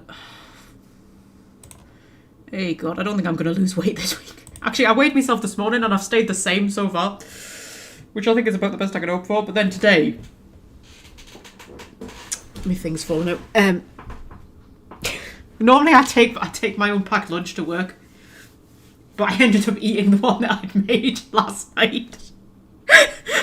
So I didn't have any, so I had to like get a shop, and I bought a flipping chicken and bacon club sandwich, didn't I? And a pack of Quavers and a Duo Lion bar and a bottle of Oasis, and it was like I tallied it all up, and it was over 1,000 calories in total. I was like, oh shit. I was like, it's alright, because I had like a ready-made salad in the fridge for my tea. I was like, oh, I'll just have that for my tea when I get in. And I did, and then I had a bar of chocolate, and then I've just had another bar of chocolate. So yeah, anyway. Some weeks you just have to write off, don't you? Yeah, we'll make this one a bit more rustic, and then see if there's some different stuff we can put in, just to, like, you know, have a bit of variety.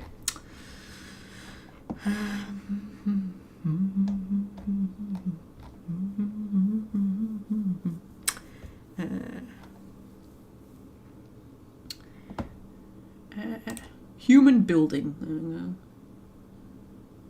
Oh, it's got a different coloured roof though. I want it to match. Oh, that kind of thing. There we go. Put that in. There we go. We were going to look up docks, weren't we? Oh, it's a windmill. Oh, it's a different style though. Oh, we shrine now.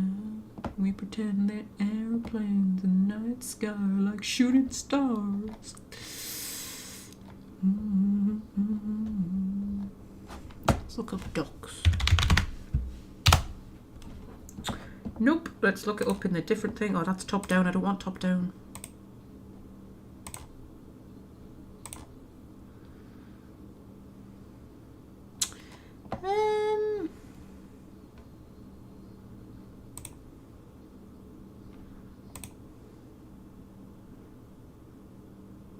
That would probably go, wouldn't it? Oh, it's a bit big.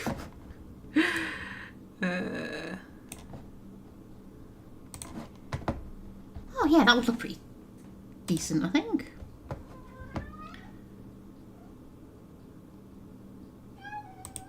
I can hear you squeak. I'm ignoring you. How dare you ignore me?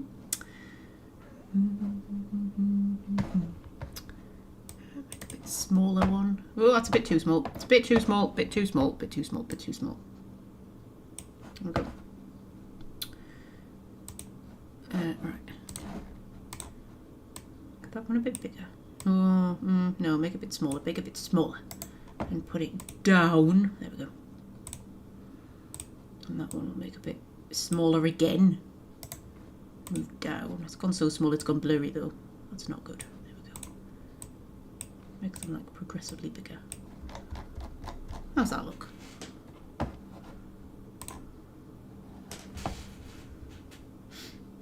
Looks alright, doesn't it? I might make them a bit bigger because you can't really see them. But then you don't want it to look like disproportionately big compared to the houses, do you? So, and then we need some ships. That's what we need. We need ships. Ship. Let's look back at Fantasy World. Oh, God, me back. I'm getting old, guys. I'm getting old.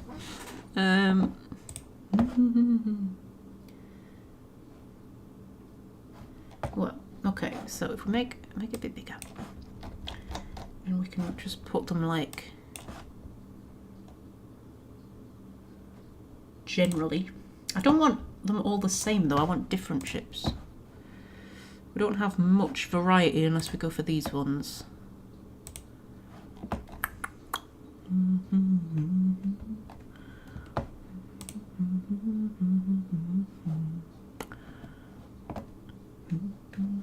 Yeah, if we go for that. Whoa! Oh my god, it's a monster ship! Come in to eat all the other ships. The little teeny tiny baby ship. Kind of going, if we can have it like actually at the dock. Not too big. Let's put it down to like 16.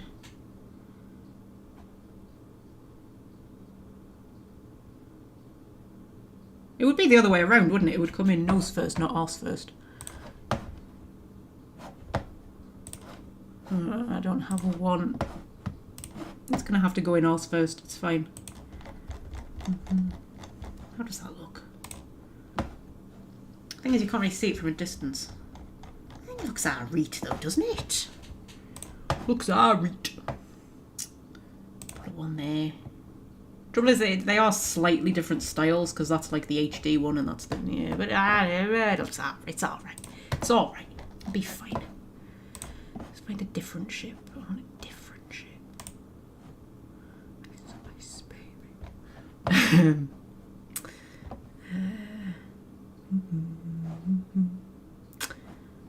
Oh, there's a shipwreck. Should we put a shipwreck in somewhere? Or should we put a shipwreck like up by that island? Ship got wrecked up by that. Oh, we could put some rocks in. Let's put some rocks in. Rocks. What about just rock then? Rock. Yeah,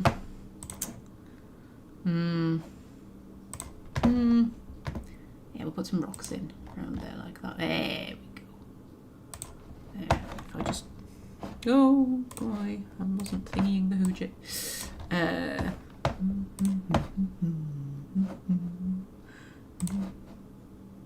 One right there. Quite a rocky area. There we go. That looks alright, doesn't it? It's coming together. It's coming together.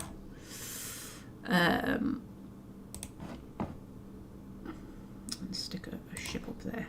There we go. I'll find a little boat, maybe like a little rowing boat. Boat.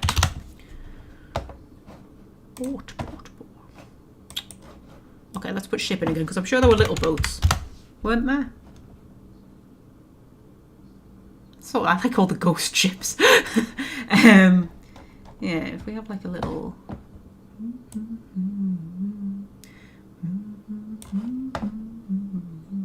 I can't change the perspective on that one. Still, put it there. Make it look like an active port. There we go. That's looking pretty decent, that, isn't it?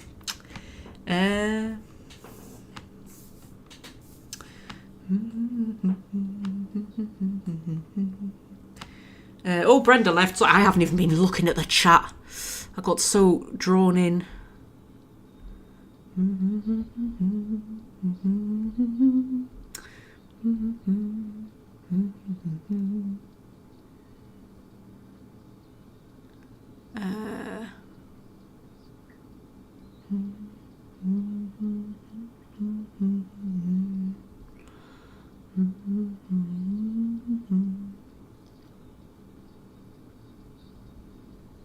So which song was about Sting's ex then?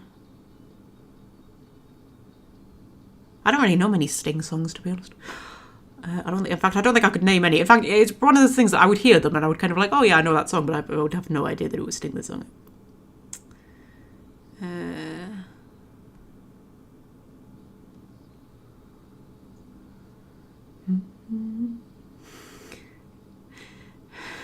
He makes a big deal about catching his plane and then goes, oh, I'll just switch my flight. That's not really what the song's about, to be fair.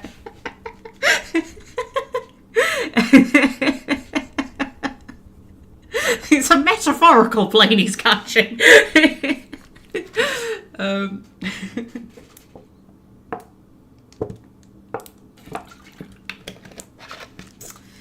dear.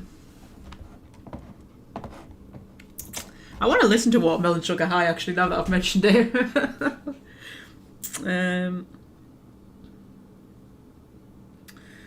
Watermelon Sugar.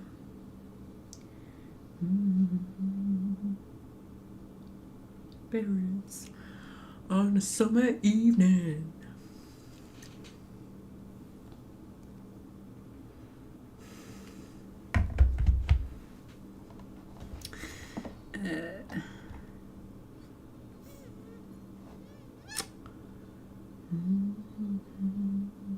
Breathe me out. Stop singing!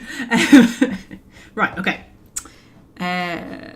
So we've got 1, 2, 3, 4 cities. We need another one. I don't know if I could ever go with her. Should be one down here, shouldn't there?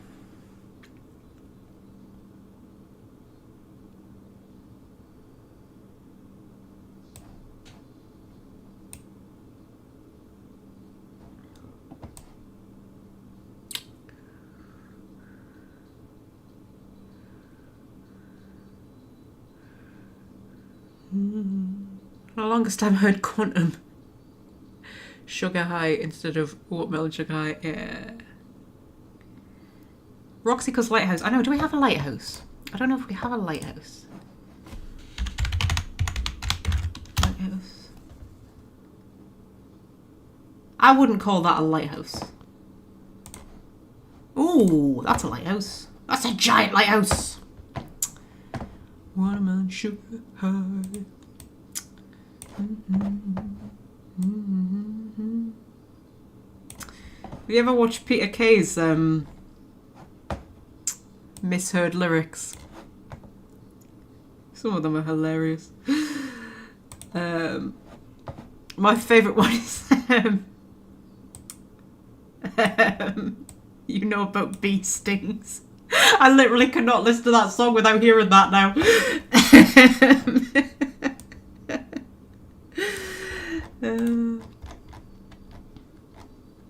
There we go.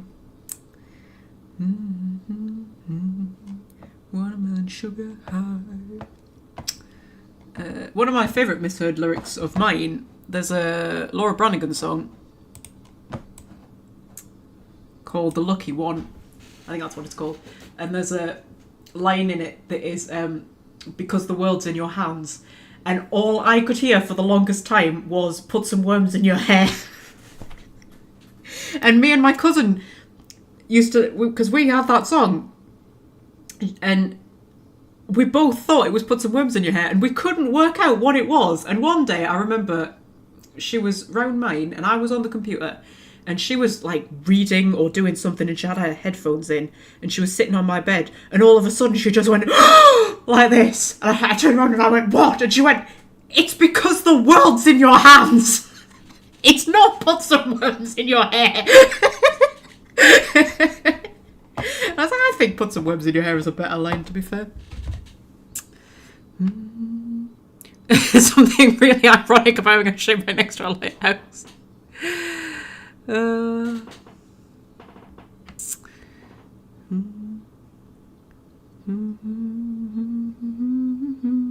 What about Emily Sandé? What about Emily Sandé? I was taught by her dad in school, you know. Yeah, I was taught graphic communication by Emily Sandé's dad. I went to the same school as her, but not at the same time because she is considerably older than me. I like a bit of Emily Sandé. I didn't when she like first rose to fame. I know I said power then, rose to power. When she first rose to fame, I didn't really like any of her songs because we used to. Her dad used to bring her music in. This was like before she was famous. He used to bring her music in and play it during the lesson, so we got to hear her music. And I wasn't really a fan. But then, like some of her later stuff, I quite liked. You know, it was funny because he was on the radio once, Emily Sandé's dad, because she was doing live in concert for Radio 2, and I was driving home from work, and it was Emily Sandé live in concert, and her dad was there with Joe Wiley, and they sort of dragged him on, and he was on the radio, and I heard him talk, and I was like, oh my god, Mr. Sandé's on the radio. Yeah. He remembered me for years, even after I'd left school, you know. Most of the teachers forget who you are, but he always remembered me. I had a weird habit of running into him at petrol stations. It was about 3 or 4 times I pulled up at the petrol station and Mr. Sandé was, like, at the next thing, at the next pump. And he always remembered me. He was always like, hey, how are you doing? How's life going? I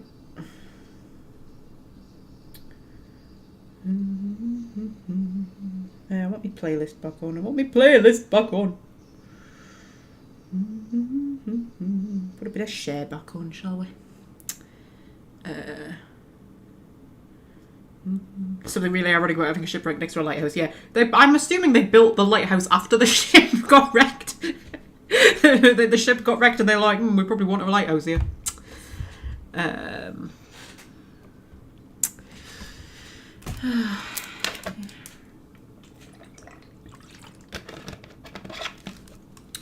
So, I don't know, what do we want to do now? I feel like I want something here. Have another little settlement here.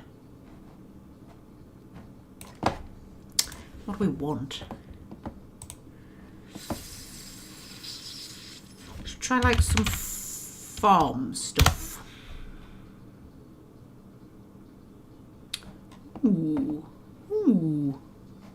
Ooh. Ooh. Ooh. Ooh. Ooh. Okay, let's go with Fantasy World. Oh, we've got that in Fantasy World. Well, that one's better. So, make a little farm settlement.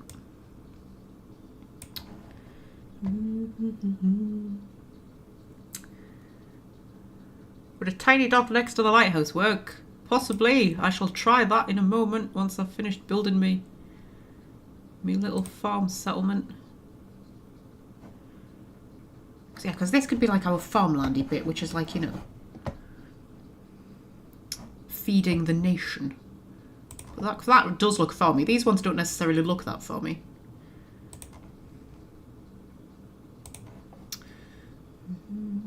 Oh, that one looks farmy. Put that up there.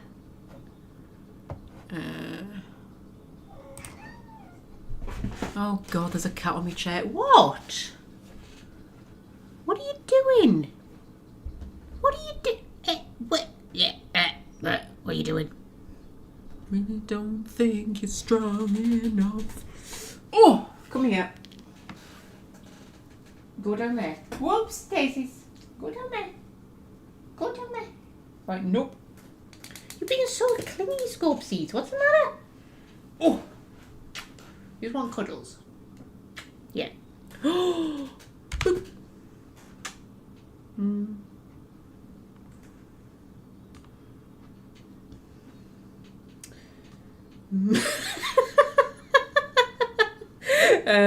Sorry, Welsh friends make me laugh.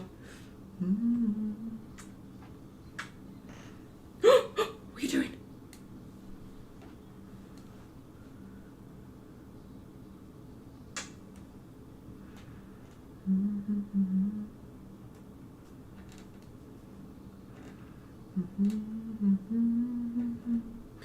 We don't think we're strong enough.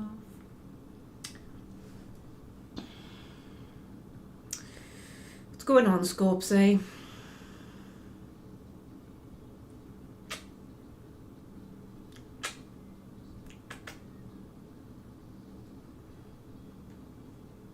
I should not have eaten all that chocolate. I'm not going to sleep tonight, you know. Normally I'm kind of sleepy by this point because I go to bed about 9:30ish. I'm normally getting like sleepy at this point. It's my wind time and I'm just like, ah. I'm not. I'm just like, I'm not sleepy at all. It's a good thing I'm not in work tomorrow, isn't it?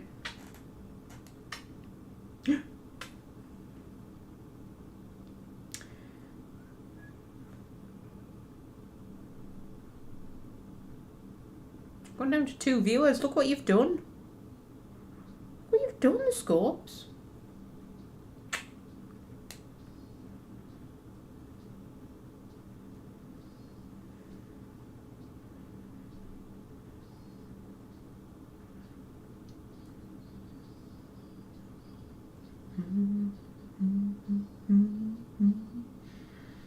Everybody, what you here for?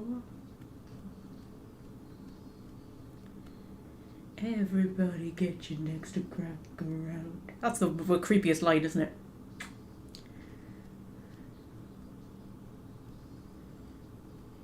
You either want to be with me or be me.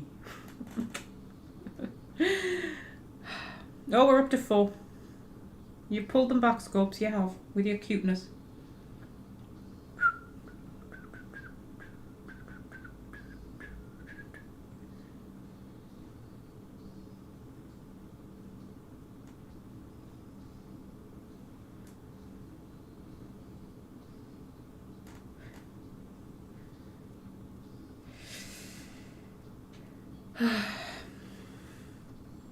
Got cat hair in my mouth.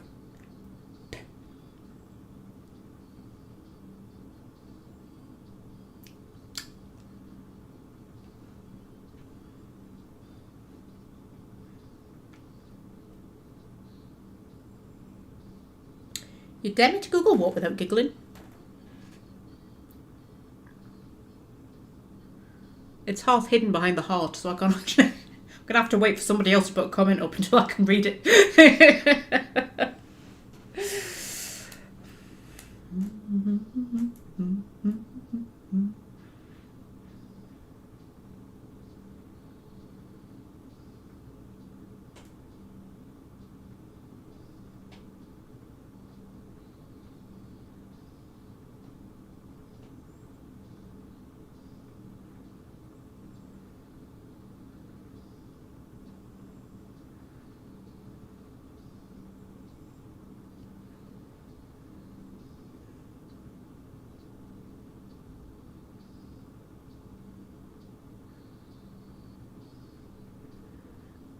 How are the suppliers going to get to the settlement when you've got bridges blocking access from the docks and castle? Well, they can go under the bridges.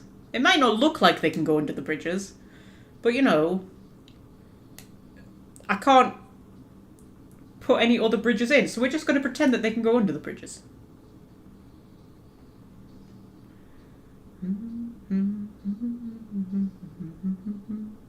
Okay, dare me to Google... Okay, I'm Googling it. Actually, I can't reach my phone.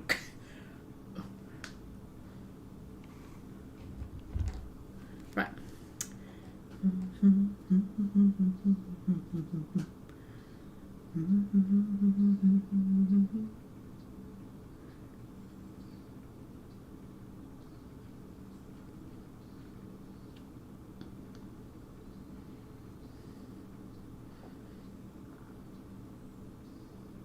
Also known as Womb Cave.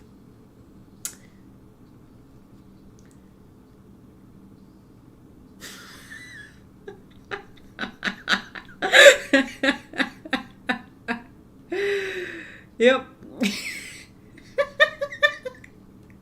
Look, it's funny. Look.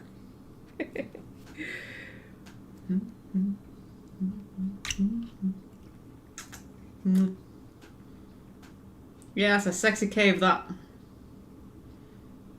Look at that. That's sexy, right? That's sexy. It's a sexy image right there.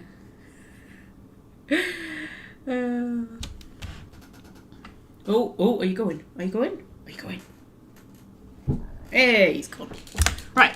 Oh, for fuck's sake, just fuck off.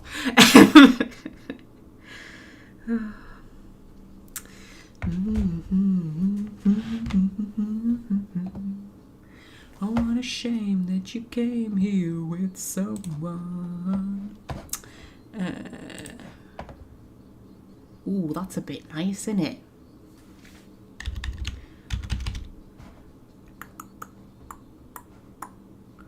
I don't know. I want this whole bit to be like farmlandy.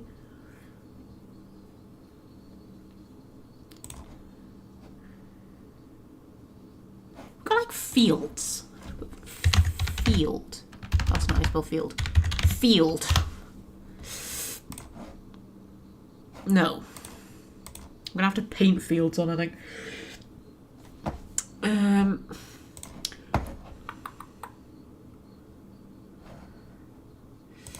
That's a farm, isn't it?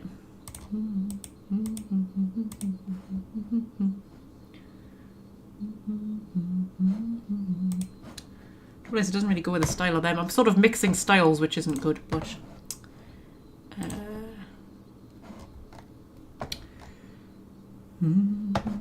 Oh, I was going to put a dock next to the Hoojit, wasn't I? Oh, what a shame that you came here with someone. Make it small.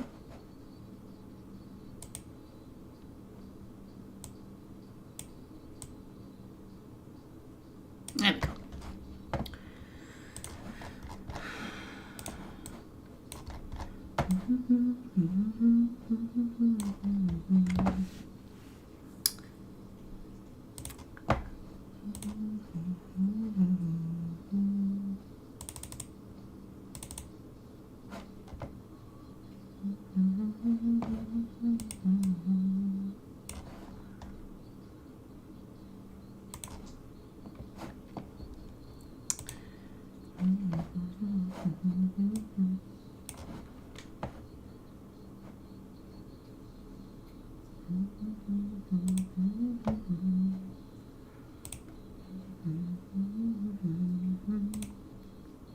So this could be like a villagey bit, kind of town. Let's say small town.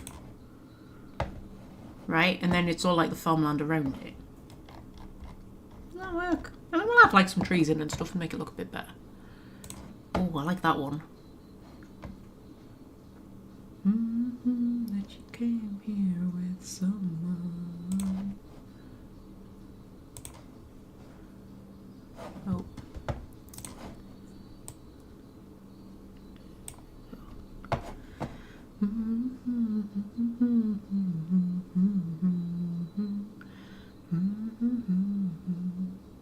The most of the night, like we're gonna die. Your Converse conception knows my music, man.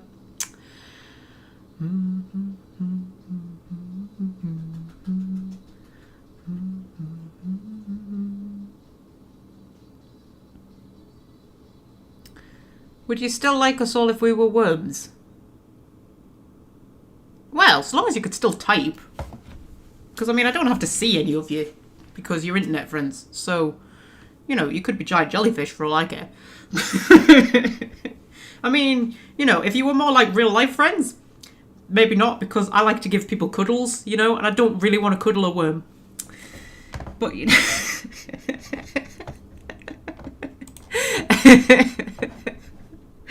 I'll put one of them there. Let's put a Dell on again. Stop putting a Dell on.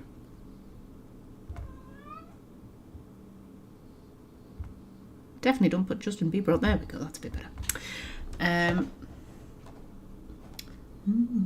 We'll put one next to the river, shall we?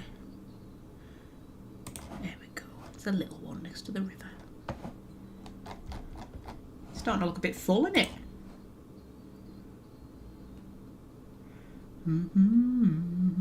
Oh, we're going to need another bridge here, aren't we? Trouble is, I don't have many bridges to choose from. That's my issue.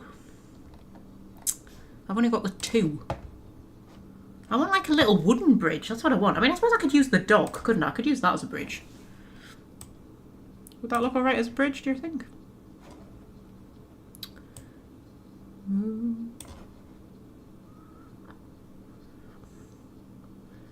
Well, if I do that, and then I can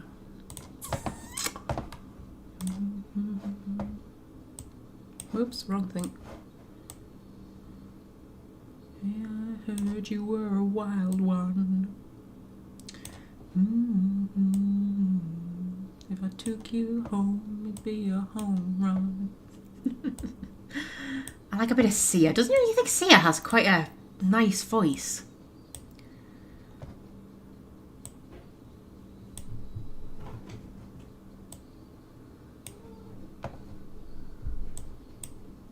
Sort this river out a bit. I was going to sort the rivers out and I forgot.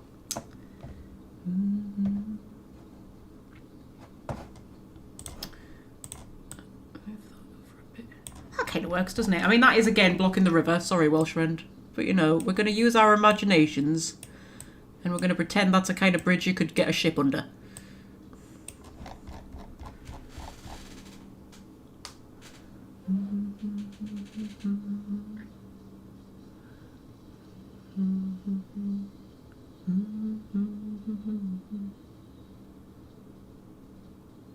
Okay, what the fuck? Common misconception.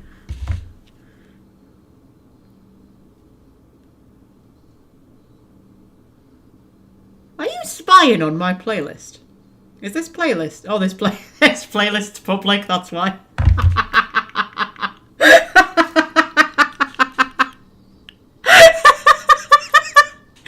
That's because I literally just created this playlist today because they're automatically public, aren't they? You have to make them private. Yeah, I literally made this playlist today when I was in work. Because there was nobody fucking in who I like to talk to, so I was like, oh, fuck it, I'm just going to put my music in, which you're not meant to do. But so long as you dodge managers, you're kind of alright. I was like, I need something to get through this shift. I've got nobody to talk to.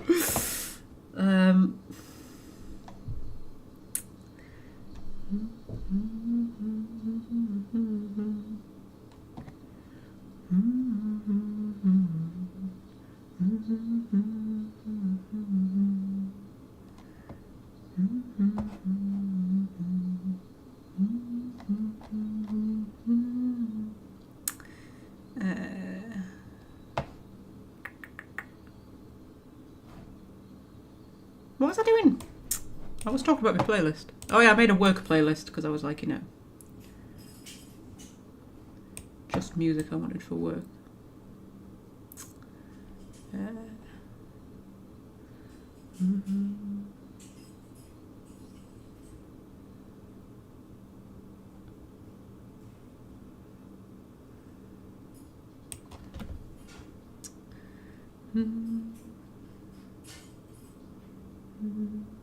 There we go.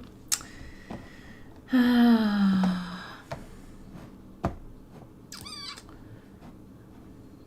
want to sort this river out a bit. This river's annoying me. I want to neaten it up a bit.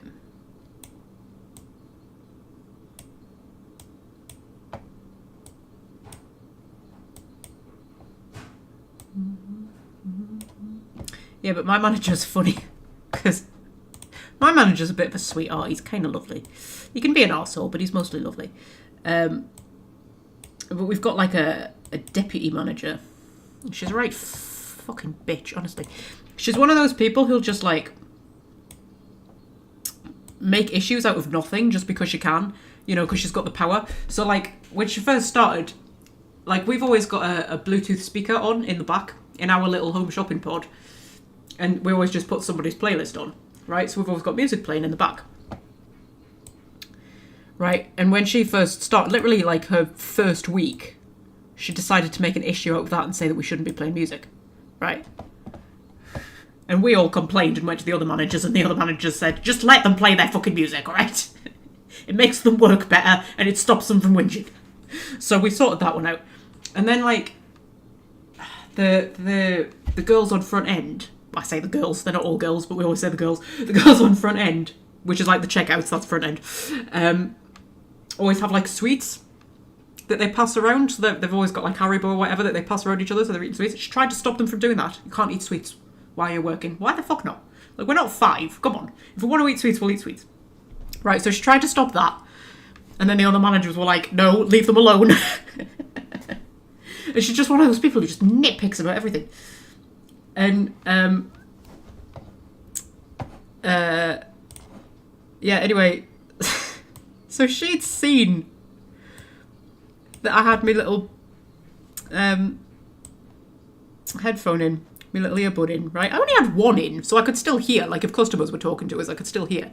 So I only had one in. It's not like, you know, I'm completely blocking everything out. Right, she'd seen and apparently kicked up a fuss. She didn't say anything to me. She went to my manager, and he came up to us. And he said, look, she's kicking up a fuss.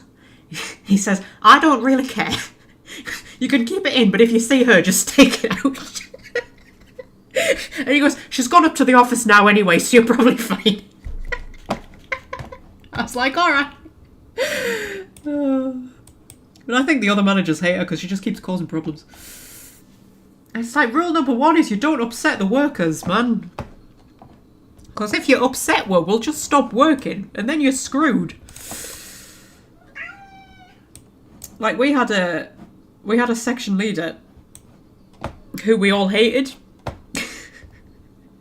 And whenever he was on, like, our pick rates were just shit because we just wouldn't work as hard, you know, because we didn't like him. So the manager ended up getting rid of him because he was like, well, the pickers never work as hard when he's on because they all hate him. So, you know, keep the workers happy. Rule number one. Most of the managers understand that, but she's just one of the twats who doesn't. Well, I'm a manager and I've got power. You know you don't, love. You're a retail manager. You're not above anybody in the social hierarchy. Anyway, right. Let's sort this farmland out. Should we try and make some fields? What do I want? What do I want? What do I want? What do I want? I'll get sick of all this music. I like just get sick of your playlist. Do you ever do a thing where you make a playlist of all the songs that you like listening to, and then when you're actually listening to it, there's not a single one that you want to listen to? And you just keep flicking through it going, no, not that one, not that one, not that one, not that one.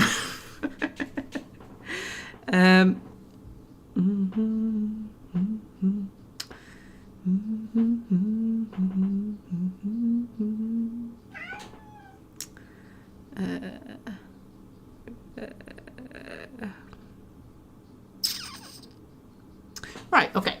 So, I'll be back. Jesus fucking Christ. I'm getting old.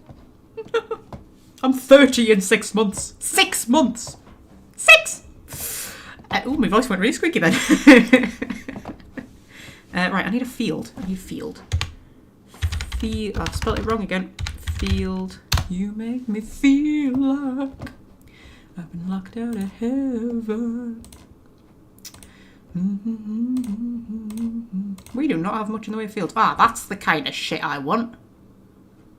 I feel like I've been locked out of heaven. I want something that looks a bit like... I was going to say I want something that looks a bit corny. What I mean is something that looks like corn. Look, I want something that looks a bit corny. If we do it in like a square... Spin it round. I mean, that looks more like the kind of thing where you would have animals, doesn't it? It doesn't really look like a cornfieldy type place. Oh, this isn't going to fit with the, like, isometric kind of thing we've got going on, is it? I might, I don't know. That's the trouble, you see, because the actual map style that I chose wasn't isometric. It was top-down, but then I've done isometric things, so it's going to look weird. Yeah. Apply. Yeah. See, it doesn't really look like a field, does it? It just looks silly.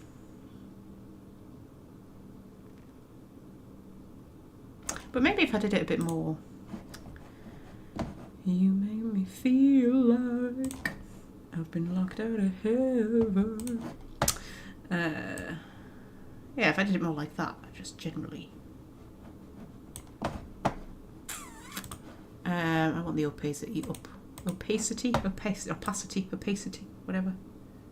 Yeah, because then they look a bit more rustic anyway. Like back in the day, fields wouldn't have been all, you know, neat and perfect like they are now. They were just kind of done them however, whenever, whatever. Spend the rest of my days here.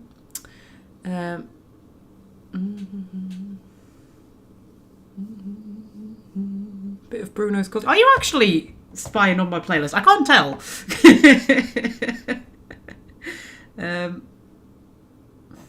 And then I want a different one because there's different colours, wasn't there? I want a more like green one. But that's just a slightly darker one.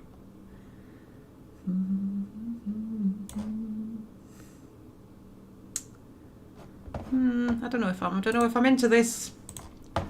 What's that one look like?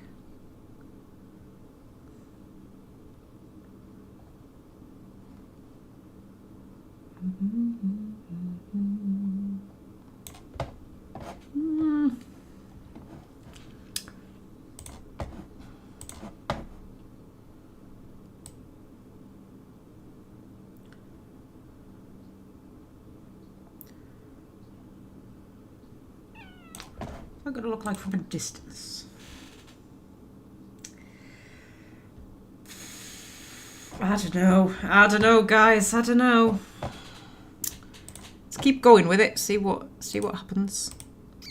In fact, let's get rid of the filter and just see what we can find. If we find something a bit yellowy, grass yellow. There we go. That might be more like it.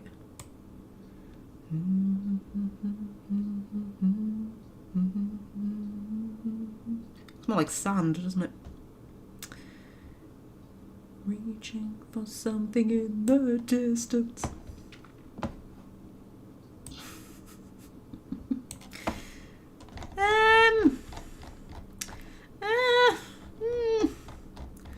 Maybe if we make that one more yellowy. Can sneak the words on your lips. Oh, that looks a bit better, actually, with over the top of the brown one. That makes it look corny. That looks pretty good.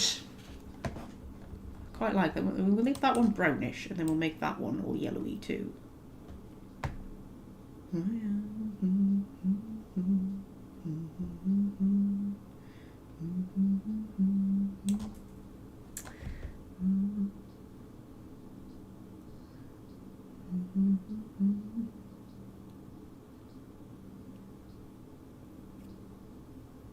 Wow, Fred, that was bad.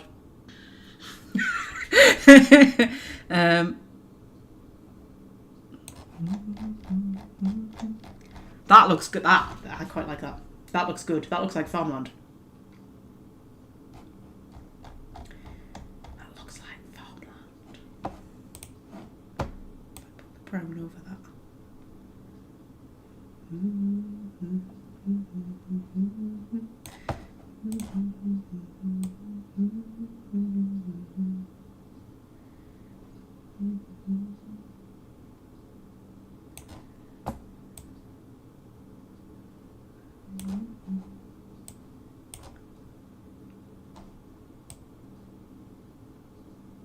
That looks pretty decent, right? I think that looks pretty decent.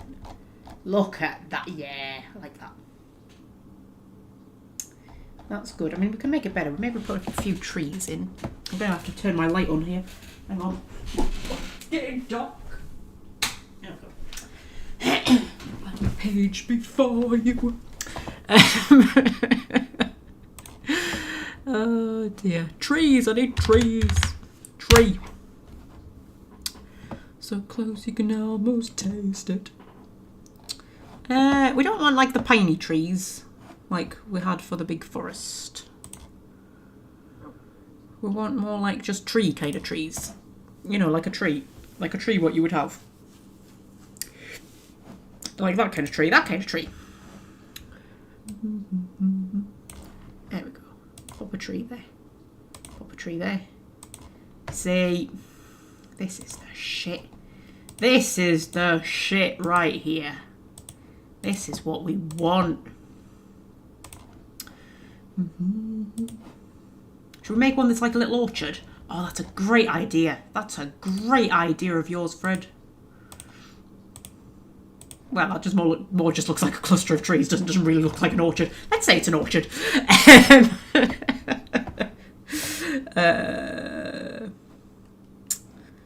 Yeah. Go. We'll put some around the city as well. You know. There we go. bring it to life a little bit. There we go. Beautiful. That's what that is. Beautiful. What else have we got that we could put in? That looks like it should be a landmark tree, that, doesn't it? Oh, fuck off. I don't want that one. Sorry, I'm talking about my playlist. One Direction again. Oh, what do I want? There we go.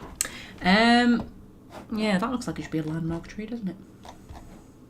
Put that somewhere. As a giant tree. We could put it up in the forest. I might think about that.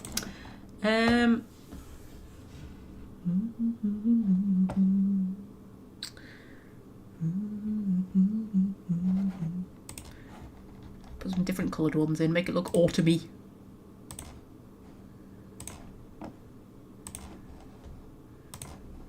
There we go. It's autumn in Magpie Land. Your song is on repeat, and I'm dancing on to your heartbeat. I'm not even trying not to sing now.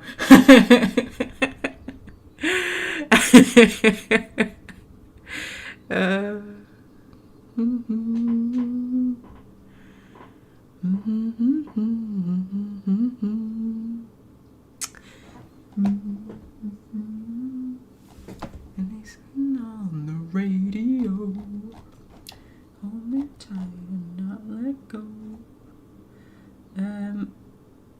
Right. See, it's starting to come together, isn't it? Is there any other little, like, landmarks we could put in? I feel like we need some landmarks.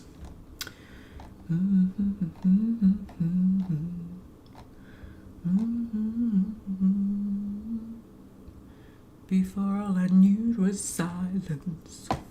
I got the words wrong there. I said knew and she said heard, and then I sort of said nerd.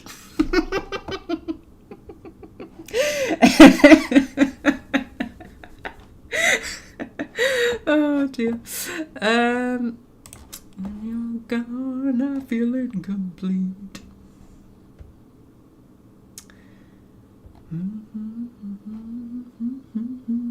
Oh, there's other bridges. Oh, I keep missing things, man. Like that. That's a bridge. That's a bridge. I want that bridge. That's a sexy bridge. It's a massive bridge. It's a teeny tiny bridge. I need a bigger bridge. Where can that bridge go? Oh, fucking hell. I can't get it right size. I feel like I need a bridge there. Could go there, couldn't it? Say that's an awesome bridge. Is on repeat. You know, we need lots of strategic bridges around the place, don't we?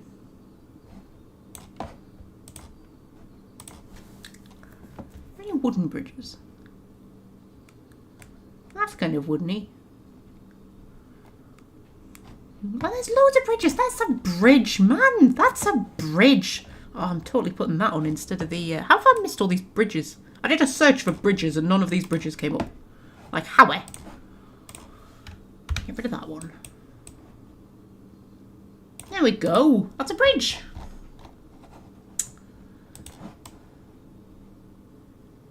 I can listen on the radio. I prefer city planners that make their decisions based on the sexiness of projects. I make all of my decisions based on sexiness.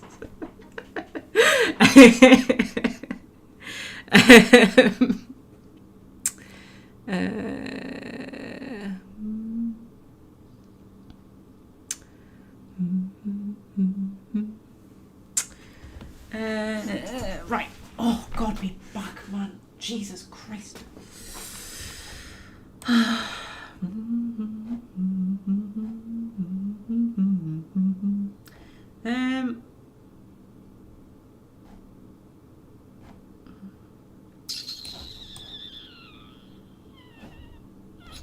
Right, so that's how far I'm going to be. Oh no, I wanted more landmarks, didn't I? That's what I was looking for. That's what I was looking for. I got distracted. Fred, stop distracting me.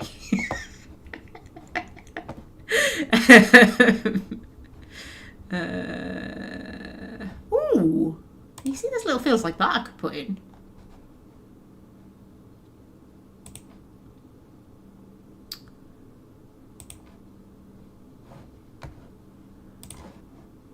Interesting.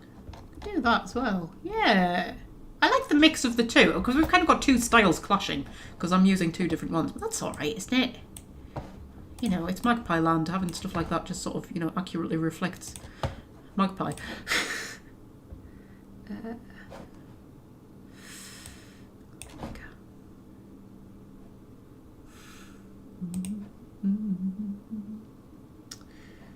Yeah, that looks alright, doesn't it? And then we've got like a green one put up there. Like there. Does that look alright, or does that look weird? Oh yeah, it looks alright. That looks alright, doesn't it? Way I, man. Way I. Right. So. Landmarks, that's what I was looking for. God's sake, woman. Stop. Just focus on what you're doing, man. Ooh, there's a man on a horse. Focus on what you're doing. Ooh, a horse. Should we put a sheep in? Let's put a sheep in. Let's put a sheep in the sheep field over there. There we go. There we go. It's a massive sheep. There we go. We've got some sheep. We'll pop one in there as well. There we go. We've got sheeps. Let's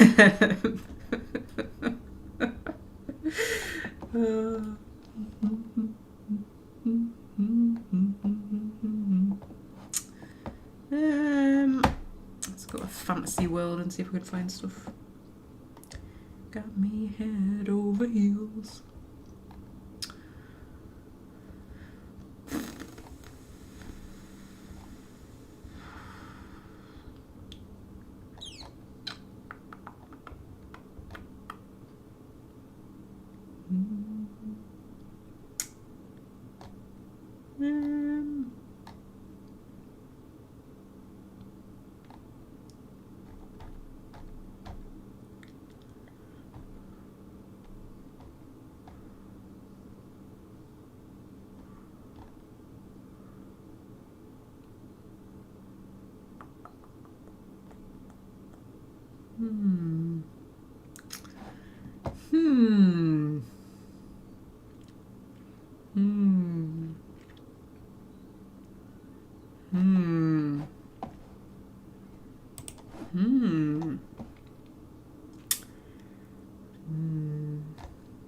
Yeah, nothing's jumping out at me.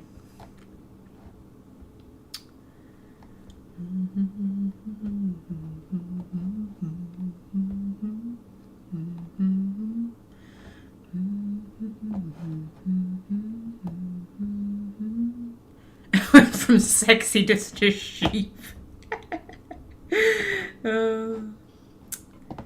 Nobody. I don't know. What do we want? What do we want? Do we need anything?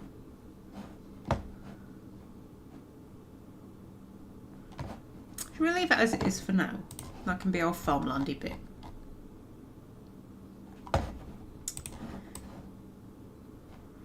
So what else do we need? So we've got our farmlandy bit, we've got our foresty bit, we've got our mountainy bit, we've got cities. We need something down here.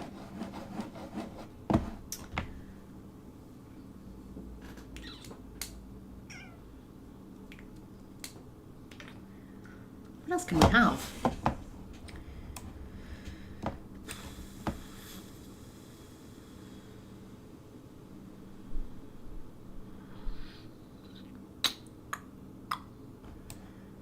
I mean, we need to put stuff up here, don't we? We need to figure out what's going on up here. Mines, I think. Little mining towns, mining something in the mountains, but I don't know what we're mining in the mountains.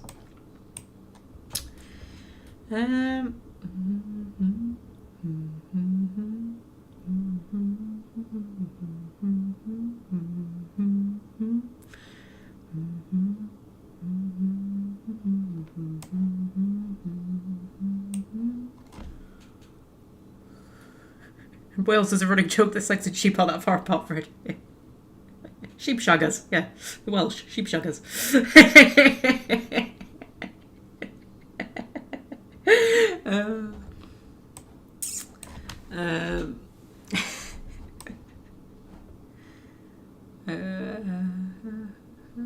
I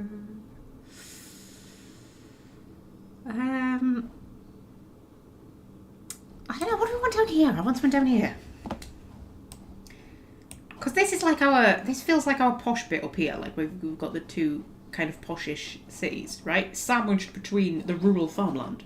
But that's not like proper farmland. That's more like, you know, Somerset type farmland. Where like, yeah, it's technically farmland, but it's kind of...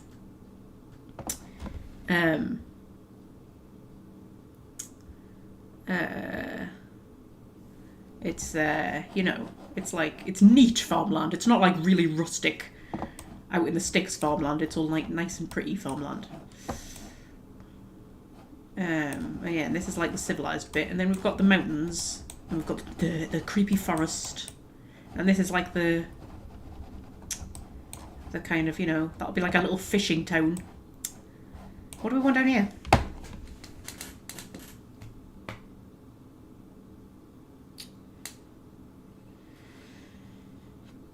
I don't know, but while we think about it, I'm going to add some islands. I realise I haven't done that yet.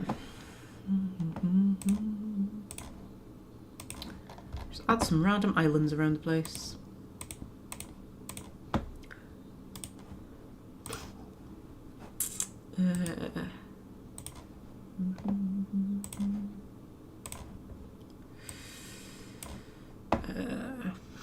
I do like islands.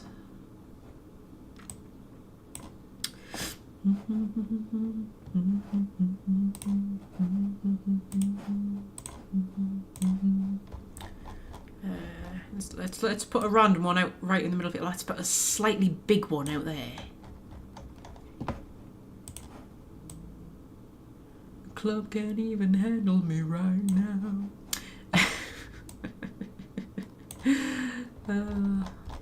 There we go. That can be a proper island that people actually like live on.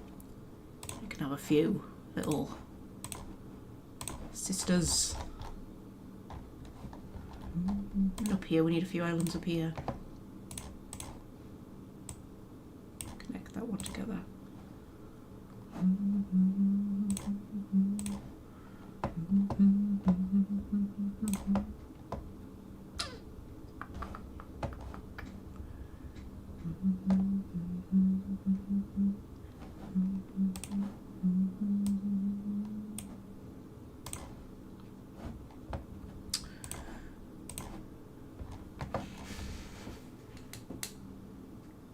It's looking good, guys. It's looking good. Stick some mines in the mountains for mining. That's a good idea.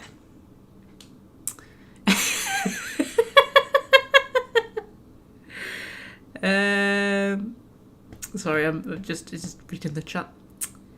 You could have the bottom left peninsula be another mountainy wing. Yeah. Like hills. We could make it hilly.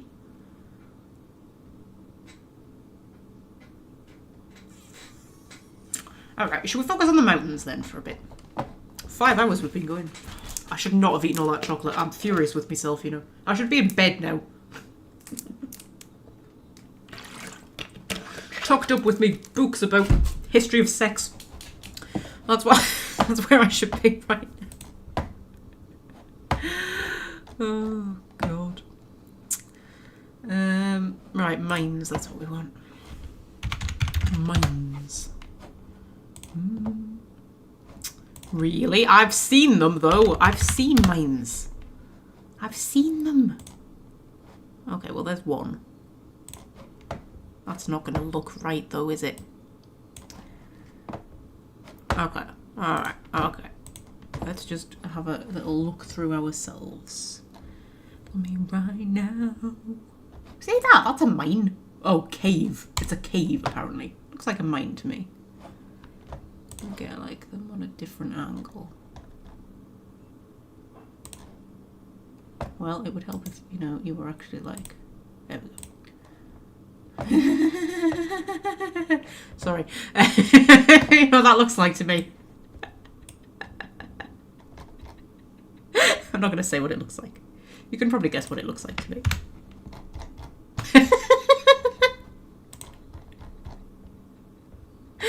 Colour doesn't help.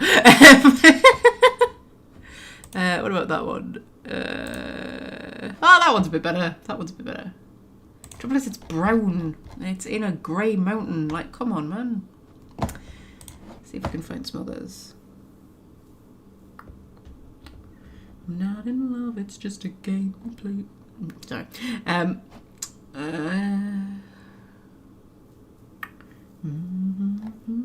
It's 3:15.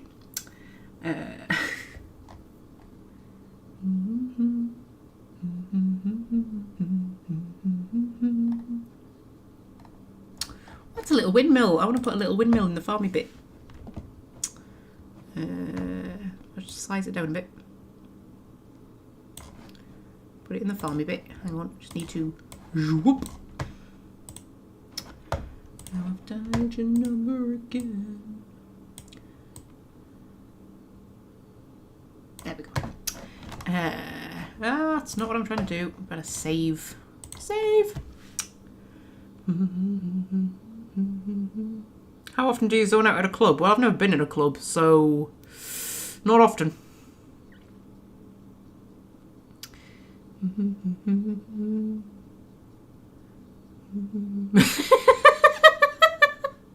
Still talking about sex with sheep. These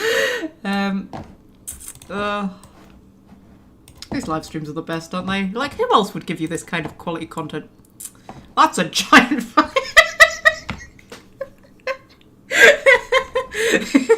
Just the greatest achievement of Magpie Land is the giant fucking windmill that they built in the mountains. Oh dear.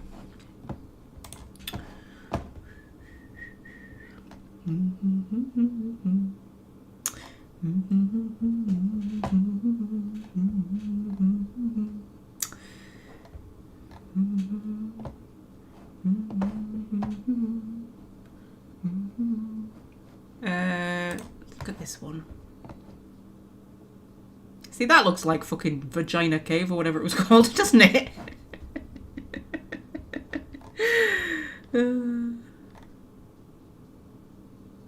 I suppose caves do kind of just look like that by default, don't they? You know.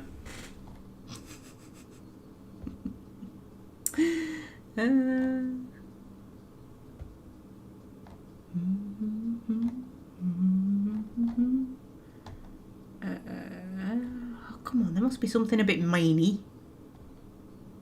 Surely. That's a bit miney. Dwarven Mountain.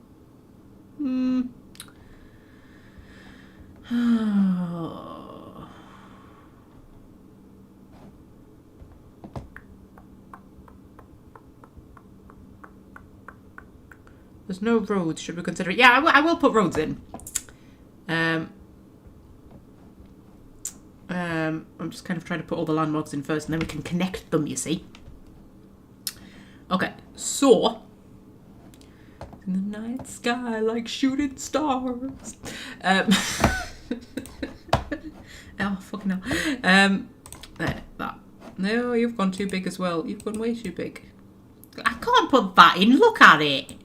Look at it. Look what it looks like. Jesus Christ. Honestly.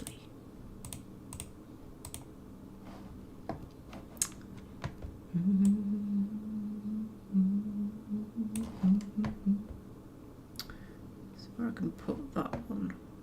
Put that one there maybe. And then do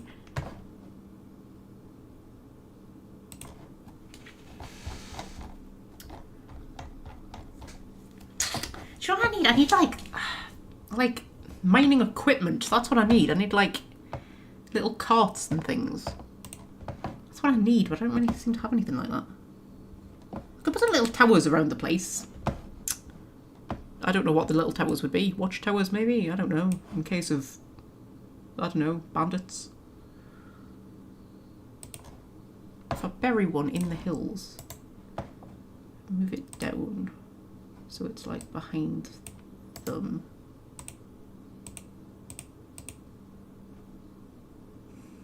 And then put that one under though. Down, down, down. There we go. There we go. So it's like buried in the mountains. How does that look?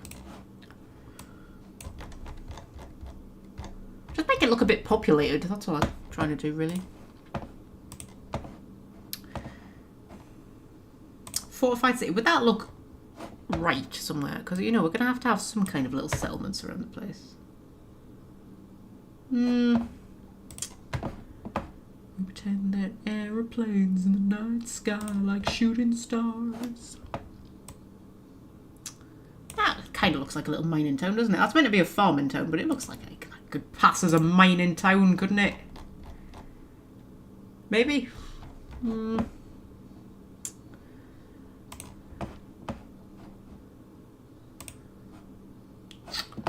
Thing is, I want it to look all like... I don't want it to look too civilized. You know what I mean? It's meant to be the, you know, the backwater bit.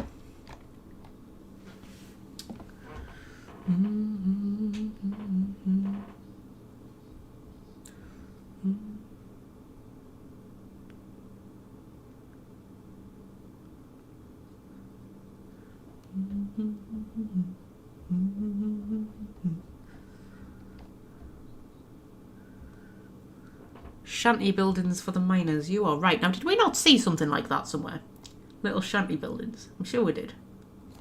Ooh, that could pass as a little mining village.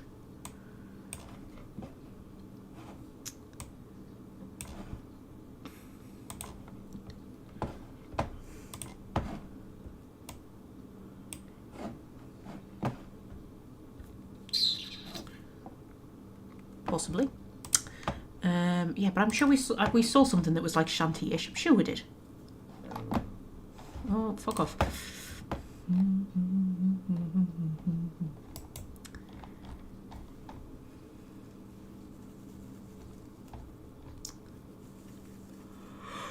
Oh, I yawned. That's a good sign, isn't it?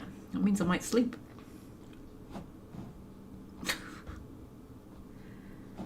Aha! Tents? Would tents work? It's like a little, you know...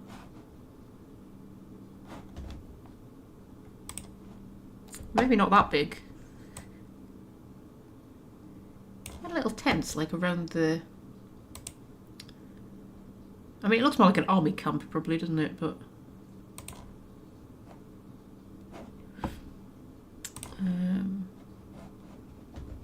make them a bit littler. See if that works.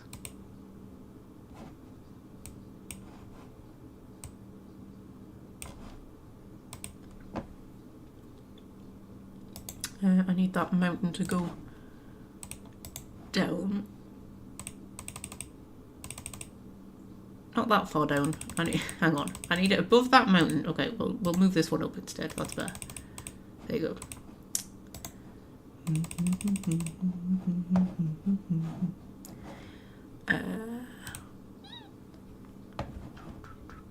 Vanilla ice, baby.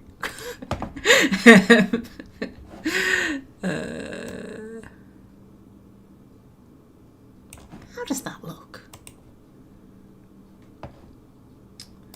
And that one needs to move up as well, doesn't it? There we go.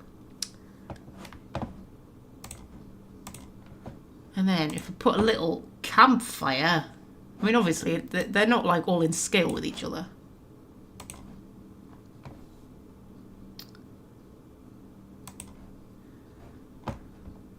How does that look? Can you even see it from a distance? Sort of.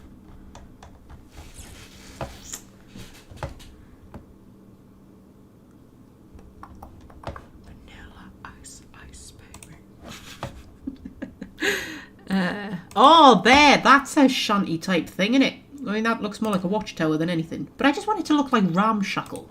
Like, it doesn't really have to make that much sense as to what everything is. But if it looks like a bit, yeah, ramshackle and rustic. Ice, baby.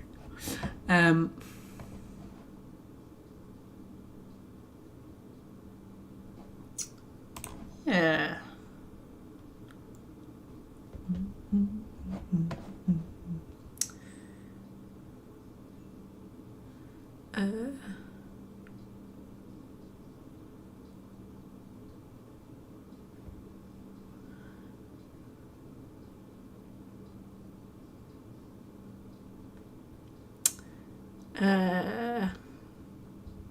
You ever hear Ice Ice Baby without hearing Under Pressure? I know what the Jedward did.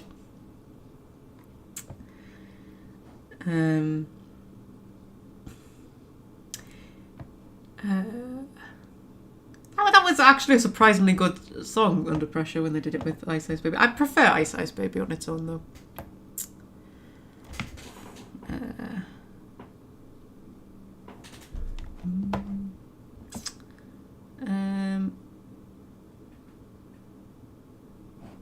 Yeah.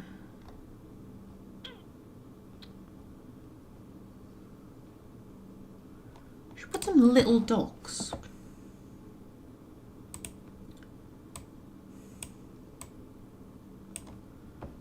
Although, I don't know, I kind of feel like... No, I know what. If we put lots of rocks around... I can duplicate that, can't I? But I don't think... I want to get the actual hoojit. Yeah, there we are. I think if we put lots of rocks around here and just make it, like, really treacherous, so that, like, no ships can get in. Because, yeah, if we make it that, like, no ships can get in, because it's so rocky and awful, so then the only connection they have to civilization is, like, going down the land. That's a good idea. It's a good idea of yours, Fred. And if we make all the islands rocky coloured. Come on. You're less opaque. I have literally only just, as I said that, realised that opacity or opacity or however you're supposed to say it comes from opaque. That never occurred to me until I said that.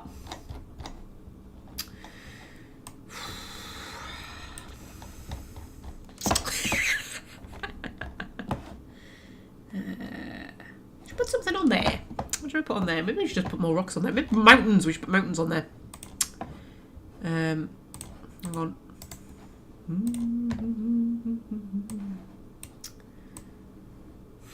I feel something inside me say, I really don't think you're strong enough.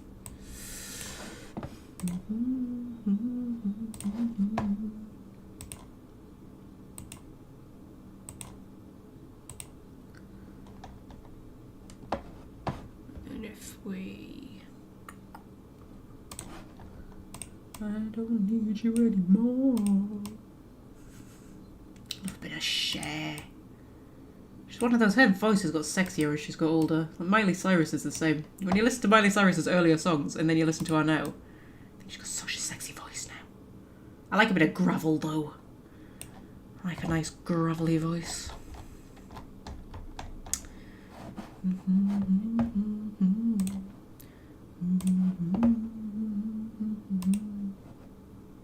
There we go. Make a nice mountainy island.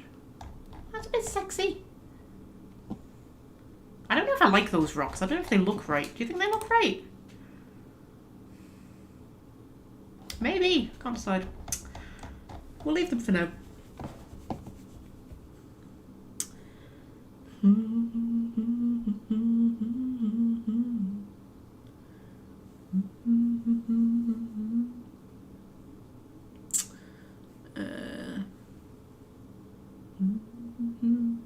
It's not just a pretty face that can write stuff. What, Fred? Yeah. Fred's very handsome in my head, you know. I don't know what Fred looks like, but he's very handsome in my head when I imagine him. Very handsome, Fred. I actually had a dream about Fred once. He was very handsome in my dream. It wasn't a sexy dream or anything, Fred, don't worry.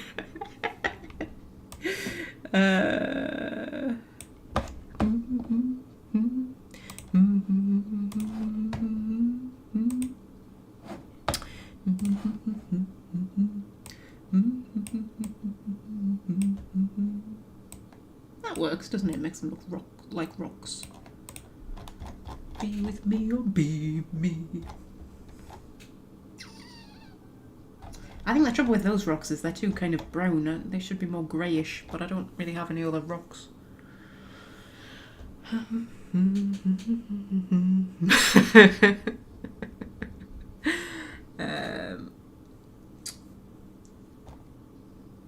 Right. Should we put some trees? Do you think there'd be trees? I mean, I want this to be kind of like barren, wastelandy, but it could be sort of like... I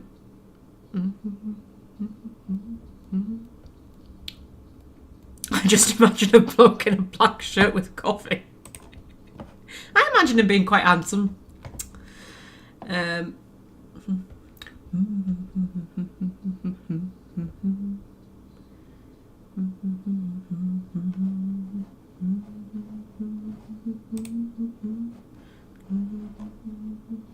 Yeah, trees, but like, that kind of tree. Dead trees, yeah, but maybe not that style. I want something a bit more...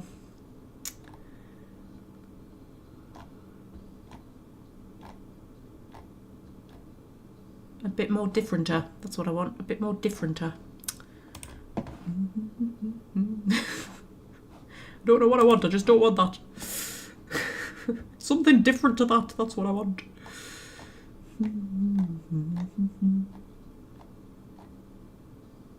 That's a bit more like... Oh, God, my back. I swear to Christ. It's because I've stopped doing the exercises. Well, I think I did them Monday and Tuesday, and then I did them Thursday. But I didn't do them Friday or today. Oh.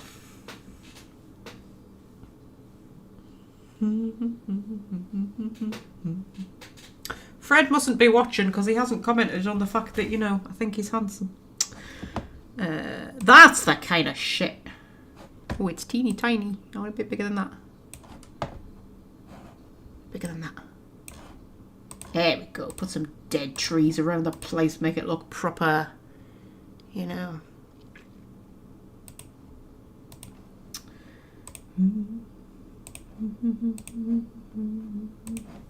There we go. That's better, innit?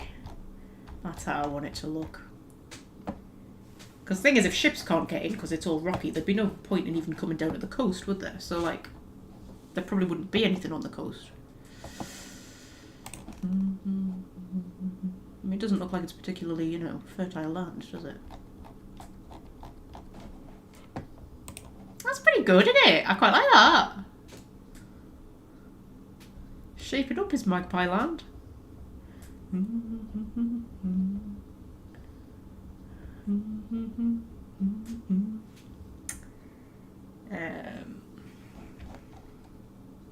Still don't know what to do down here.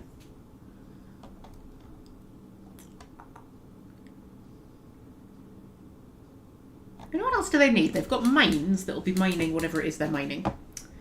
They've got a big forest, which is just a big forest. They've got farmland to feed the nation. They've got like a port to, you know, bring in foreign goods. They've got cities. What do they need?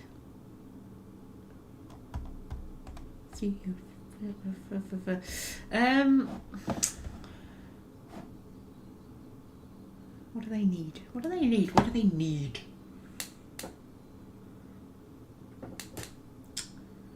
What do they need?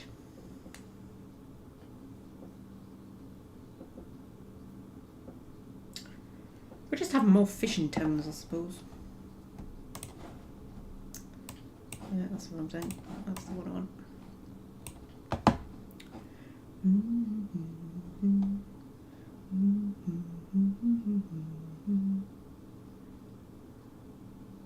How are you going to get enough water for the population to drink? I mean, they've got rivers. I don't know. How does water work? I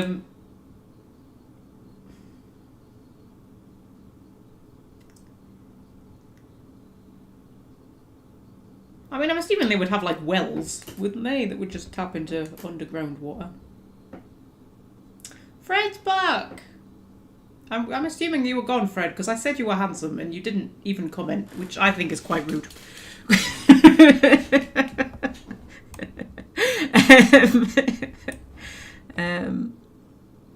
That you came here with someone while you're here in my arms. Let's make the most of the night like we're gonna die young. I'm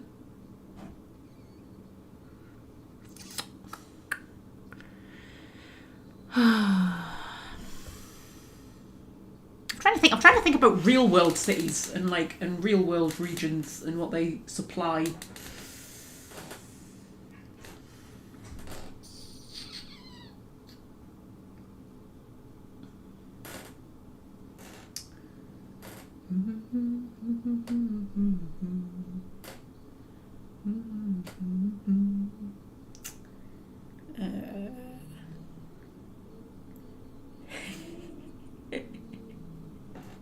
Yeah, you're handsome, Fred. I had a dream about you and you were handsome in my dream. But it wasn't a sex dream, it wasn't weird.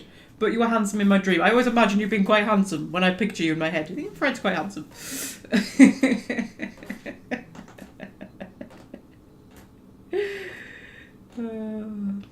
Does anybody else find that when you have sexy dreams, it's never about the people you want to have the sexy dreams about? It's always somebody that when you wake up you feel a bit kind of, ooh. Does anybody else find that? I have never had a sex dream about somebody that I fancied. All the times I've had sex dreams, it's either about like people that my dream has invented who do not exist in any context at all. Or it's about people that like when I wake up I kind of go, oh god, no, why? Oh no. Anybody else? You know, anybody else find that?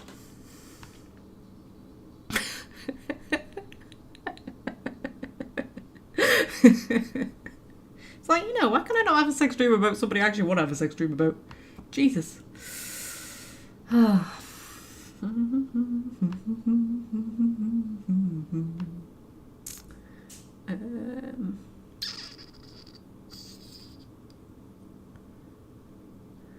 Fred has sexy dreams about people who never meet. Well, maybe that's no bad thing, because sometimes you have sexy dreams about real people in real life. You kind of can't look at them for about a month afterwards.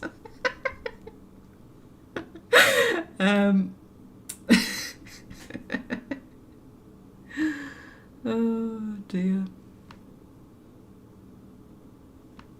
Lucid dreaming. Yeah, I never quite got the hang of lucid dreaming. Yeah, I keep trying to get back into it, but I think I just don't have the attention span. I did meet Liara in a lucid dream once. I did not have sex with her. But I did actually meet Liara in a lucid dream once. It was one of the mentalist experiences of my life. But the thing with the lucid, like, I never got that good at it. I always got to the point that when you realise you're lucid and you go, oh my god, this is the most amazing thing, and then you get overexcited and it wakes you up. But I was walking down, this was my dream, because when I was doing lucid dreaming, when you're doing lucid dreaming, you have to like find a way of realising that you're in a dream when you're in the dream. And one of the ways you do that is you keep a dream diary. You record down your dreams and you notice patterns. So like things that you dream about a lot. So then you start once you're aware of that, then you're more likely to, when you're in a dream, kind of go, oh, hang on, this is a thing I dream about a lot. Maybe this is a dream. And for me, the thing I dreamt about a lot, maybe it might still be true, I don't know, I don't record my dreams down now, was fictional people. Right, I would just dream about fictional people all the time. That was like my trigger. So like, if I was, and the times that I managed to become lucid, it was always because I realised the person in my dream was like a fictional person, right? And there was this one time, this is the most bizarre experience. I was walking down a corridor with Liara from Mass Effect, right? And she was talking to us, and I turned and looked at her, and I just went, you're not real, this is a dream. Right? And I went lucid and fucking hell. Because it's so, it was so, because when you go lucid, it's so weird because it's like all of when you're awake, what you're experiencing is limited by like reality. So like, you know, when you touch something, right, you can only feel what it feels like, if you see what I mean. When you go lucid in your dream,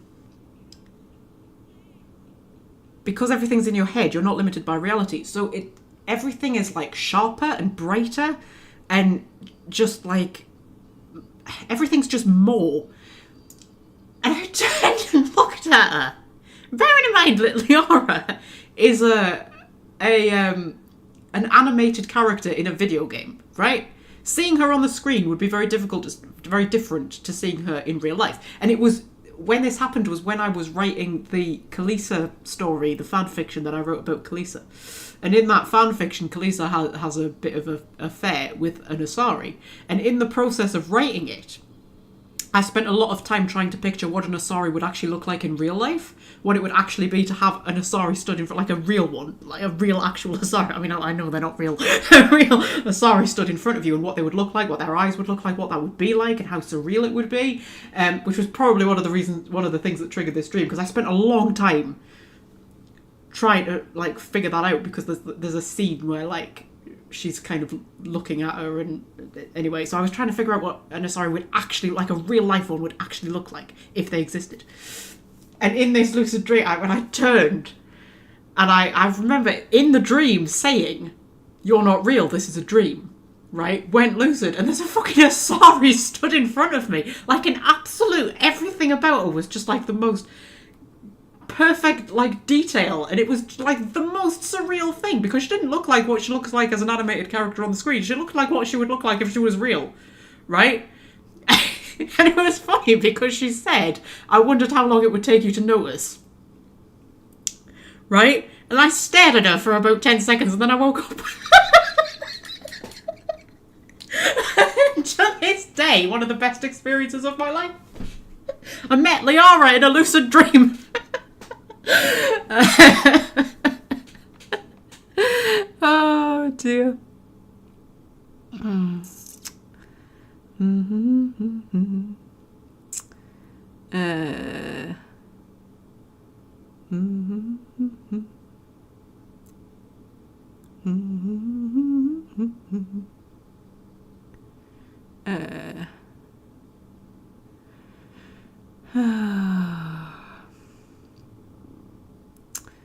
You have dreams, and then it takes a few minutes to realise after you wake up that it was a dream. Yeah, and it can go two ways, can't it? Because sometimes when you have dreams like that, where you wake up and you don't necessarily straight away realise that it was a dream. When you then realise it was a dream, it's either like, "Oh, thank God for that," like if it was something awful, or it's, "Oh shit," if it was something good. With me, it's usually thank God for that, because the sort of recurring theme that comes up in my dreams, although not for a while, to be fair, not for a while, but it's that I have to go back to school, that some new law comes in and I have to go back to school, and I go back to, and everything's exactly the same, and all of my friends are still there, and we're just teenagers again, and you know, we have to go back to lessons and everything, and I can't get out of it because this new law come in and it's mandatory, and I have to go back. I think it's because I left school like when I was 16. And I left school like halfway through the year as well. Like I stayed a little bit after I turned 16. I stayed a little bit, and then I thought, no, I don't like this. And I left. And it's like some new laws coming in. It's like, no, you have to go back and finish your education. And you have to. And we're forcing you into it. And I have to go back up to Scotland. And I go back and everything's just exactly the same. And all my teachers are still there. And all my friends are still there. And we're all just like back to square one. And it's like the most horrible thing. And then I wake up and like sort of thinking that it's real. And then I sort of realise it's not. And it's like, oh, thank fuck for that. Fucking hell, I would not be a teenager again, not for all the money in the world. Yeah, that's the closest I get to nightmares. Or I do very occasionally have dreams where I'll be like covered in spiders or worms or something like that. Very occasionally. And I would call those ones actual nightmares. The one where I have to go back to school is more like a disturbing dream, but like yeah, you know, like if you ever have like where you're covered in like spiders or worms or beetles or something, and you wake up and it's like you can feel them crawling on you, and you're really unsettled for the rest of the night, and you sort of have to get up and walk around for a bit to try and get the feeling off you. That I would call those ones nightmares. Very rarely though. Do you know what I haven't had for ages? You know the dream where you're falling? Where you're sort of like, I can hear a cat. You know, it usually happens when you're like just drifting off to sleep and you feel like you're falling out of the bed and you have that kind of rush and it wakes you up. and most people hate it. I love it. I love that feeling. I've not had that dream in years. Years I haven't had that, where you feel like you're about to fall out of the bed. I love that feeling, that little rush, and you kind of go, oh! Most people hate it, but I love it, and it never happens to us anymore. Like, Jesus.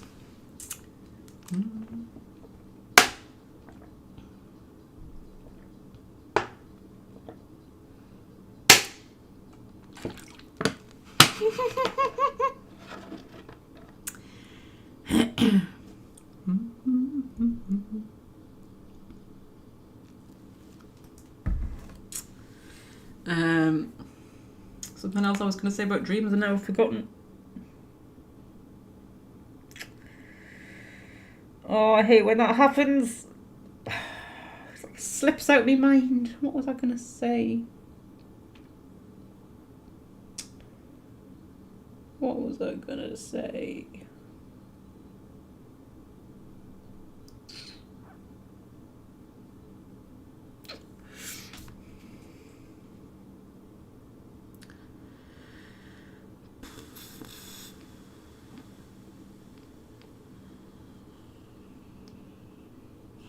Not a clue. Not a clue. Gone forever. I'm still trying to figure out what to put down here, that's the thing. I'm getting tired though, so you know.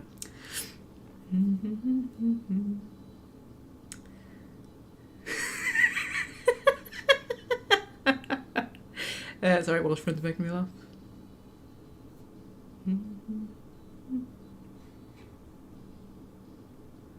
What was I going to say, man? It's going to bug me forever now. It's bugged me forever. For the day I die, I'll still be going, what was I going to say that one time?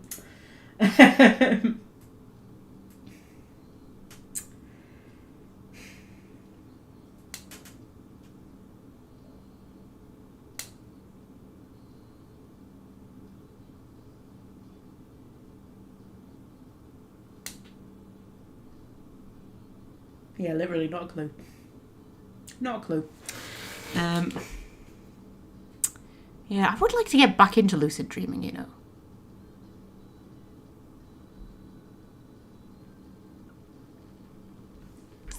Just because I want to meet Liara again. It was just so friggin' cool. And the other one that I met in a lucid dream was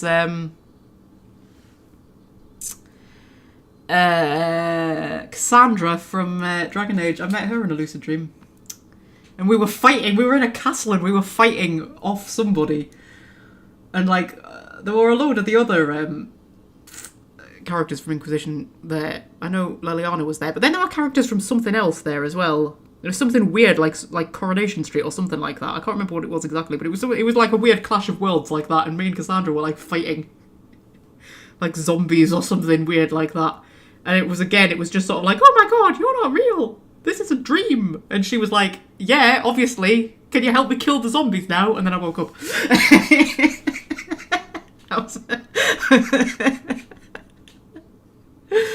Yeah. I really, honestly, genuinely, I would like to get back into it so I can meet Liara again. No, not so I can have sex with her before you ask. That seems to be a lot of people's reason for wanting to have lucid dreams. It's like because they want to have sex with celebrities and things like that. You just think, yeah, I just want to have conversations with fictional people. You know, I'm gonna sort these rivers out. They're annoying me. I want to, yeah, just smooth them out a little bit. Smooth them out a little bit. They look too scraggly for my liking.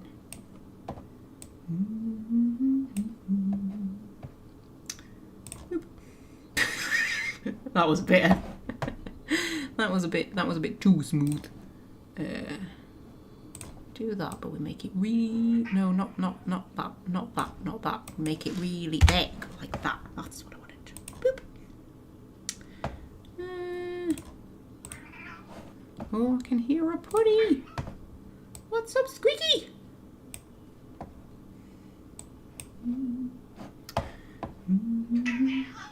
Oh, what? You're so squeaky. What's the matter? I can't even see you. Where are you? Oh, he's camouflaged against the carpet.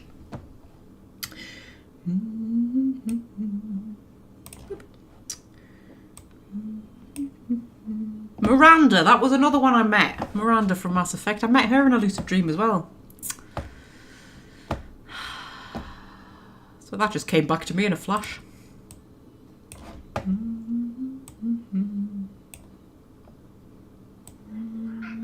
Meow.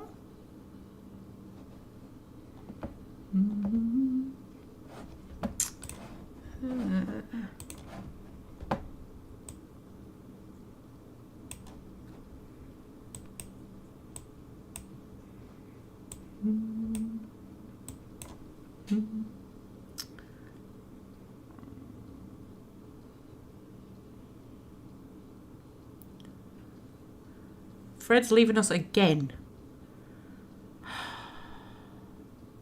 What an arsehole. How dare he have a life outside of these live streams? I don't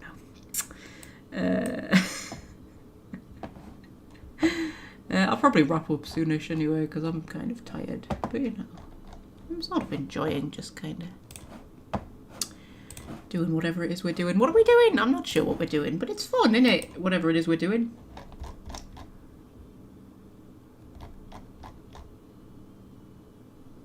That's a bit better, isn't it? That's a bit better. So we haven't seen Star today. I'm wondering if Scorpio has her tied up on one of your cupboards. Yeah, possibly. She's stuck her head in. She just hasn't, you know, made her presence known. That's all. What can we put down here? Maybe we just have like a giant metropolis down here. And those are just like little towns, and down here we just have a giant sprawling metropolis. Or we could just have a collection of like fishing villages.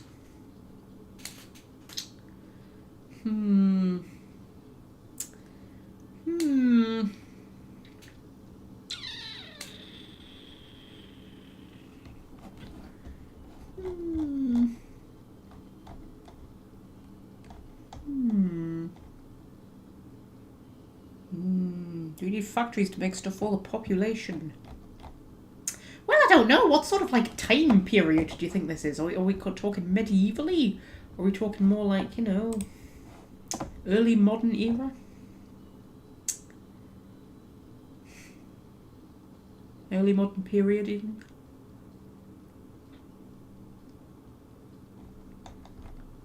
Let's see what we've got in our little assets. See what we've got going on. We've got something that could be like warehouses or something.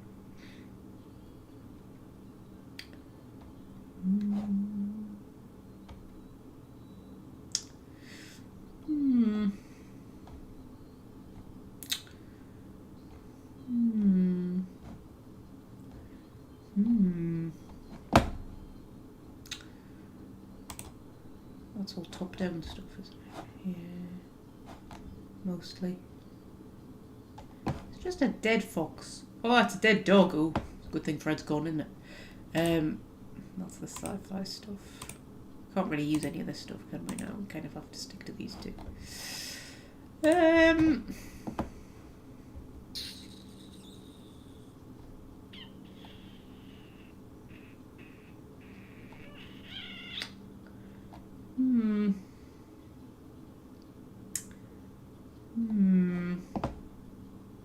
be good if we had like an industrially type thing. They need a steampunk section. That's what they need. That's what they need to add, I think. They need like an industrially steampunky type kind of thing. They don't really have anything like that. Oh, these are a bit nice though. That says temples, but that looks more to me like something kind of bloody hell, like a sort of shipyard or something. Isn't it?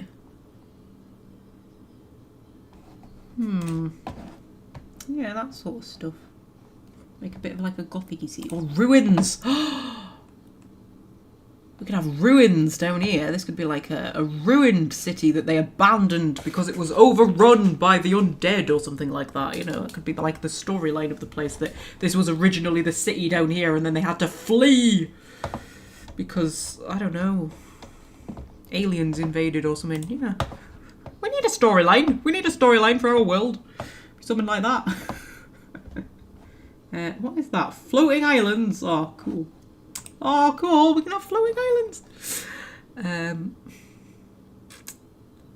Yeah, we could have. Oh, yeah, we could have. We could have ruins, don't we? We could have ruins. That's what we could have.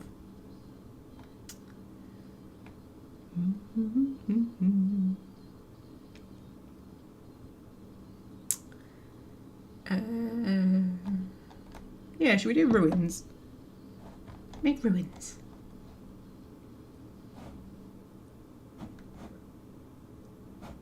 Like jungles, ruinies things. I mean, I know it's not a jungle. Well, it could be a jungle. We could make it a jungle. It just doesn't look like there would be a jungle like next to all of this, does it? But maybe there's a jungle. We'll say there's a jungle. Why not? Why not? We'll make ruins. We'll make a giant ruined city. That's what we'll do. Like all the Aztec-y ones or the Inca ones or whatever. Is it an Aztec city or an Inca city or something like that they found? But the Aztecs didn't build it, they just discovered it and they have no idea who actually built it. Can't remember what it's called. You know what, I'm just going to put all of them down and then we'll arrange them. Already used that one? No. Have I used that one? No. Have I used that one? No. I've used those two, haven't I? Yeah. Jungle camper. And then I'll put some of them down as well. Yep. Right, and then we'll arrange them. Make them look all pretty.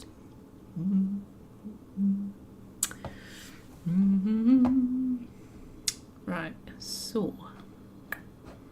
Ooh, how are we going to arrange this? Make that a bit bigger. A bit bigger. Make it huge. I want it huge. That looks like the sort of ruined castle you would get on the coast, doesn't it?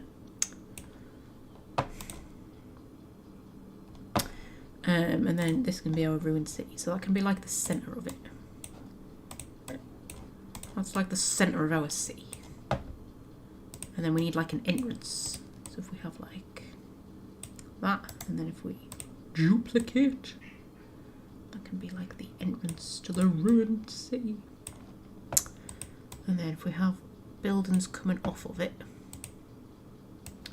put that a bit further. That looks like some sort of like, you know, ceremonially type place, doesn't it? Like where they would, you know, sacrifice people or whatever. And if we have that like down at the bottom, a little bit away from everything.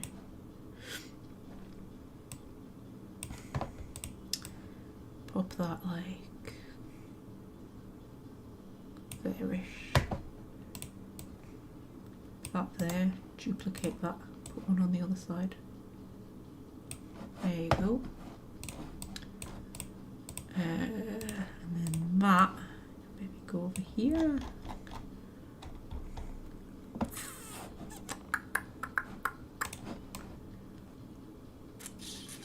And then we're going to need something to like go between them to look, you know, like something. Make it look like something. Oh, statues. We put little statues in. Oh, stone arches. Yes. Put some little stone arches. Oh, that's good. I like that. But we need to bring this one up.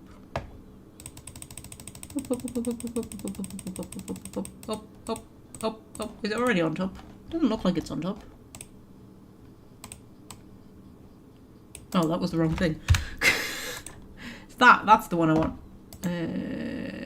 Move up. Are you already on top? No, you're not. I need you on top.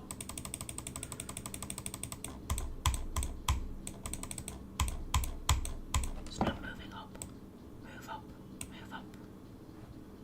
I don't know why I won't move up. What move up? Why would I move up? Can I move you down? There we can.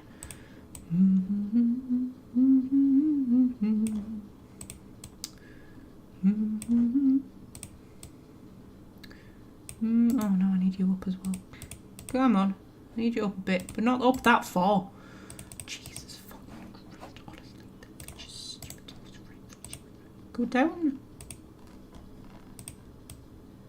Yeah, but not like down.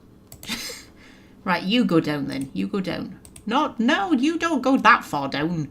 Honestly, right, now you go down. There we go. Got it sorted. Got it sorted. There we go. That's the entrance to our city. That like there. Okay, what else can we find to put in?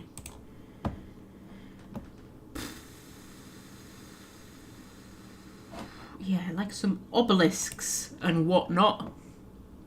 Love me an obelisk. Trouble is, they're all kind of like out of Hoojit. You know what I mean? With the whatsits. Put some stone obelisks. Obeli. Can tell I'm getting tired. I'm making less sense than normal. I've got a good idea. Right, move them a bit further back. And move you like there-ish. And then duplicate. And duplicate.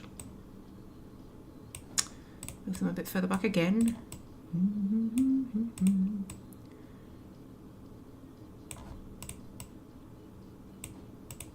That looks a bit sexy, doesn't it? That looks a bit sexy. There we go. Right, what else can we put in? What else? Statues! What statues? Statues of the gods and the heroes. Men and the women and the children and the, I don't know. Are there any statues of children in the world? You don't often see statues of children, do you? Ooh! Oh, that's a weeping angel. Oh, I'll have a weeping angel. Absolutely, I'll have a weeping angel. And like, a random person can just go there. And we'll have another random person there. Oh, this is shaping up now. This is starting to look like something. I don't know what, but it's definitely looking like something. What else can we put in?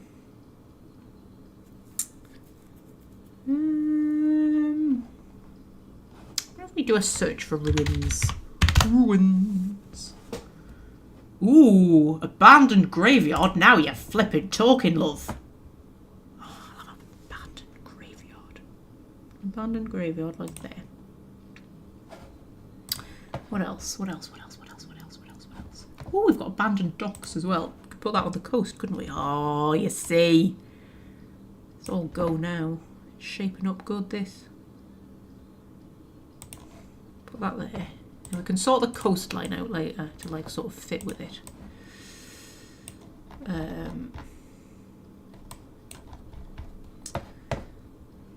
Yeah, if we sort the coastline out a little bit. Just like, you know, make it look proper. Look like it actually goes. There we go. Right. What else have we got? Ruiny.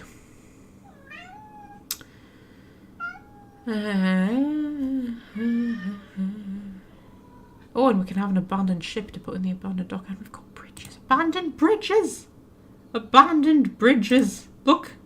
This is the... Oh, there was more bridges as well, actually. There's more styles of bridge. We could have multiple bridges. This whole bit down here can just be abandoned ruins, overrun by whatever it is that overran them.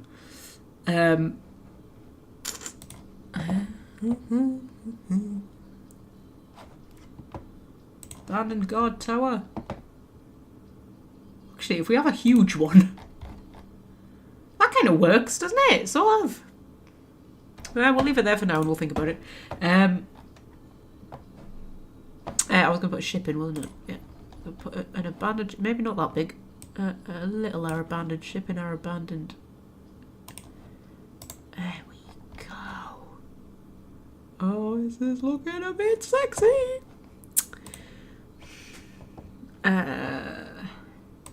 Abandoned graveyard fences. Should put some fences around the place. Put a fence there. Put another one. There, this is just the best thing. This is the best. There we go. There we go. It's so cool. It's so cool. And then I think if we paint the background a little bit. Now, there was a really good one that I found, and I can't remember what it was under. It was something like road or street. Pavement. Might have been pavement. Pavement.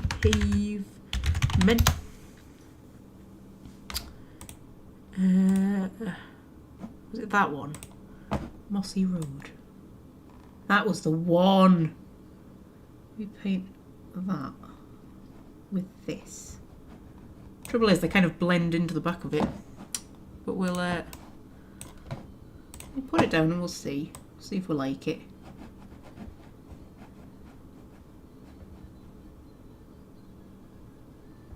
I mean, it looks good, but like I say, the ruins kind of blend into it a bit too much, I think. You can't really see them.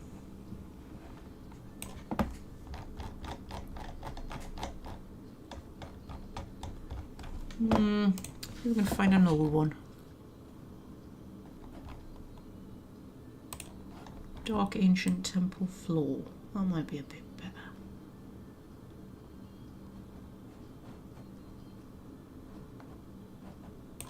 Should put the size down a bit. That would probably be a good idea. No, that's the size of the brush. I was thinking the size of the actual pattern, but I don't think we can put that down. That one might be a bit better. I like the mossiness though, but the trouble is it just makes the ruins blend into it a bit too much. I think we need a bit more grass around the edges though, don't we?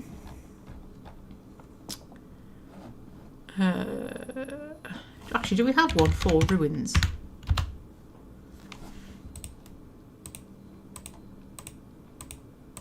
No. Okay.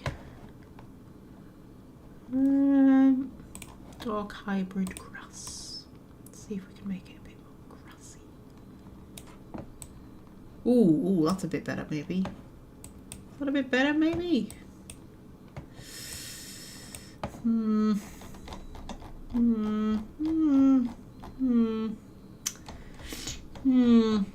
I think we need a bit of a lighter background.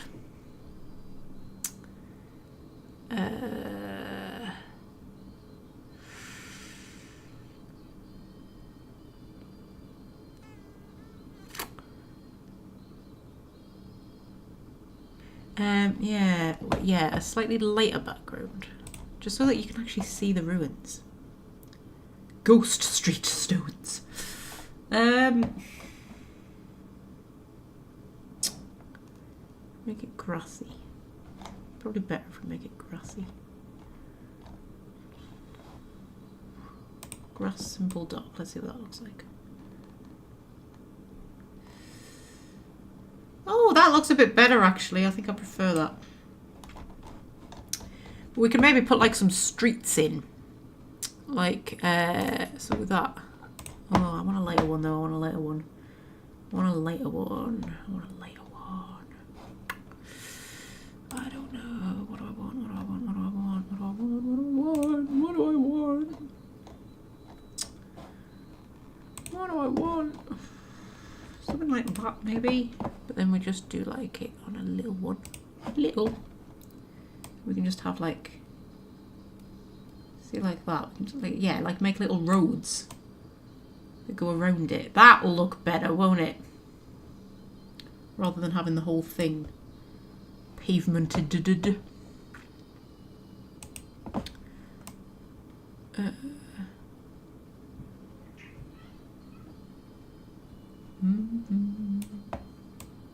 Make some little kind of roads around the place. See, that's a bit better. That's a bit better. That looks better, doesn't it? And then have that up to the sacrificial place, as I'm calling it. that bit in. And then a bit of a road going down there. There. How's that going to look from a distance? That looks better, doesn't it? That looks better. That's better. And then should we have like a bit of like jungle? Like, you know, blocking it. I need trees.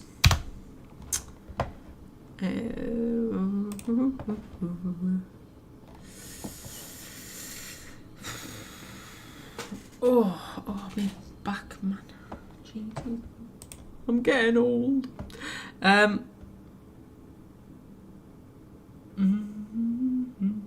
Ooh, cherry blossoms. They're nice. I mean, I don't want a forest of cherry blossoms blocking the ancient ruins because, you know, it's not meant to look nice. They're ancient ruins. But, yeah.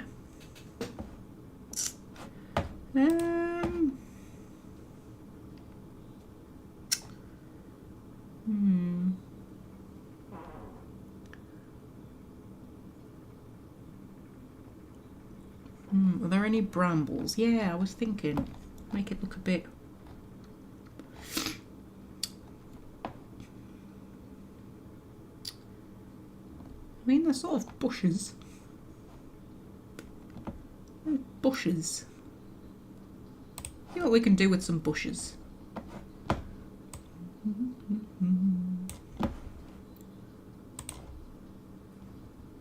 That'll sort of work. Kinda, maybe, a little bit. And trees, if we had some trees in.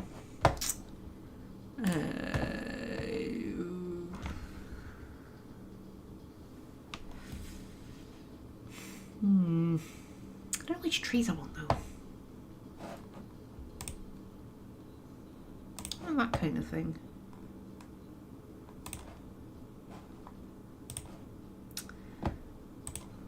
How does that look?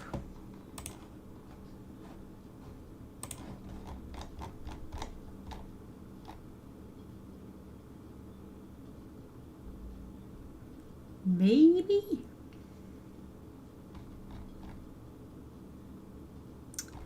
Maybe. I'm gonna try and build like a, yeah, like a kind of forest there. Ooh, bamboo.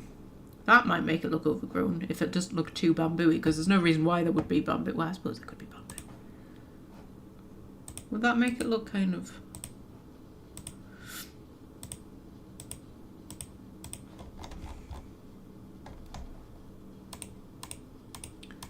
Maybe. Do I like that? I sort of like that. That's kind of... Yeah.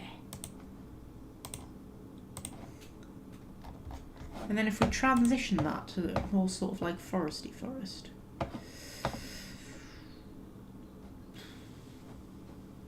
Jungle trees. Are those jungle trees? Size them up a bit.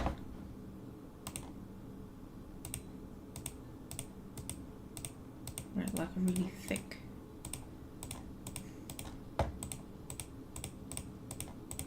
Make it really thick. Maybe they planted the jungle to keep the nasties out. Oh, this is looking good. I'm liking this. That looks pretty good, right? I think that looks pretty good. I think that looks pretty good. I'll put a few of those trees around here as well.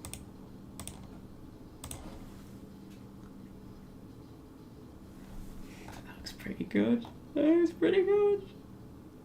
That's pretty good.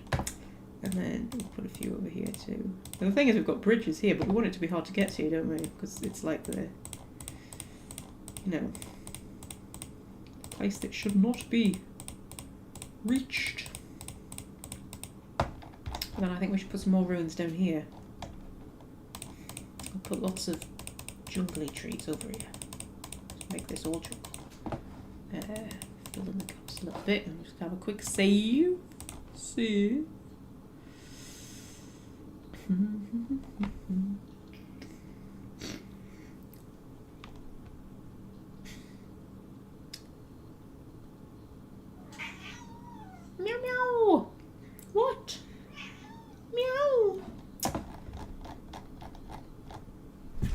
map is looking so sexy. There's a cat. Cat, no, no. What you doing? No, no, no. Scopes, no, no. Move your arse. Move your arse. Shift, yeah, there. Good boy. Right. Yeah. I want to put, first things first, we paint all of this. Whoop.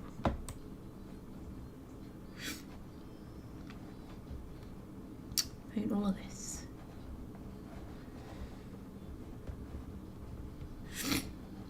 There we go. And then I'm going to put some more ruins. And then I think we'll call it a day before I fall asleep at my computer. That's what I want. Oh, I should make this one a bit more fucking hell, a bit more towny.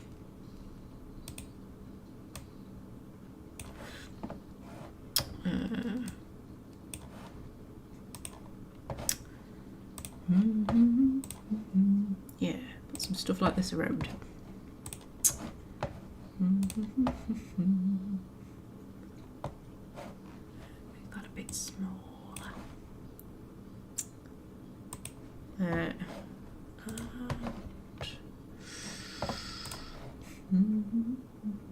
That. And little tower. Maybe 2 little towers and another little tower there for good measure.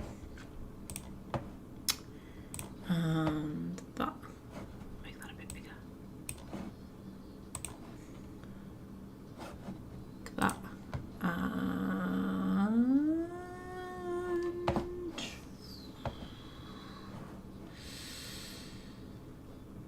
put another abandoned dock in, shall we? Just whoop.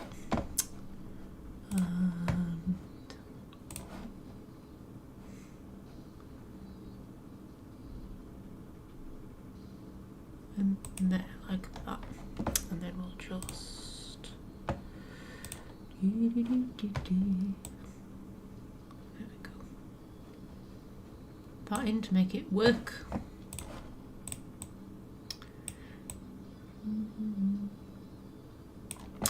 And add in a ship.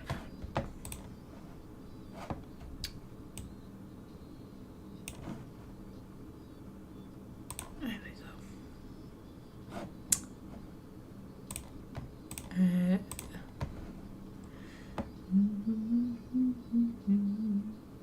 And a shipwreck. There we go. Oh, actually, I don't want that one. I want a different one. Yeah, the on its side one is kind of cool. Or thing is, it wouldn't be on its side in the ocean, would it? It would be on its side, like up on the shore. Oh, there, like sticking out the water a bit. That, yes. Have a bit of a ship graveyard down here. Just like ship graveyard down there. That's friggin' beautiful, that is. Friggin' beautiful. I want some more jungle trees. Let me place it. Oh, is it really tiny? I don't want a really tiny one. Vroom. Vroom. Vroom. Vroom. There we go. Place some of them about.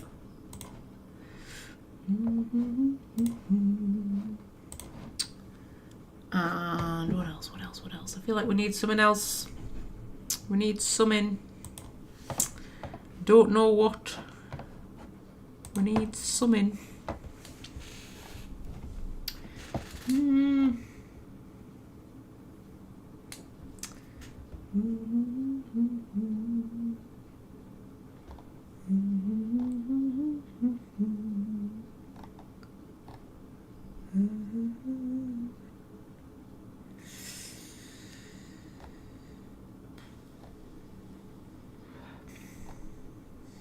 Should we put some hint as to like what it is about the ruined city? Because it's got to be like a cursed city or something, doesn't it? There's got to be something there. It's got to be overrun with something. Oh, I'll put a few statues in. Oh, it's a massive statue. Massive statue. I'm gonna go up put a few statues. down there. There we go.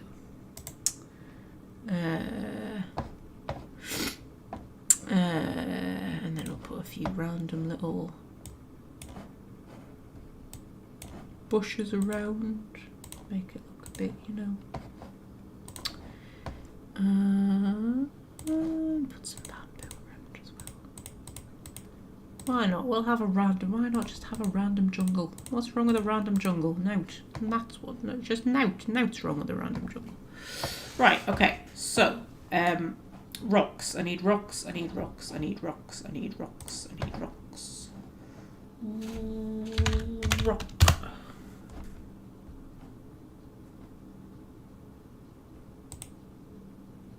Have they always been there? I didn't know they were there. I thought we only had those rocks. Oh well. Rocks around.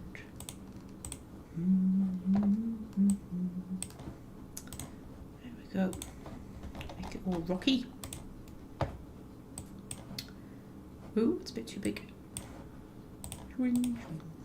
Right.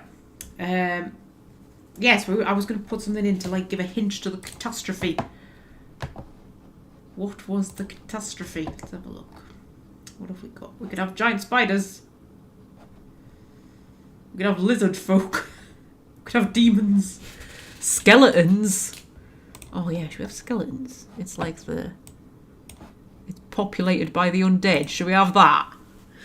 I mean, that's a bit of a boring kind of storyline, isn't it? It's been done a million times before, but still. We'll just, like, you know, throw some undead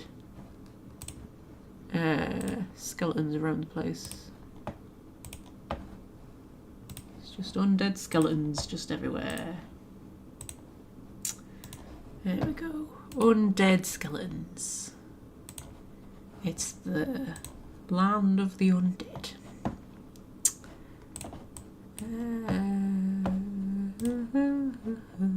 Boop. There we go. And anything else we want to put in?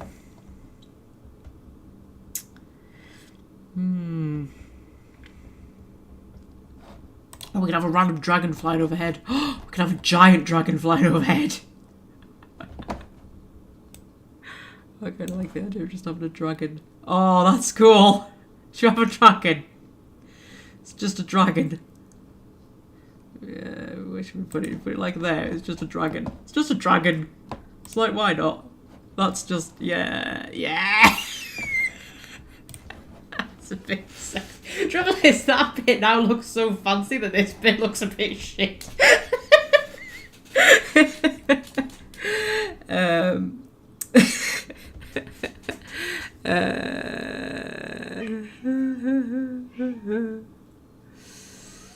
Oh dear. Oh, we're coming up with backstory, are we? Yeah, we're coming up with backstory. Great. Yeah. So anyway, that's Magpie Land. It's pretty alright, isn't it? We haven't named everything.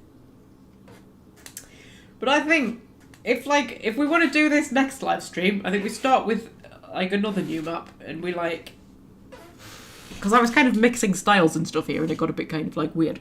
But like if we do it properly next time, we could probably make a pretty like, you know, like a proper map. Make a proper map. I think we've done pretty well. Now a 6 hour and 11 minute live stream. Yeah. I think we've done pretty good. Starts off really wholesome at the top and putrid at the bottom. Just like me. What? Yeah. Okay, so I'm going to go to bed because it's past my bedtime.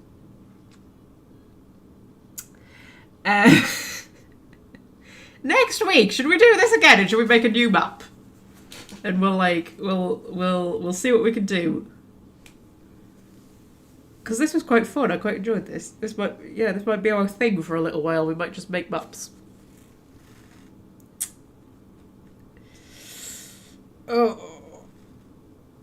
Right, anyway, yes. So I'm gonna toddle off now before I fall asleep at my computer.